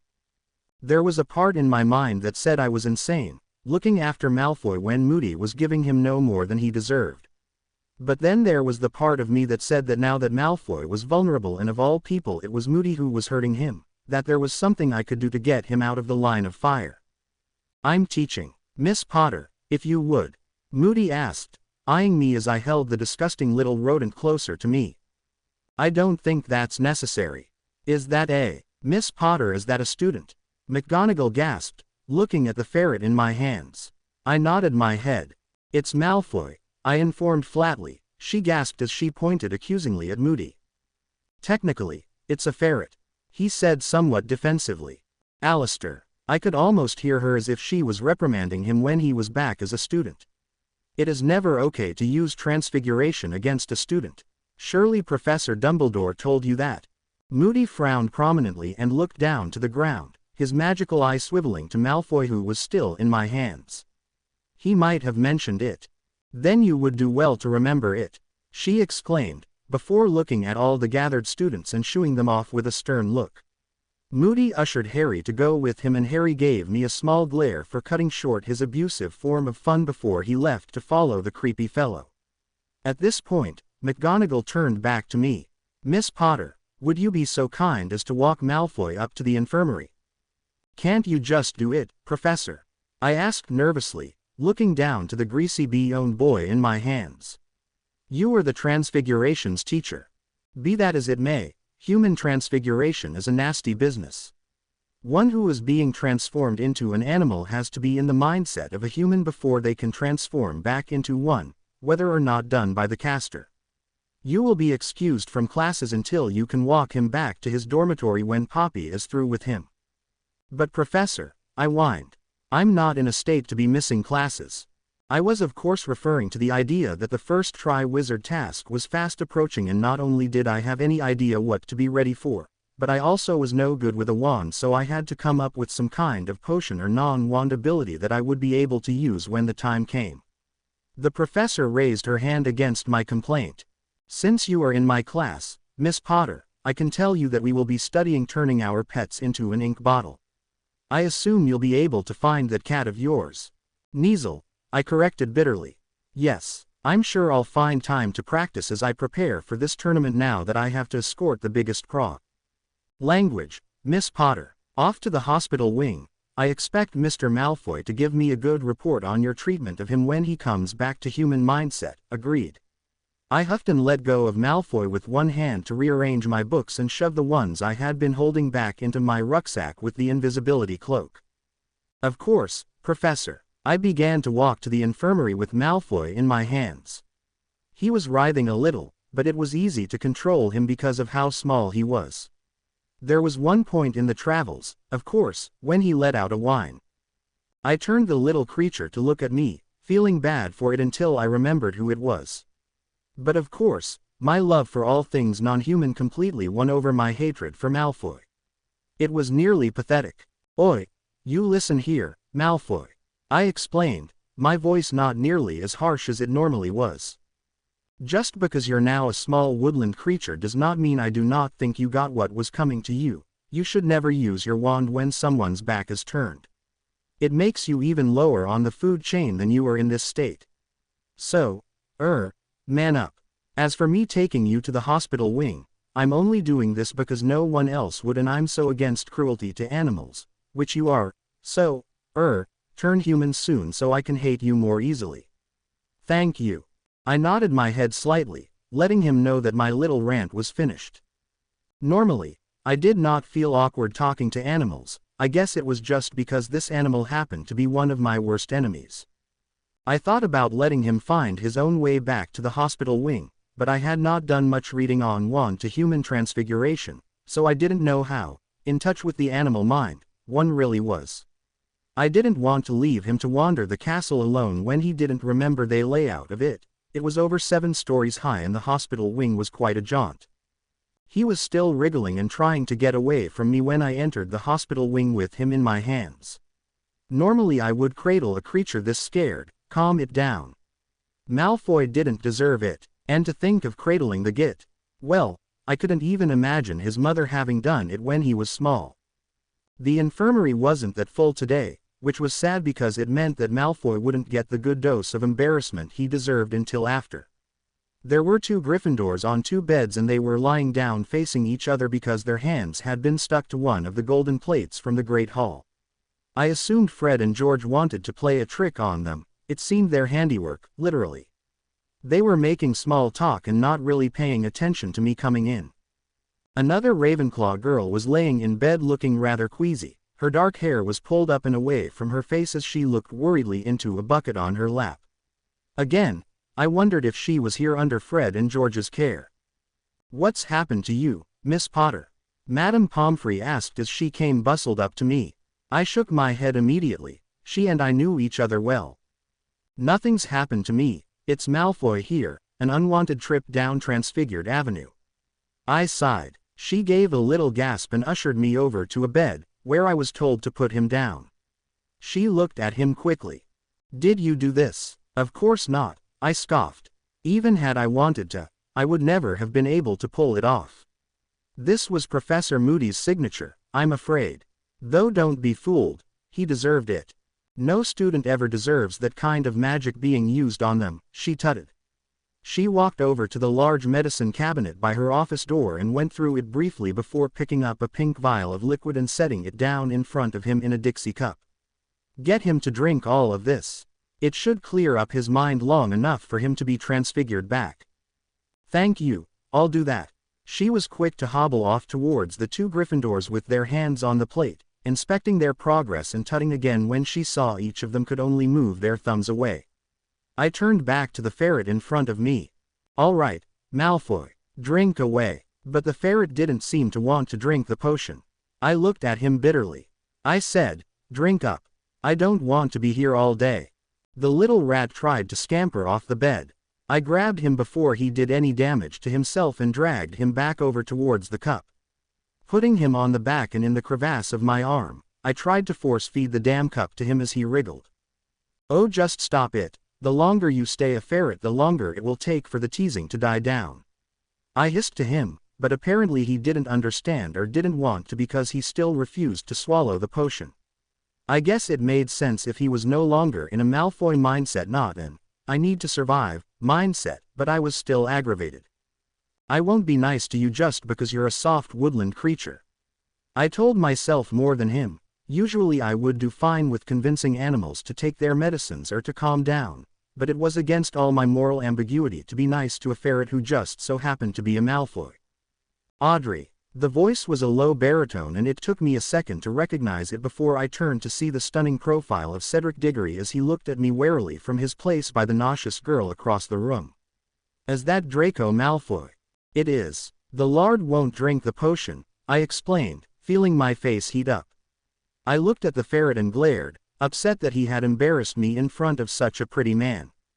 So he won't understand what I tell you, he clarified, looking down in my arms again at the bee-owned ferret, who was not struggling anymore but looking between me, his captor, and the loud voice not 15 feet from him. I doubt it. Why? I asked nervously. 1 minute, show, he whispered soothingly. She nodded her head and looked back to her puke bucket before he sauntered over to me slowly, looking as if he were a little lost for words. I won't deny, I felt my pride sting a little bit when I saw that he was with the Ravenclaw Seeker. I never liked the girl, there was something off about her.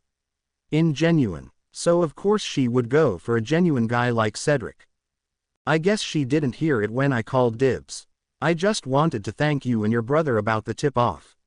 I thanked Harry, but not you.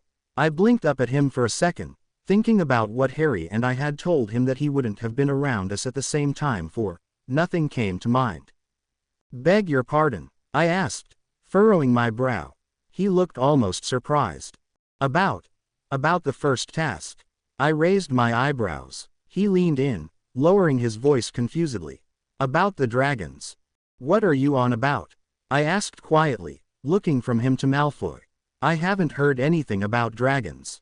Merlin, is the first task something to do with dragons? I gasped, squeezing the Dixie cup a little too tightly and having some of it splash onto the ferret in my arms. I apologized to it instinctually, petting its head and trying to dry it off a tad. I looked back up to Cedric, who looked a little frustrated. Did he lie to me? Did who lie to you? What are you saying? I asked, shaking my head out of the image of dragons ripping apart my bloodied carcass. He looked over his shoulder at Cho to ensure that she wasn't paying attention before leaning in closer to me. Just this afternoon your brother told me that we had to fight a dragon in the first task. Tell me, Potter, was he lying to me? His voice was intense and slightly hypnotic, so it took me a moment to understand what he said. But when I did, I don't think it was what he thought would happen. My nostrils flared the more I thought about it. Harry had told Cedric about the first task, but Harry had not told me. In fact, Harry had been speaking to me, alone, just minutes before he had pulled Cedric aside, and still, he hadn't thought to mention such a large scribble in my linear life line. He may as well slashed a dagger across my palm. That git didn't tell me. I hissed. Cedric widened his eyes, looking at me nervously. He could have just. Harry doesn't lie to anyone, I cut him off lowly. But he doesn't ever tell me shite. Oh, Harry James Potter is going to rue the day he decided not to let his sister in on something so vital. I swear to Merlin that. Has he taken the potion, Miss Potter? Madame Pomfrey's voice interrupted what would have been a very elaborate villain's speech, so I held out the ferret to her. I explained he had gotten some of it down just moments ago, so hopefully it should work. She set the ferret down on the bed, and without an incantation, but just a flick of her rather long wand, the ferret began to distort. First it started off as a little rumble that shook it, before its legs started to stretch and its torso thicken. Its snout started to squeeze back into his face and the hair started to recede and change color to look like smart and crisp Slytherin robes. By the time the awkward transition had been there for 3 minutes, Draco Malfoy was back in the flesh and blinking around as if he were in pain. His clothes were mussed, but not nearly so much as his hair, which was messy, and even in its dishevelment, it looked more natural than I think I had ever seen it. I looked at him with a sneer before turning back to talk to Cedric, who was already back at Chang's bedside. I felt my nostrils flare as it added fuel to the fire. All right there, Malfoy, I asked through gritted teeth. He looked up at me a moment, as if he hadn't understood what I said to him before nodding. You must feel so proud of yourself. Malfoy slurred, human language still being downloaded into his brain. I rolled my eyes. I wasn't smart, but I was angry. So this is what he was getting at. Now that he was entered in the tournament, he was playing to win. Did he think I was some sort of competition now that it was something to do with dragons, because I am so good with animals? Well, let me tell you, even if I was good with the one dragon I've ever met, that was because he was a baby. I was not good with dragons and I couldn't see any weaknesses on them to fight against.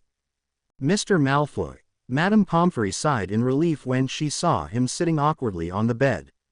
Wonderful. How do you feel?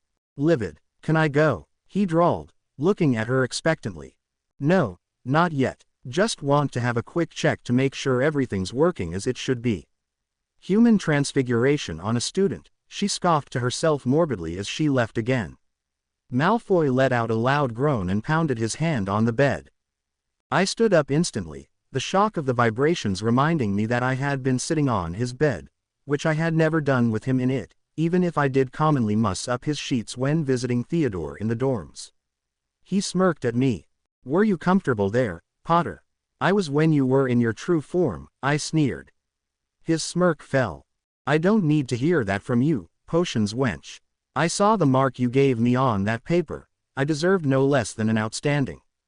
It seems that Professor Snape agreed you deserved an acceptable considering he double-checks all the marks I give. I feigned shock. I'm sorry that your paper didn't work out well. Perhaps you should learn the difference between Murtlap and Murtsap. Not all of us can be potions ponces. He sneered. I rolled my eyes.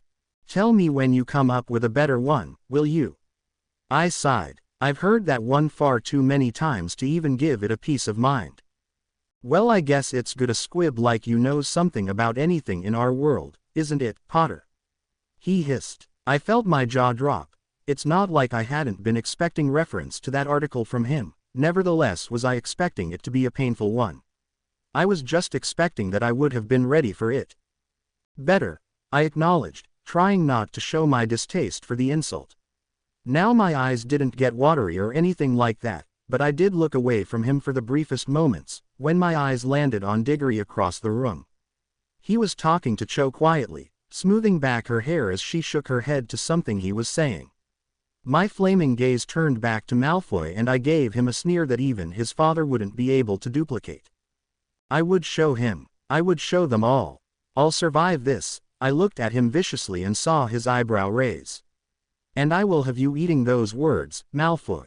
Just you wait. I don't need to wait long. Isn't the first task next week? He asked mockingly. It is, I acknowledged lightly. But haven't you ever heard the advice not to poke the sleeping dragon? It's the school motto, Potter. Of course I have. Then I'm going to show you how to really play with fire.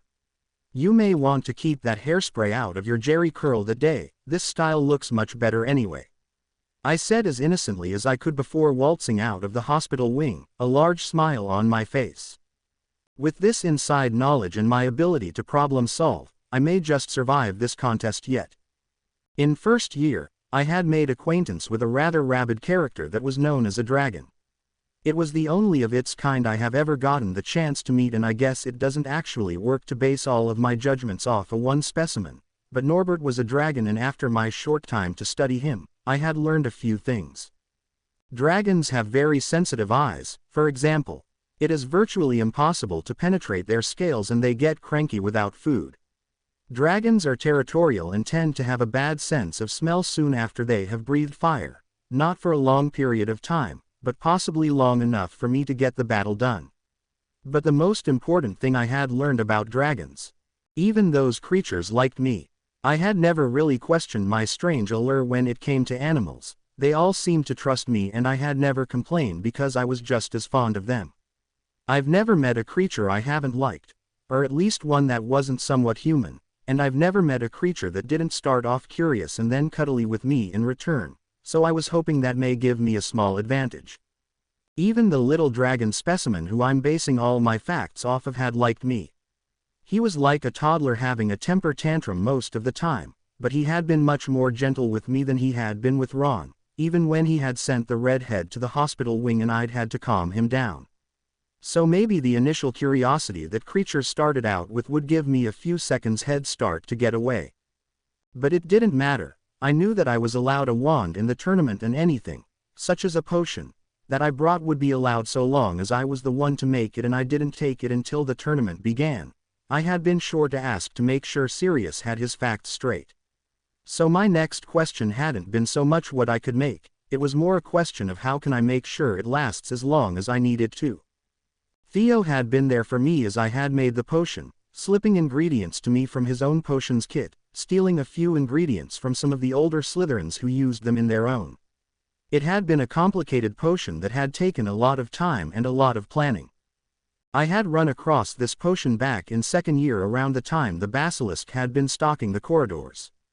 It had seemed a good one to keep bookmarked at the time, in case it started coming after Slytherins, but I had never had time to use it, which was lucky because I probably would have gotten it wrong and it wouldn't have saved me from looking directly at the basilisk anyway. It required ingredients that were more difficult to get than stealing from 7th years, that's for sure. Hopefully Snape didn't mind and the mysterious letter of apology on his desk would let him know that it was for a good cause. Diricawl feathers had been stolen from a 6th-year boy that Theo had kept distracted so that the Weasley twins could go in for the kill.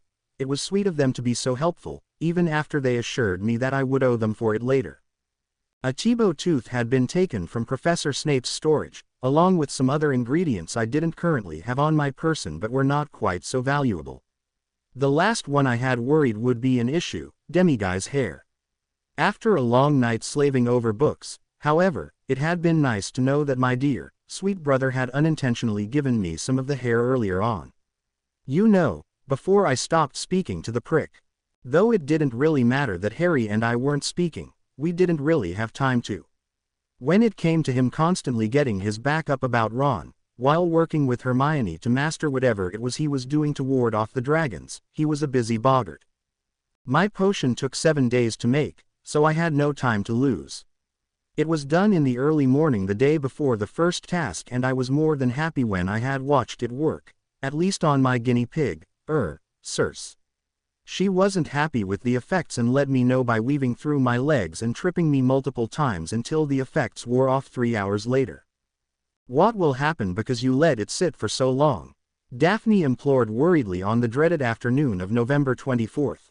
It was only an hour before I had to go partake in the first task, though I had skipped breakfast and my morning classes. I didn't think that divination was something I should attend before I did a death-defying feat such as this. I wasn't looking forward to the bad news. As I sat there, decorated in specially fitted dark green robes with Potter flashing in silver across the back, I could think of nothing but how flammable these robes might be. They were fairly spiffy to be honest, and under any other circumstances I probably would have admired them more, but now I was feeling far too nauseous as I fiddled with the capped vial sitting on my bare plate. The potion is fine to sit dormant for 5 days, Daphne. I replied in a monotone. The question had been answered around a dozen times by this point. Please don't worry me over the one thing I don't actually need to worry about. What if you're wrong? Daphne prodded more, hardly eating anything herself as she put down her fork. I was somewhat flattered, considering Daphne was always very sure to eat her well-balanced meals of 300 calories per plate to keep her figure. Her little act of rebellion with her fork was one of the most compassionate things the woman had probably ever done. Then I die. She's never wrong when it comes to potions, Theo said firmly, throwing her a glare that he seemed to not want me to see. I stared at the clear liquid and nodded my head firmly.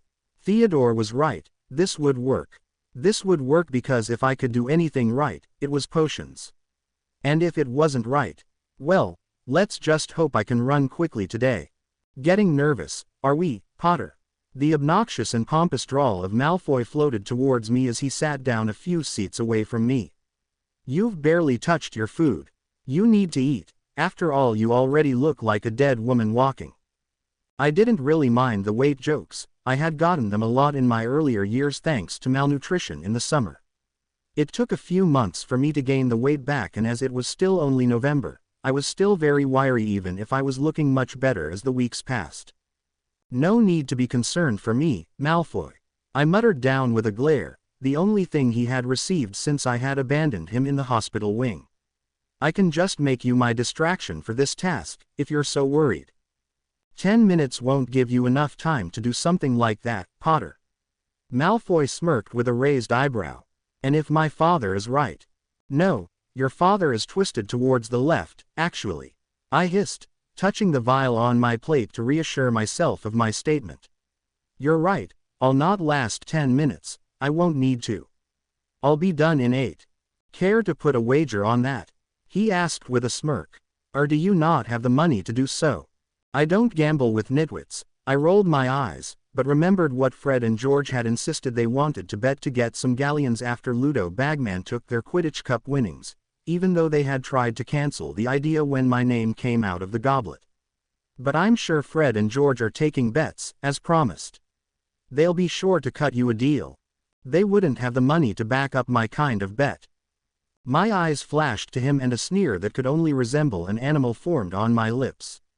Well then, lucky for you I can back them, isn't it? Ha! I'll send you an owl with the amount and we'll see who wins, shall we? I'll see that the best competitor wins, I agreed with a nod. And to think, you'll just hand it all over to blood traders. But at least it will be earned money. Even if it's mine, at least it will be my own, not my daddy's. Well, there's a reason for that, isn't there? He asked lowly. We looked at each other bitterly, trying not to explode at our own house table where so many people would see and we would surely get in trouble, but I almost wanted to thank the Pratt. He was giving me a good distraction from the tournament that was only mere minutes away, and as terrible and insulting a distraction it was calming down my nerves and would help me keep a level head for later. I'm headed to the pitch early, I announced, standing up from the table. Theo and Daphne widened their eyes and pushed their plates away, but I shook my head. You guys stay and get good seats for later on. To be honest, I just want a few minutes to breathe. Since you won't be doing it long. Parkinson laughed behind Malfoy. I rolled my eyes. The insult was so classless that even he hadn't laughed. His mouth just folded into a firm line. Since your stench is making me sick, I corrected as I waved my hand under my nose. Is that your natural odor? She turned her head away from me, looking to Daphne, who didn't even pay her any mind. She was looking so jumpy. I nodded my head to her, taking her hand a moment to calm her when it hit me, a brightening of everything around me and a glass of cold water being struck over my head as it slithered its way down my senses. Everything clouded until it went into nothingness and I was pulled from the linear moment of the day into the wreck of consequence. The first image I saw was unclear at first, bright and colorful, meaning that it was soon approaching as I saw a familiar scene, Harry riding on his broom in matching robes to mine, though they were in a deep crimson. He was cradling something that sparkled under his arm as he flew quickly through the air. It took me a moment to realize that this was so familiar because I had already had a vision of it, way back at the World Cup. So even then, in Consequence's opinion, we had been doomed to this fate. The second image I saw was just as vivid and colorful, but it was of Cedric, carried on a stretcher with two Medowitches addressing him while he moaned and held his arms uselessly in front of him, burnt to a crisp. Though he was groaning and burnt in his rather dashing mustard robes, he had a goofy grin on his face and the scene around him was loud with cheers. The third scene was Krum watching aghast as the ground trembled below him, shaking the earth and making people in the stands scream. In front of him, a once majestic beast was convulsing dangerously as if it were choking and unable to breathe. Krum watched in horror before running forward, and I tried not to wince and cry as the scene changed from the terrifying spectacle. The next was of Fleur, the gorgeous woman screaming as she patted herself off, something gaudy and gold in her hand as it contrasted with the scorched silver material that ran across her body. She seemed pleased with herself, though absolutely disgusted by her messy appearance. The fifth scene was not so much seen as emoted while I looked down on familiar hands. They were pale and rather nice, considering how the fingernails were gnarled, but you couldn't see that. Instead, all I could see was blood covering them as they turned back and forth, before I looked at the audience around me. I looked to Hermione, the first person I could spot in the audience, as the feeling of dread and fear swept through me like a parasite. Something was terribly wrong. But as soon as that scene came, it had faded, leaving me with a quick succession of snapshots with individual people yelling out in fear. Fred, George, Hermione, Ginny, Ron, Daphne, Theo, Blaise, Malfoy, Fleur, Cedric, Cho, Lillian, Tracy, Snape, Trelawney. And then, with a heat wave of normalcy, I was back. Back in the great hall with all the excited whispering, back leaning across the Slytherin table as I held Daphne's hand, which I guiltily released as soon as I was fully aware of what had happened. What did you see? Theodore asked nervously. I looked to him, calculating his worry and what the chances were that he would do something stupid or ridiculous if I told him what I had seen, if I had explained that dread to him. And I realized that I would not be able to tell him at all. Just everyone's different techniques, I assured softly. Not a big deal. You're sure? Daphne asked, neither of them believing me, and for good reason. I put on the best smirk that I could, knowing that it must look more twisted than normal as I waved my hand dismissively. Not a problem, I repeated. Air would be nice before it's all combustible. Excuse me. I was quick to stride out of the hall, only taking the deep breath I needed when I was far enough from any surrounding voices so that I felt alone. There were still people all around me. It was the problem with having the other schools here visiting. Privacy became rare. The extra abundance of students, even in a castle this size, made me feel very closed in, which was a problem. I'd always been somewhat claustrophobic. I was happy when I walked outside to see two of my favorite redheads organizing boxes full of wizarding money as they counted out their floats for all the bets they were going to take. I'll have 3 galleons that Potter dies, I said in a fake, manly voice as I came up behind them. The boys jumped and spun around, and when they saw me their eyes rolled, though as Fred laughed at me he was sure to try and hide the money as if it weren't there. Harry's not going to die. You might, George added with a smirk. But Harry definitely won't. You pricks are cruel, I pouted, sitting on a rock next to their floats. I took out a little pouch of galleons that I brought out particularly for the two of them. I have bets, my gingerhead men. Oh, I took out a galleon as Fred looked at me curiously. Harry will use his broom and survive. I threw a galleon into Fred's container. Cedric is going to get burnt, but he will be fine and he will survive. Course he will, Fred muttered lowly as I tossed another galleon into George's container. Krum will almost kill his dragon, Fleur will catch fire. I threw 1 galleon into each of their containers yet again. And as for me, something terrible will happen and I will probably die. I threw the rest of my galleons in each so that their money was even, but my little statement was not ignored, which I won't deny I was happy for. Your potion is foolproof, Fred argued quickly, sitting beside me. Don't be a wart. I had a vision, I argued lightly, not feeling the need to say any more. You had a vision of dying? George asked, completely aghast. Audrey, withdraw.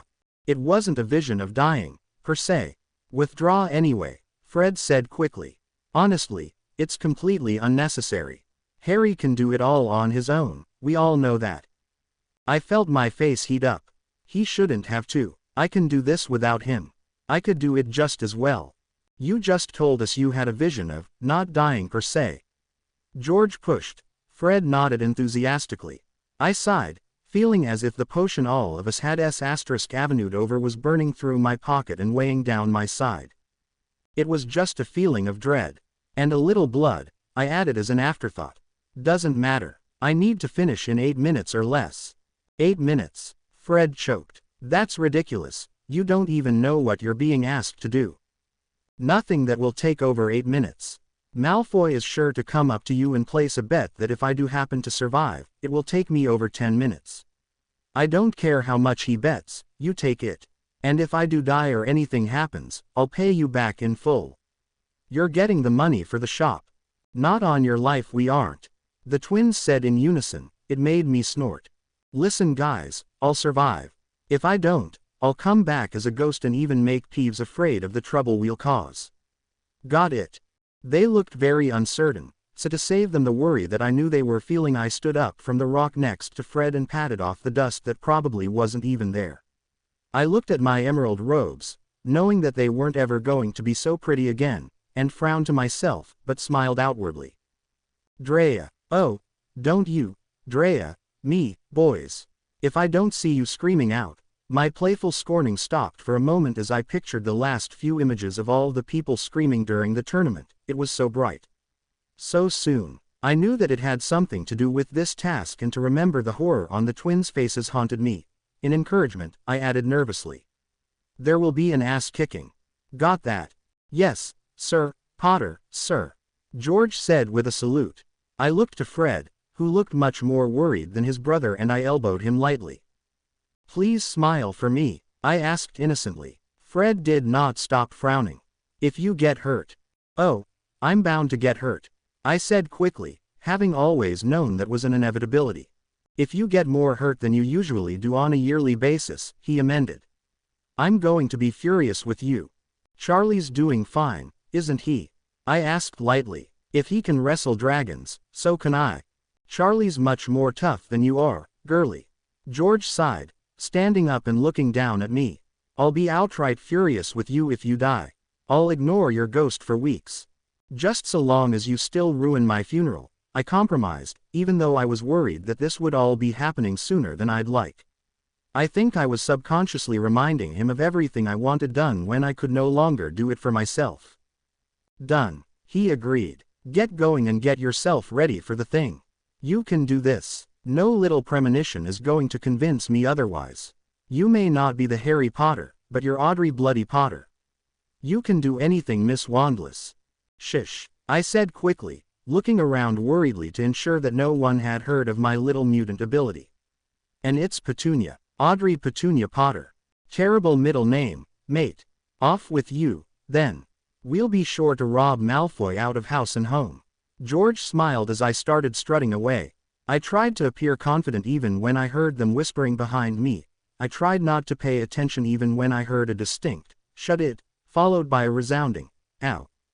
The way to the task was marked by new gravel set down, even though the gravel had been laid nicely before since the task was down where the Quidditch pitch was. Though Quidditch had been cancelled this year, not that I much minded, the scene looked very different. The golden hoops were missing and there were always people flying around there, day, night, class time, or at times like this. But now it was barren. It even looked much bigger and far more daunting now that the risers had been risen to accommodate all the new guests and hide whatever it was that was inside. I waited outside of the pitch, too frightened to actually go in. Up by the castle I could see the horde of people beginning to file towards me, wanting good seats for the show. Fred and George were walking up and yelling at some of them, taking bets and making money, which I was glad for. When they made their joke shop, the Weasleys would have a much easier life. And if anyone could pull off success, it would be those two. They were two peas in a pod, much closer than my own twin and I. Speaking of him, I could see him making his way now. His face resembled the color of my robes, though his robes contrasted because they were in a deep maroon. The lettering which identified him was in a strong gold and I got one of those rare feelings of pride for being a Slytherin. Red and gold was pretty, but green and silver were much more elegant. Hermione was right at his side, Ron following close behind, trying not to be noticed. I don't know why the Weasleys ever tried to be subtle, their hair always gave them away. I headed around the side of the pitch, noticing a large tent and knowing that it was where I was to head. I didn't want to run into Harry yet and I hoped that maybe if I got into the tent there would be some sort of reason that I would not have to speak to him when he joined me. Perhaps he would have the nerve to stay outside of it with his friends for longer and then we wouldn't be allowed to talk as we mulled over the fact that we would be dying in less than 40 minutes. The tent was made of a canvas-type material, the outside just as large as the inside. It was held up by wooden poles that had not been used. I knew this because there were no dents or carvings into them. The ground was still grassy, there were a few chairs and most importantly there were different areas for each champion. Harry and I got to share a corner. I didn't mind as I planned to pace around the tent and rack my brains until I thought of a better plan as my potion made it so no one would bother me. Would I tell anyone that I was panicking as to why I would soon feel that nauseating dread? Not at all. No one would know because they wouldn't need to. Fred and George were right about one thing.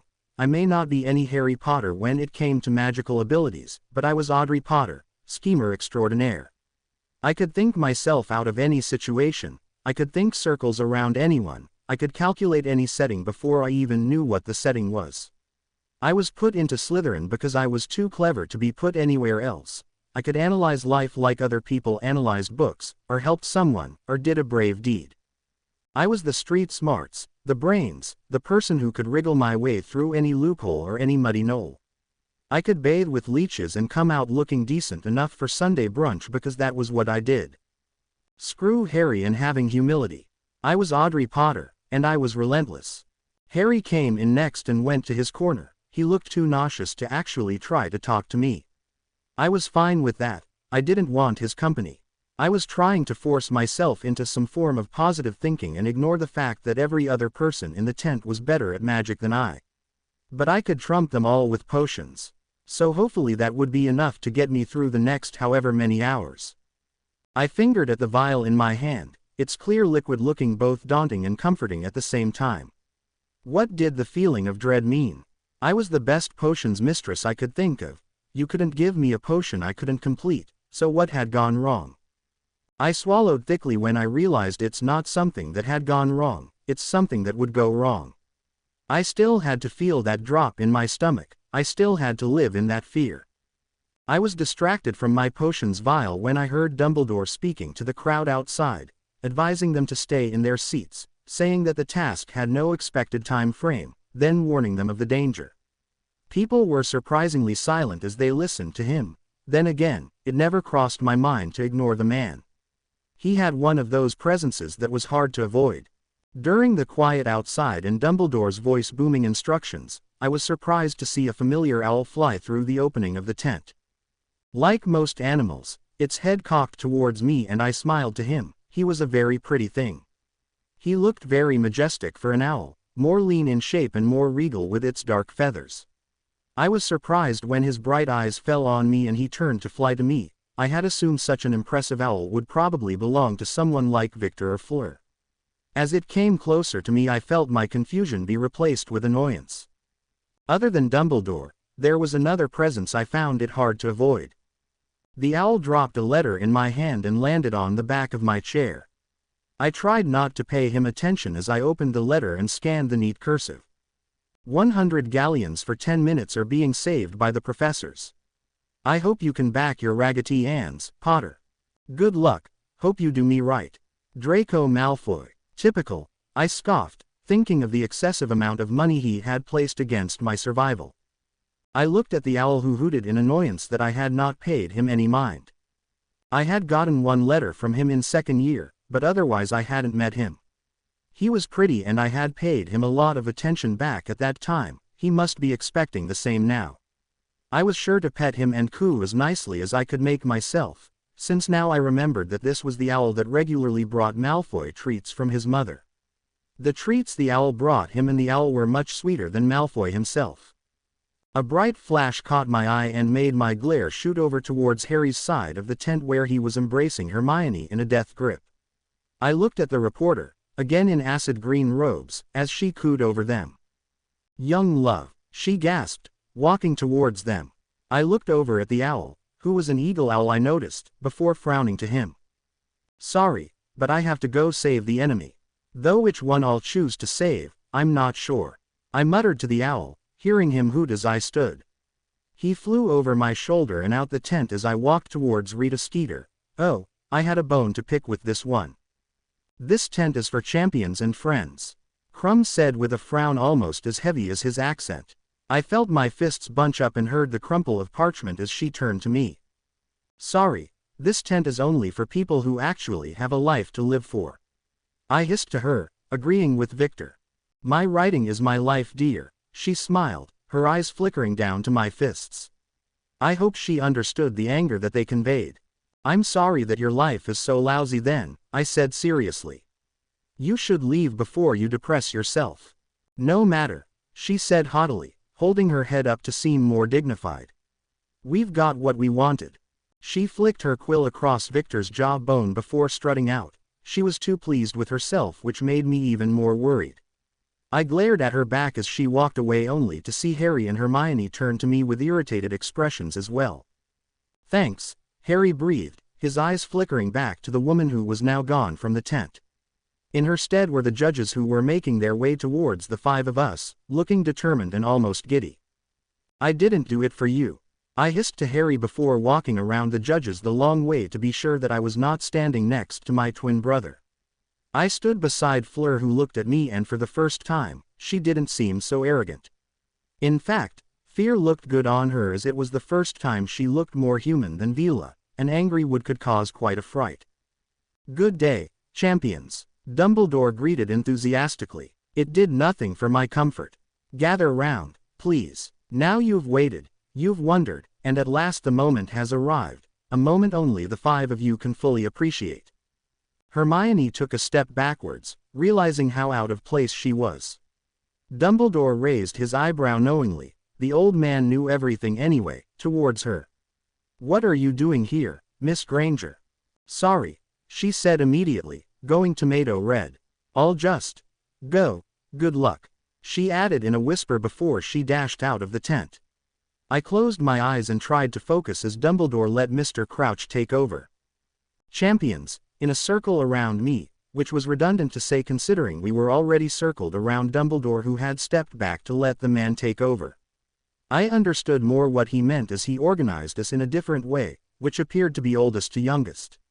In other words, my attempt to stand further away from Harry was fruitless. I was put beside him anyway. "Now, Miss Delacour, if you will." Mr. Crouch held out a leather bag, very expensive and well made.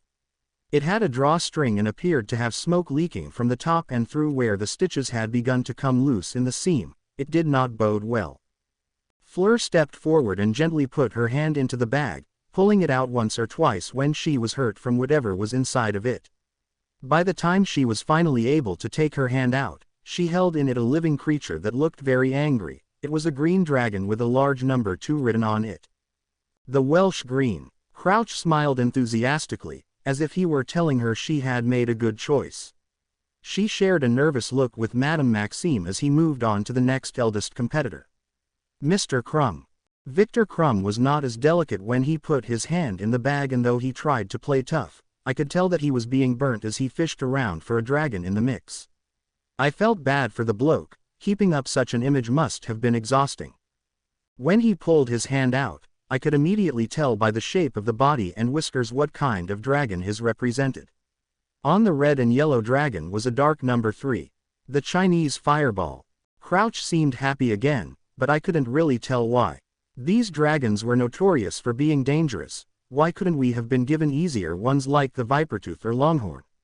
Those were recorded to be the most docile, and the smallest. Cedric was already putting his hand into the bag for his dragon. He was showing the pain, unlike Krum, but he was still trying to play it tough and get it done with. I couldn't help but admire him for his strength. If anyone deserved to win this tournament, it was him. Sure, I was biased, but he was too beautiful to lose anything. When he pulled his hand away from the smoking sack, I saw that his dragon was silvery blue and had a large 1 written on its side. Cedric would be going first. The Swedish short snout. Ooh. I was not impressed by his false humor. He turned to Harry, second youngest in the group, and held the bag out for him. Harry beeped in a breath, muttering something about not getting the horntail, and I felt my blood freeze. Surely a Hungarian horntail, the most hostile of all dragon species, was not an option. But as Harry winced and pulled out his dragon, I knew that I was wrong, for in his hand was a black and bronze horned dragon that looked terrifying, even in miniature, and about ready to try and take Harry out even in this form. His dragon had a large 5 written on its side. The Hungarian horntail. Crouch seemed to admire before turning to me with a grin. "And that leaves." I put my hand in the bag for the final dragon that would be found in there and found myself pulling back when I was bitten. I got a bit of a head rush before I dipped my hand back in and yanked it back out, sure that if I got it into the open I would know what I was dealing with. The dragon was terrifying in its own right, looking very much like Harry's Hungarian horntail. My dragon also was black scaled with bronze horns and a black 4 written across it. My dragon, however, did not have a spiked tail but disturbing black ridges along its spine, and it was bearing particularly vicious spiked teeth. The familiarity of the dragon in itself terrified me. The Norwegian Ridgeback. "You've got to be joking," I breathed, closing my eyes and shooting an annoyed glare to my brother, who looked at me nervously. Was my luck really that ridiculous? These represent a group of very real dragons, each of which has been given a golden egg to protect. Your objective is simple. Collect the egg, Crouch explained as if it were the most simple thing in the world. This you must do, for each egg contains a clue without which you cannot hope to proceed to the next task. I'm done for. I looked to Professor Dumbledore, who was already watching me as if he knew I had something to say. It took a minute for me to catch my breath enough to ask my question. "And if we made potions for the task?" How would you have known what potion to make? Crouch laughed humorlessly as if I was stupid for having even tried. I ignored him, watching my professor and trying not to show my nerves. Professor Snape, Theodore Nott, Daphne Greengrass, and both Fred and George Weasley were there when I was brewing it. I brewed it entirely on my own, any one of them will attest to it. I said formally. Dumbledore nodded. I was surprised he believed me, but the glint in his eye let me know that I wouldn't be denied my plan A. Then you need to take EET now and, oops, that EET lasts to row until Z3 in front of you, avenue gone and EET is your turn. Madame Maxime said with a slight sneer. I looked at her bitterly, explaining with my eyes that this was none of her business. I'm afraid Madame Maxime is right, Dumbledore said evenly. Take it now, dear. I sighed, closing my eyes as I popped the lid off of my vial and downed the sour ingredients of my potion. I was sure to dab a bit onto my robes as well, just to ensure that it affected all it could. I was glad that I had added in more Demiguise hair than I would have ever let Harry know. Maybe it would help with how long it would last. The feeling that spread through my body was strange. It wasn't like I had expected it to be either. It wasn't cold like my visions or warm like when you drink tea early in the morning, but it did have that feeling of expanding through my chest and working its way through my system. Instead, it almost felt like pins and needles, like when your leg falls asleep while you sit on it awkwardly. But it went all over my skin until I knew it had worked. Audrey, that's brilliant, Harry beamed, still not understanding I was mad with him. I can't see you at all. Then my modified potion had worked. Thank goodness, getting the Demiguise's hair from Harry's invisibility cloak had been worth every moment. I'd be hearing shite from him later if it worked out for the best and the concoction worked as long as it should have. Still can't see me? I asked as I held my middle finger up to Harry's face, but he looked right through it, eyes darting to see if there was any trace of my hair or robes. Not a bit, he said simply. I smirked. Good, I muttered. I'm going to sit in my area now. Can I have a word? Harry asked nervously, looking to Dumbledore and Crouch who were giving Cedric instructions as to what he was about to do. I saw Cedric nodding, looking brave even though he was noticeably shaking. I had the urge to go up and wrap my arms around him, but shook my head. I hated people touching me and some silly crush wasn't going to make me do something as ridiculous as throwing away my boundaries just to get his attention. Why would you need one? I don't understand why you're so upset with me, Harry said as if it were obvious. I don't think this is the time to be mad with each other. Just go to your corner and practice out your course of action. You've had long enough to figure it out, haven't you? I sneered. Harry rolled his head back exasperatedly. That's what this is about. Me not telling you about the dragons sooner. Sooner. I scoffed. You didn't tell me at all.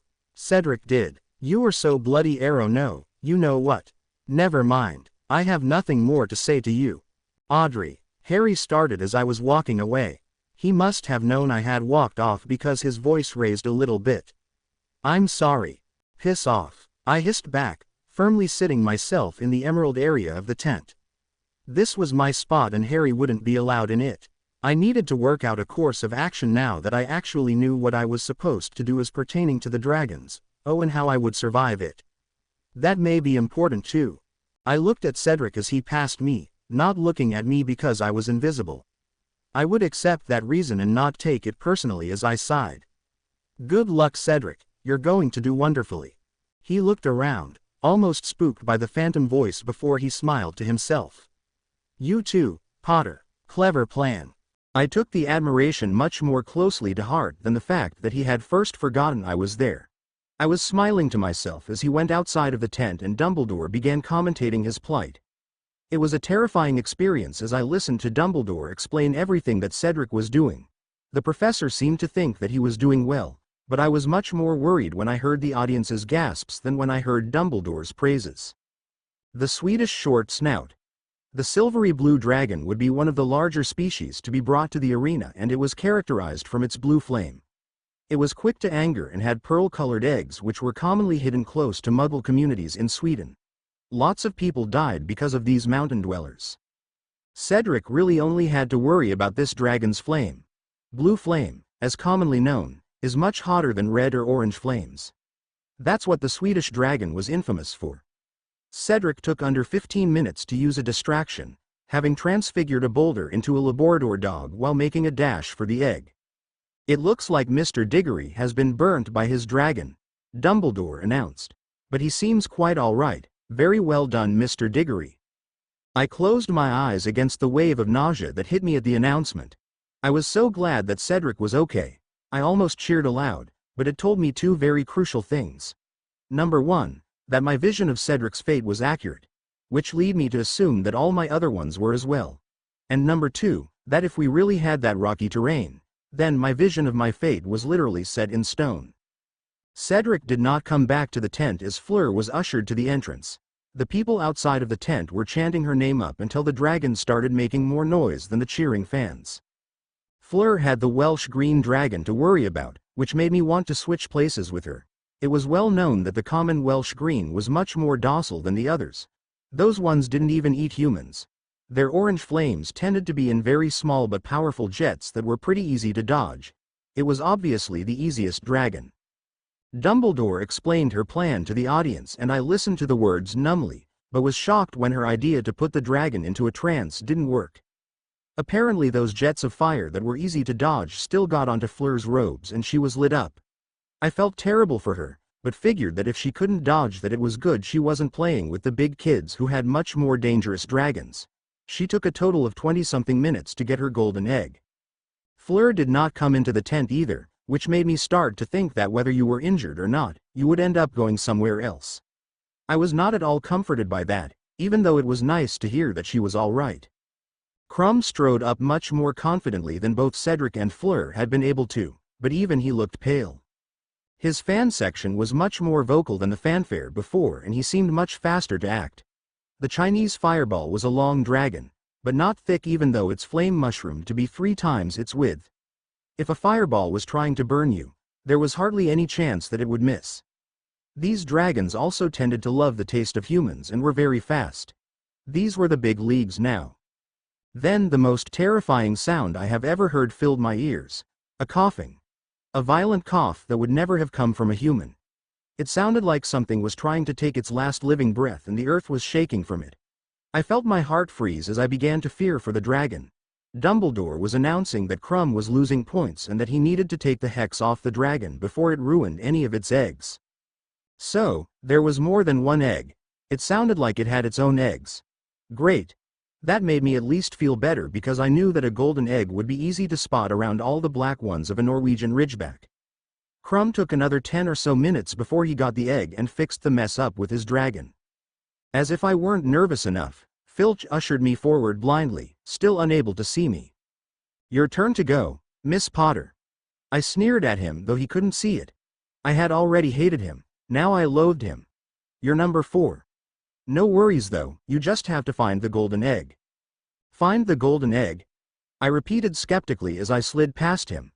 Golden eggs usually insinuate something to do with hens, not dragons. Good thing I can't see you, Potter. But there's no need to complain of that lip of yours, Filch said with a smirk. Might get it ripped off soon. I tried to ignore the jibe, looking at the opening of the tent in front of me, listening as Dumbledore bellowed my name. I heard all the sounds vividly. I couldn't tell if they were cheers or boos, but they were loud. You can do this, Audrey. Harry's voice rang from behind me. Love you. Stick with your technique, Harry, it works. I've seen it before. I sighed, looking back at my brother. Filch didn't seem to understand, which made me feel a little bit better about it. Love you too, Git. Off you go, Potter. Filch muttered, shooing me off towards the door and not realizing that he almost hit me with the movement. I didn't really mind, I was far too nervous. I stepped into the afternoon sun, hoping that it wasn't the last time I ever got the chance. This was not the Quidditch pitch. The Quidditch pitch had been oblong with neat, gemstone grass and tall, golden hoops that towered over the stands and made you squint your eyes to see the players whizzing between them. This was hell. Outside, away from the safe haven of the tent, was the exact opposite of the old pitch. The students that were seated high in the stands overlooked my prison, made of tall and jagged black terrain. The pitch seemed to have been magically expanded, as well as the stands lifted higher for the safety of everyone who wasn't me. I could immediately see that they had simulated Norway's mountaintops for the comfort of my dragon, even if it meant putting me under the knife. Prior to the competition, Miss Potter took a dose of a modified invisibility potion for purposes of the task. Dumbledore's voice, which was slightly tinny, rumbled from above me. I jumped from the volume of it, but was happy when I remembered that no one could see it from how far away they were. She will be facing the Norwegian Ridgeback, the second largest dragon, with many more self-defenses than some of the other species we have yet seen. Such as poisonous fangs, I offered sarcastically. This would be just splendid. I should have left some sort of will, giving Harry all my money but making a bet with the twins so that they could get it when I died. I should have probably told Seamus that I still didn't forgive him for keying that fifth-year Ravenclaw, Marietta, while he had been dating me 2 years back, and I should have told Fred that yes, I also found him attractive. But then George would think I liked him too. Focus, Audrey, if you pull this off, none of these cliché self-realizations are going to matter. I started walking forward, looking in every direction I could swivel my head to see everything around me. The pitch had been mutated to be so large that I could not see my dragon, nor could I see where the golden egg was hidden. Considering everything I had been able to hear from the tent, however, I could assume that if I found all of the eggs, then golden one would be with them. Which meant the dragon would not be far off. The rocks around me would have been difficult to climb, but I could see a large peak of stone hanging high above me just past the center of the arena. On it, I could not see any eggs, but I knew that it's where they would be. It was one of those feelings that often got me into trouble because my curiosity always won over any sense of logic I owned, along with the fact these feelings were always right. Up ahead of me, on the way toward the wonderful new scenery, were 2 large rocks jutting out at awkward angles. As I got closer to them, I was forced to press my back against the one to my left so that I could shuffle through them, but that would be around the time disaster struck. In the crease between the rocks, the only available space for my foot was right where some loose stones and rubble seemed to have wanted to balance themselves like some bloody circus act. As I attempted to pass over them, my ever-graceful feet slammed into them and sent them scattering. It was only around that moment that I realized how silent the arena was, how silent my friends and enemies had become in the stands above me, how quiet a dragon could be as it waited for sign of an intruder. I was surprised by how much boom the pebbles had to their skidding and how loud my heart could pound. It was so loud that I could have sworn every soul in the stands could hear it. I closed my eyes, hearing a painful crunching of rock as the dragon decided to rear his ugly head. It was huge. Much bigger than I'd seen in books and much larger than the model I'd pulled from the leather bag had led me to imagine.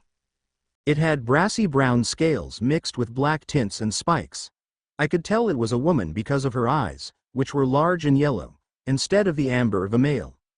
Those reptilian eyes were more menacing than any nightmare while she glared around for sign of me angrily. And oh my Merlin, her teeth! They were sharp and pointed, and glistened with an extra glint of green that I knew to be dangerous. This dragon was armed with its sharp spine and a poisonous bite that had the ability to paralyze humans after 3-minute exposure and kill them in 6.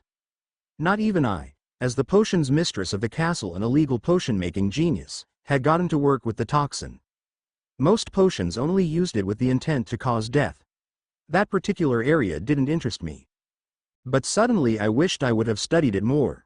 Even as the one who knew all about animals and their particular needs and characteristics, I didn't actually know much about the venom. It was paralyzing and fatal. It was the green on the teeth. Was it a topical poison or did it have to get into my bloodstream? Were Norwegian ridgebacks known for their sense of sight like the Chinese fireball or their sense of hearing like the horntail? Surely they weren't known for their sense of smell, like the short snout because of their flame and how often it was used. My dragon tended to be a little bit of a pyromaniac psychopath. Wonderful. My dragon looked around for me, her eyes narrowing on the skidded stones that lay only 9 feet away from me. They had splayed off in every direction, but she seemed to understand that I had not moved since I disturbed them.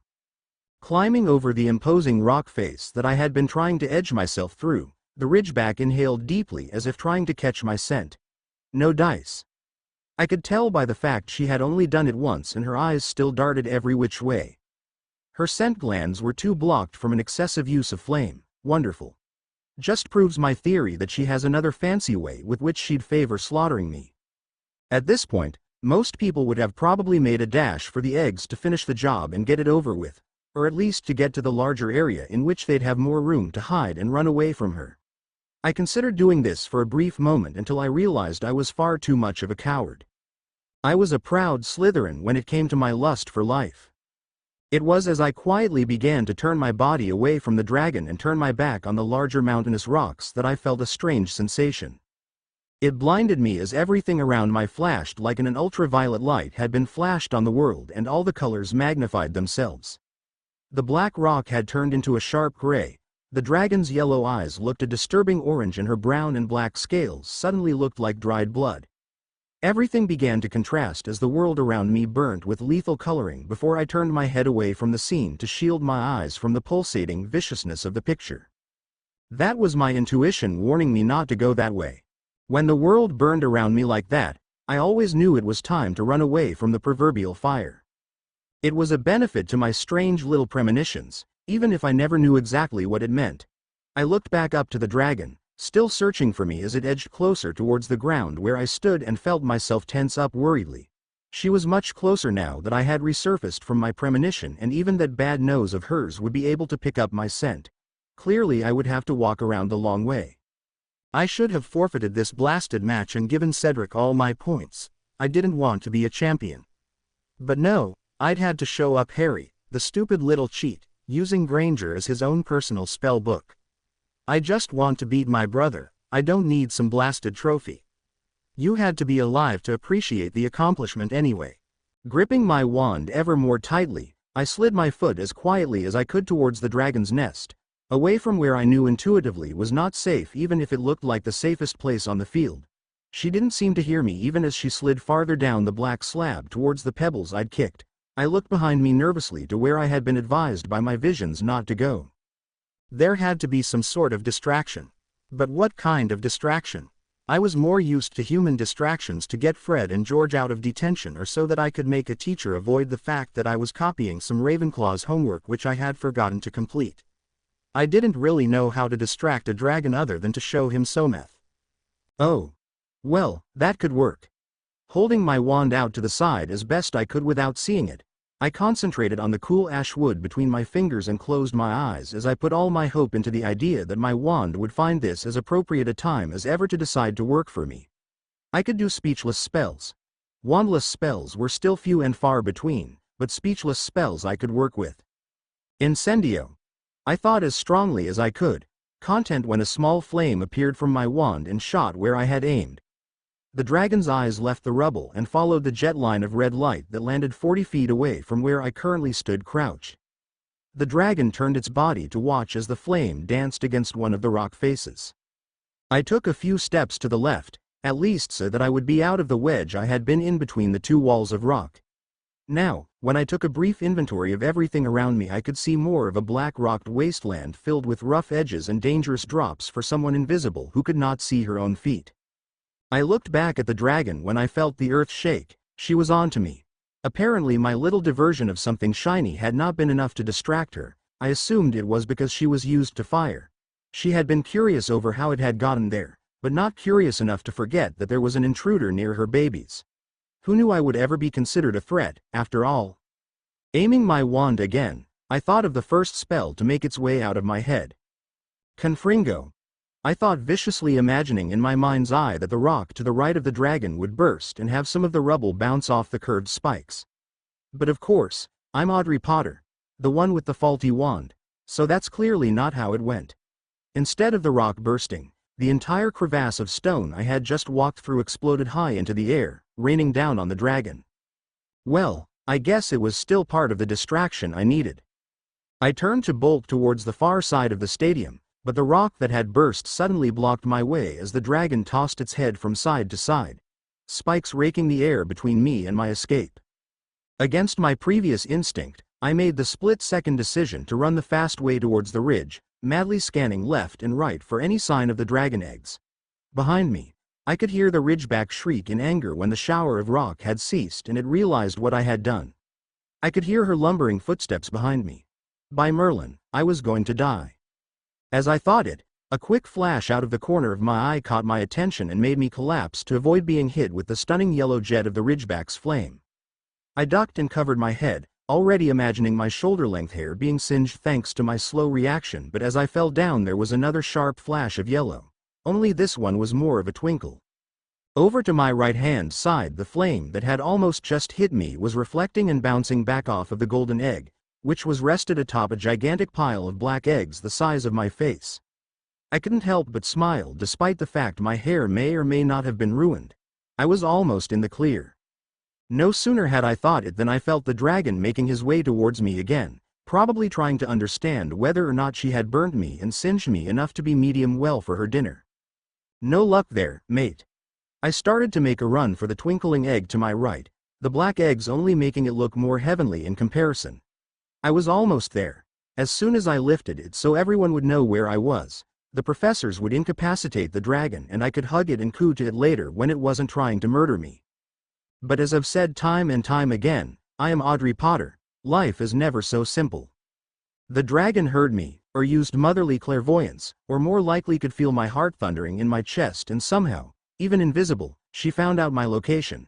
Knowing that I was headed towards her nest, the dragon spread her magnificent, translucent wings and took off in midair.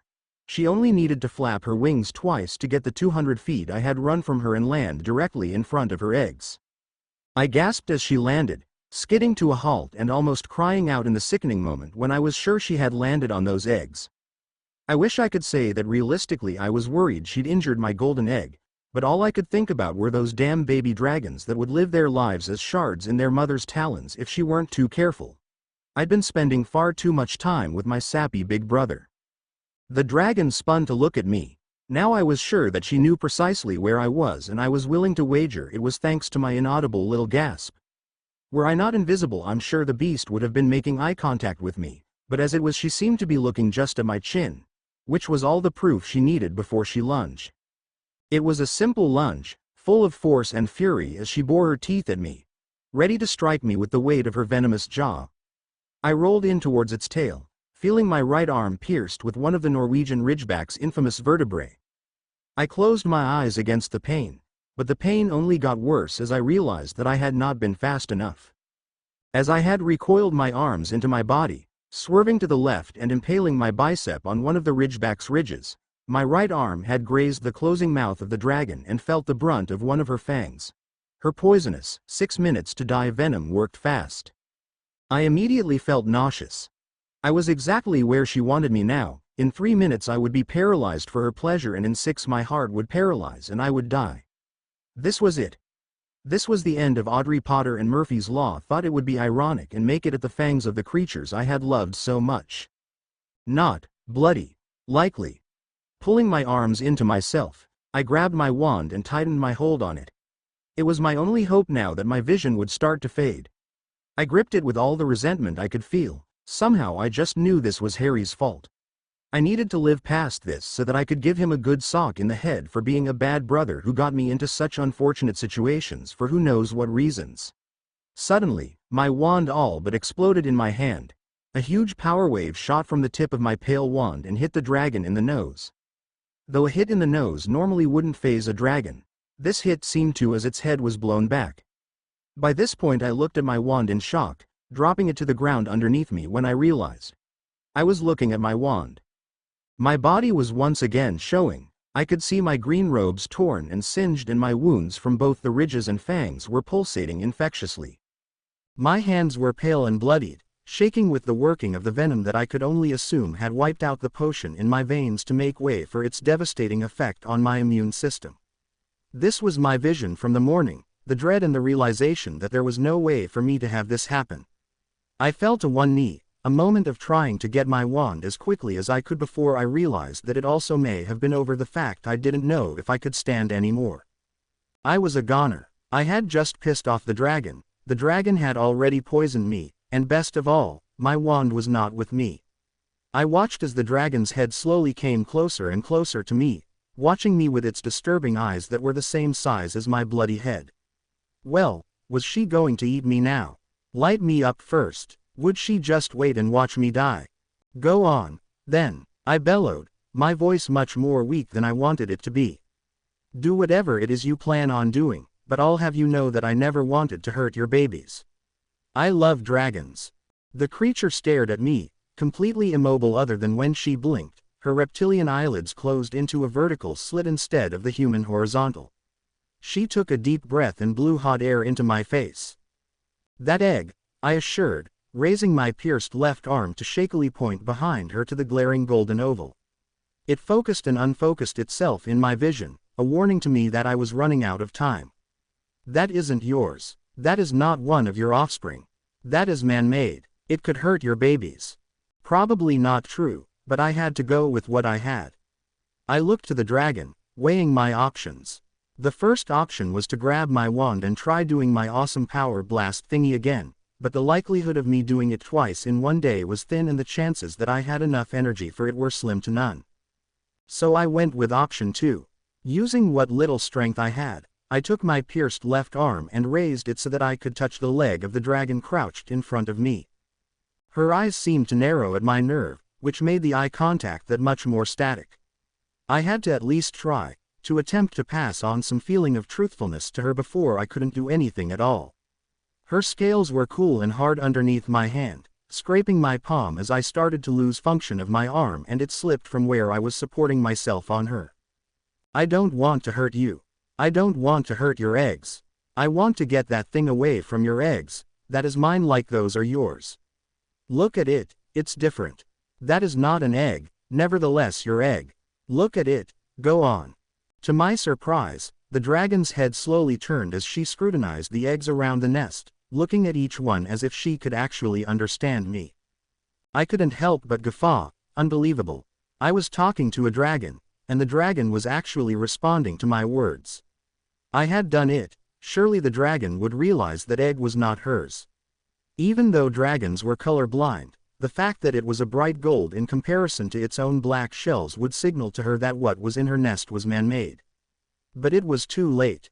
My body fell backwards, the full effect of the 3-minute paralysis kicking in as I sank into the rock as if I were sinking into an ocean. An ocean? Merlin. I was so afraid of water and I felt like I was drowning in it. Ah, yes. That was because I was crying. How embarrassing. But how could I not? I was crying because no one was helping me, no one was realizing that I was dying. I could remember the looks of horror on the faces of the people from my vision, even Malfoy had been shocked. Fred and George's faces glimmered in such a painful way that I couldn't get it out of my head. Why was no one helping me? I bet they would help Harry, I thought bitterly. They would never make Harry go through all this. I could hear the people in the rafters gasping as they watched me deplete into nothing. I could hear someone's voice magnified above the whispering of the crowd. I felt as my body began to shut down under the acidic poison pumping through my veins. To think that everything I had survived up until this point, no thanks to my brother, was brought to an end and my brother survived what was obviously meant to do him in. I really was a terrible witch. What would Sirius think? What would Snape think? Would Dumbledore console them or would they forever be at war thanks to Rita Skeeter's despicable article? Oh Lord, people would die thinking I'm a squib. It was a hit so low that it actually lit a bit of fire back into me. Harry was going to survive being the spitting image of our father on the spectacular firebolt that Sirius had bought for him and I would die in the first bloody task. He would be remembered for how fantastic he was and I would be remembered for dying immortal, non-magical death that could have been prevented were I any good with my wand. No, that was not how I was going out. I don't care if my body didn't work. I don't care if my eyes could no longer see properly because I was crying and I was laid out on the rocky terrain. I was not dying when my brother was living. It was I who needed to save his A*S from all the trouble he got us into. It was I who had something to prove. It was I that had something to fight for Fred and George's money, for Sirius' sanity, for Snape's pride. For my honor. I was not going to die being the weak one. That is not my role. Taking what little strength I had, I felt my body quivering with effort as I pushed my hands against the rocks. I could not feel how much pressure I put on them because my body was entirely numb. I couldn't feel anything but the pain as I pushed my torso into an upright position. My ears were ringing with effort and with my second wind, as suffocating as it may be, I pushed myself up until I stood. I swayed. There was a moment where I thought I would fall right back down again, a moment where I was sure that I'd fall back down and that would be the end of it. Instead I looked at my dragon, who was currently staring at me in what probably was shock. She hadn't expected me to get up any more than anyone else in the stands had. I looked at the dragon, the golden egg glinting between her teeth. Perhaps she was trying to crush it. "Give me my egg," I hissed to him. The dragon did not respond for a few seconds, precious seconds that had each pump of my heart leading me closer to death. It looked at me with the egg still balancing between her canines before she took one intimidating lunge towards me. I didn't move. I knew that if I moved a centimeter it would be the end of it. I would fall and I would never get back up. "That is not your egg," I said again, trying to make it stronger than I knew it sounded. "Give it to me." And just like that, the Norwegian Ridgeback blinked once and dropped the egg like a dog dropping a bone. And as the egg fell to my feet, I fell to the ground, finished. To be continued. I hope you enjoyed this story. Also remember to subscribe and like this video. See you in the next video.